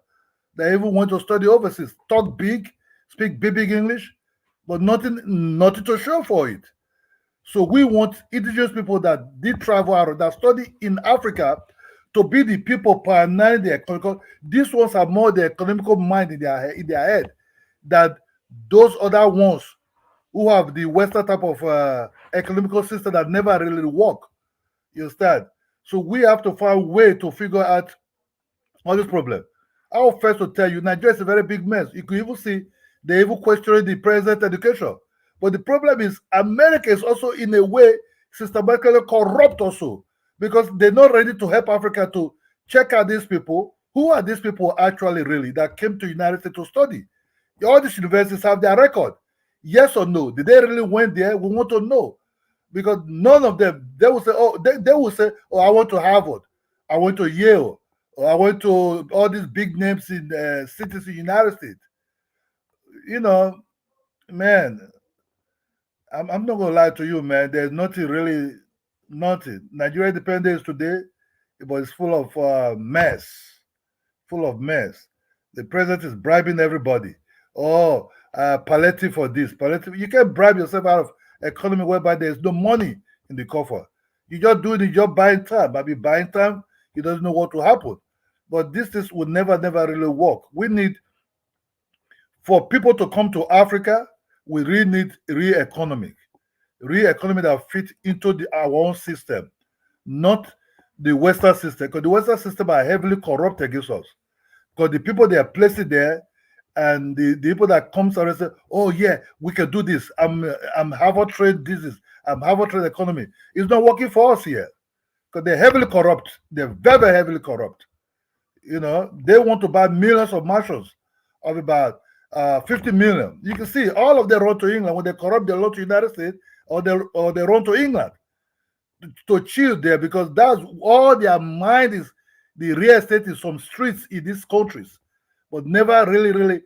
Nigeria boomed when our indigenous people who went to some of these Western countries to study. That's when our things boom a lot. But since early 90s, when these guys that who study in US for a long time comes, they are very, very, very corrupt people. Very, very corrupt. That's why really I'm not buying anything, oh, Western mind or Western style. Nah, stay with that, man. Don't. We will figure out how to chase these people out of these offices. You must show your degree. If you went to that university, we want that university not to mark confirm it. We want the pictures and the transcript and its final project being marked, being stored somewhere. Because look at what is going on. The president have problem with the certificate. Chicago State University is playing games. Is that not corruption? We deal with people that are very corrupt in this country. Then we have places to call. It's okay, you say you are less corrupt. What happened there? Yes or no? You know, clear your name. But they will say they have lawyers at this, they have lawyers at that. Come on, man. I ain't gonna lie to you, man. It's a mess here. I'm not. Hey, do you think Tinubu actually graduated, like he said? Man, I can't really tell, because you can go both ways. But if you go to school, if you really went to the school, you at least the school say, oh yeah, he was here. But in Nigeria, when they say he went to society school, those schools said no, he was not here in time. But I mean, it's always easier. It's easier to buy a degree than to actually go to school. You know. Yeah, that's what I'm saying. Because Nigerians are smart enough to where they can really make, you know, give you a certificate that looks real. London, they found that like about most of the Nigerian nurses there, not disparage Nigerians or that, they got into a nursing school, but they didn't have their prerequisites right. They were fake prerequisites, and they were doing nursing jobs and whatnot, and they didn't have the real degree. They were fake degree. They have degree, and one Liberian guy, he founded the Spoon Network in Liberia, one of the largest online platforms, right? He's under indictment, but he'll get off, you know, because he was making up fake nursing degrees for people, Liberians in America, you know, and he was caught. So he's facing charge and everything.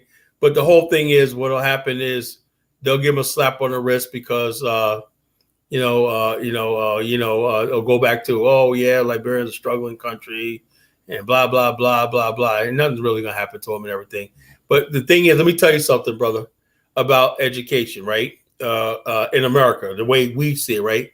Academic fraud is a serious charge. In academic, one thing you do not do is have academic fraud or a degree fraud, something like that. Or plagiarism and stuff like that. That is a serious offense, in America institution, because what will happen is they'll go through the whole institution, and if the integrity of the institution is jeopardized and everything, they'll think. So I don't know why they're not taking this thing with Tinubu very seriously. And then again, it used to be, but nowadays, to be honest with you, right, I'm looking at some of these people. Even in Black America, they got degrees and everything. I got a degree from this one, and they sound dumb as shit, when they're on television, whatnot. They're hacks for the Democrats or the Republicans and everything. And this person's like, oh, I got a degree in this, I got a degree in this and everything. And so you don't know how they're being pushed along. You don't see their records and everything. Even Barack Obama, people are asking a legitimate question. Let's see your records from when you was at Columbia. What did you write? What's your grades? So that was a legitimate question, but that was all hidden from us in the last election. The first election with Obama. We couldn't see his degrees. What did you write? What's your paper studies? We did not know anything about Obama, because all his records were mysteriously sealed before he got to Harvard. And we know Harvard, right, picks people for a political agenda. And let me say something. I'm gonna say this on the air, right? I was watching this old broadcast show, right? It was like a couple of years ago. It was back in, I would say about 8 years ago, right? It was an old broadcast from 1996. It was a rebroadcast on the AM radio station, conservative talk radio, right? And they said the first case testing gay marriage, right, started in guess what state? Oh, you got to take a guess. The first challenge to same-sex marriage was tried in guess what state? It was Hawaii. Now, where was Barack Obama raised? Hawaii, right? So you telling me Barack Obama, that was the most important case in that state's history, right? Knew nothing about the gay issue, like he said? Well, I really never studied that. No, he knew exactly. That was the same year he wrote the book Dreams of My Father, and then he started taking off in 95. And when I had an old magazine where he's on the back of the cover back in 95 with his book Dreams of My Father. Then years later, he was on Oprah and everything. So they basically brought this guy Obama along with that because I believe he had strong opinions on the same-sex marriage, the transgender marriage. So basically, we have to take education and people who say they got degrees and stuff like that very, very seriously, because if you're up there and you're going to make decisions that's going to affect people's lives for not just in the immediate, for the next decades or maybe 100 years and whatnot, you have to make sure that person is vetted and basically who he is, and academically say, what did he study in college, right? What was his thoughts? What is his opinions? All this stuff like that matters, when you talk about education and stuff like that. But education in the world has been so compromised, We think a degree means you're going to make a lot of money and everything like that. No, when you have a university education, right, your education is supposed to be able to change lives, change the world around you. That's what higher learning is for, okay? The fact that we have so many people that have education and high degrees and everything, and our situation is not changing, means there's something broken in our culture, both here in America and both on the African continent. And we let people with degrees prey on us, right? With their degrees. He has a degree from such and such, but he must be right. And so the Western powers, like I said before, they know what they're doing when they bring in, like Kiddo was saying, people to the West and everything. They brainwash them to come back to Africa and do their bidding. So you may have a slate of candidates in the country, right? But they all been indoctrinated and to do the same old. So nothing ever changes. So like I said, education and degrees and everything like that, and where a person's educated and everything like that should be thoroughly vetted. And as far as the political process in Africa and America, just because somebody has a degree, I'm not discounting higher education. I love higher education. Does that mean that person knows what he's talking about, or he knows what he can do? Paul Kagame don't have a degree, but Rwanda is one of the fastest growing countries in the world right now. You see the difference? Why? Because he has a conscience. I want to ask Condola about the topic of tonight. I said that Black consciousness, right? I told my the topic of the show tonight is a product of Western civilization. Black nationalism, Black consciousness, and everything is a product of Western civilization. Do you agree with that, Condola? Where did Condola go? I want to hear his answer. Yeah, whenever we have real questions for people, they tend to run. So the Black consciousness and everything is a byproduct of us living in the West, seeing how the world works and everything like that. So that produces a Black consciousness. And that Black consciousness, right, will basically, you think in terms of being Black. Why do you think Kwame Ture, right, he went to Guinea, right? But he never could really get anything off the ground. He went there and everything like that, but he could never get anything off the ground. Why? Because the people are not familiar with what he was saying. I remember one time Gil Noble. You remember him? I don't think you remember. Probably before your time, Mike. Gil Noble. He was an American journalist. Gil Noble. He used to have this show on. They used to come on every Sunday and everything like that, right? I never forget that one time he was interviewing President Nyerere, and this was back in the days, right? And this was back in the 80s, right? He was interviewing President Julius Nyerere of Tanzania, and Nyerere. He was like, yeah, what you should start a cartel and do to give him all advice. And then Nyerere is sitting there railing him for being an American and bullying Fidel Castro, And I'm saying to myself, he's sitting there talking to a Black man who's pro-Black and everything like that, right? Telling him it's wrong what you guys are doing to Fidel Castro. And I'm like, do you understand that this is a Black man and he probably sees the world the way you do as a Black man? That's when I knew there's a difference, right? I said, why is he talking to Gil Noble like that? You Americans got to understand that what you're doing, America's a big country and Fidel's Castro's a big country and you got sanctions on like that. He said that chewing Gil Noble's head off about U.S. policy towards Cuba. That's what I knew back then. The Black conscious movement is not something that's rooted in Africa. On the surface, it is. And when people talk about Africa, right, it's not a Black conscious like, okay, we're on the same page. It's always rooted in problems, begging, and grievance, and all stuff like this. That's not what Black conscious always been. Black conscious is not only just grievance all the time, It's just being conscious of the fact that we're both Black and we have the same agenda because we have the same, but the only people that have that is the people that live in America, because we went through the same experience. Our brothers and sisters didn't go through the experience we did. So the Black consciousness is not there. That's why you have a white woman as Miss Zimbabwe, and Africans will rip your head off. Oh, man, well, we don't see color and race and everything. The lack of Black consciousness. You got a record numbers of white guys who are traveling to the continent marrying African women right now. That's growing now too. Austin Holloman said that this guy told Austin Holloman, he said a white guy could be 50 years old, 55, 60 years old, fat when that, but he could probably get more of these Kenyan women than you can, Austin. Why? Because they see the white person thing. They don't care about preserving their heritage and everything like that. It's a lack of Black consciousness. The other race of people, when they think about going with somebody, they think about race and culture and all stuff like this, But the Black race or whatnot, because we have never seen value in being Black, And so if you don't see value in being Black, then you're not gonna have a Black consciousness, Yes, my good brother Kala, it is after 5 hours, so what time to close out? We can wrap it up and just shut it down for the night. Yeah, over to Baruti says, I don't believe in Ubuntu. He's never explained what is Ubuntu. I'm talking about nation building and stuff like this and everything like that, building in Africa. What is Ubuntu? He likes words, you know.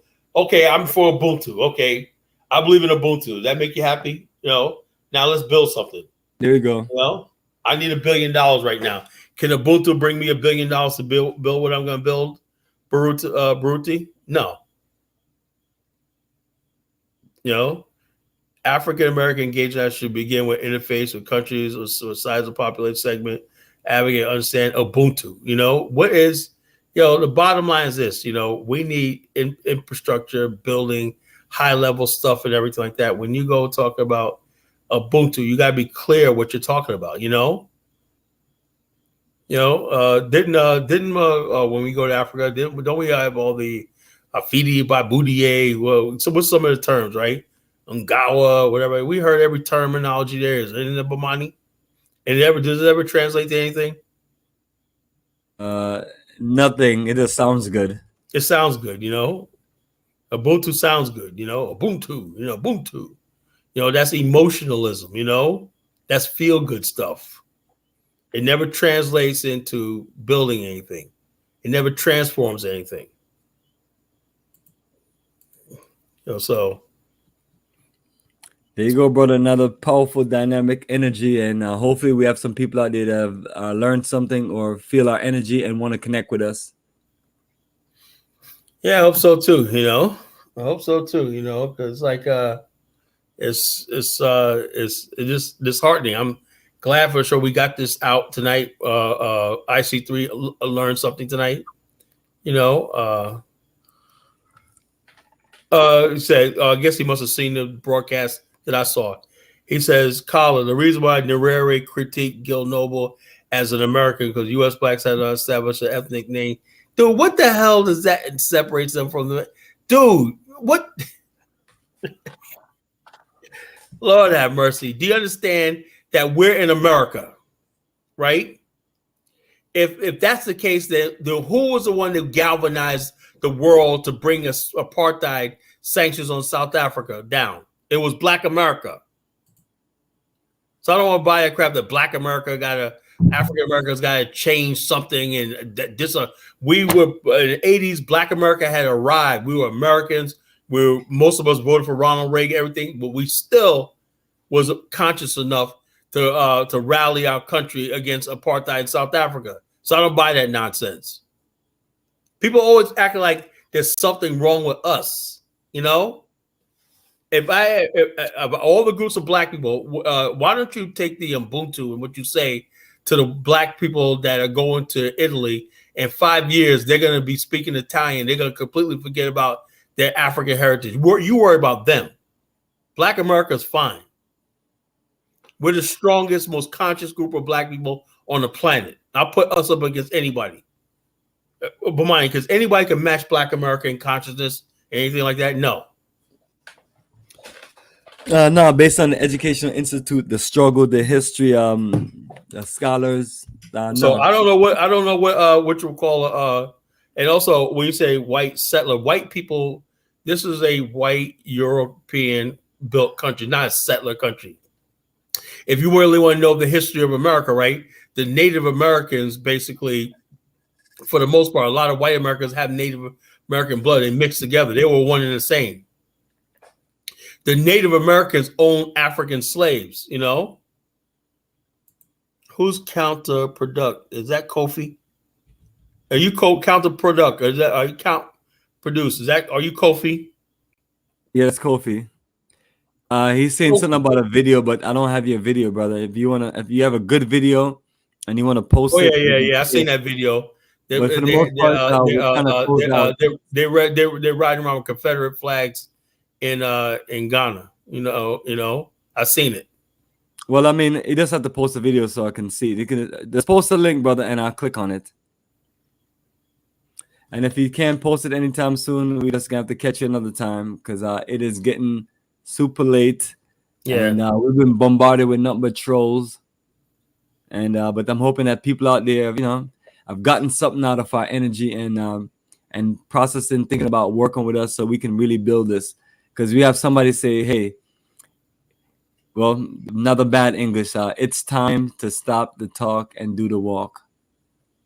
Yeah, everybody says the same thing. Time to stop the talk. Yeah, I think we've been walking a long time, man. We've been doing that or not, but we need people to join us and kick in and tell us what we can do, Goham is in the building. Goham is in the building.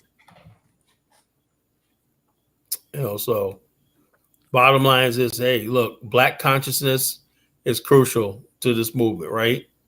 Somebody basically has to have a level. Before you start building with somebody, whether you're here or you're in Africa, they have to have a Black consciousness. Black consciousness is Black nationalism. That comes from our experience here in the West. I don't know what it's going to take for Africans to understand that they don't have a Black consciousness and everything, and they're going to let Europeans, Chinese, everybody settle in their country, and they're going to think they're going to have a I have Africans tell me that. They said the key to building Africa is bringing more Europeans there with their mind. I had Africans tell me that, they can't build anything themselves. They need white people and Chinese people to help them build the continent, So, you don't have a Black conscience, you don't have the confidence in your own self and building, you know what I'm saying? Kala, you are smart, well-read. You miss certain points of limited exposure around your own. I would thank you, Mike, for your insights tonight. Well, thank you too. About that thing about Gil Noble, right? When Nyerere was talking, man, that shows you to know somebody that don't have any kind. Then he admitted his African socialism failed. He tried to bring in a Western ideology in Tanzania. He started telling people they couldn't farm on their own land. They had to do communal farms and the state will own this. They thought Nyerere was crazy. He tried it sounded good, African socialism, but it didn't work. It didn't work. You can't repackage European ideology. Same thing with just plain blanket capitalism. Can't do that. It has to be take some aspects of socialism, some aspects of free enterprise and private ownership and everything, and work it out so the people can have a chance. It just takes common sense. The common man has common sense. The common sense comes from years of study and learning and everything and trial and true and everything. And the average person has common sense. The common sense that they know what's good for them and what's best for them, what's the thing. And then you bring the intelligentsia along to say, okay, this is what we need to do and everything. But without common sense and everything, common sense comes from, like Confucius says, the philosophy of one century, right? People study things and they try and it's like this. And then next century, and they don't have to talk about it no more. The stuff about Pan-African shouldn't be discussed no more. It should be just common sense. Absolutely, brother. And let's close on that note and let's reconnect. So, family, I appreciate everyone joining us. And for those who are serious about whether it's traveling with us, doing business, or Pan-Africanism or nation building, you can reach out to us. We're not here talking for all these hours just to talk. We're trying to connect with real people so we can keep on building a real movement. We understand that most people out there are fake as hell, and they're trolls, and they're haters, and they have nothing positive or progressive to contribute. So we understand most of you are not going to make it, but there has to be at least 1% of the people out there. So anyway, family, we're on standby. Reach out to us and connect with us. The journey continues. So let me close out with some beautiful music. Enjoy the slideshow of all these wonderful, incredible pictures across the African continent that we have showcased over the last 17 years.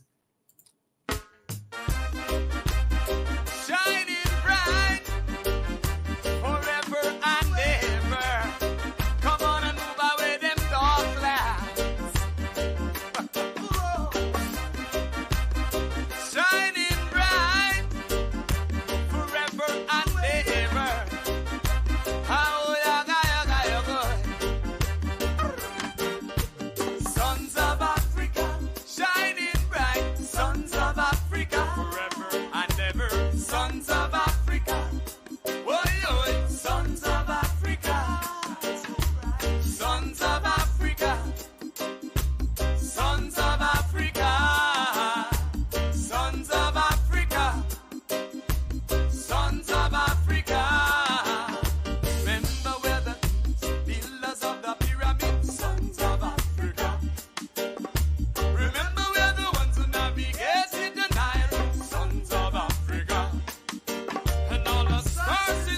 them.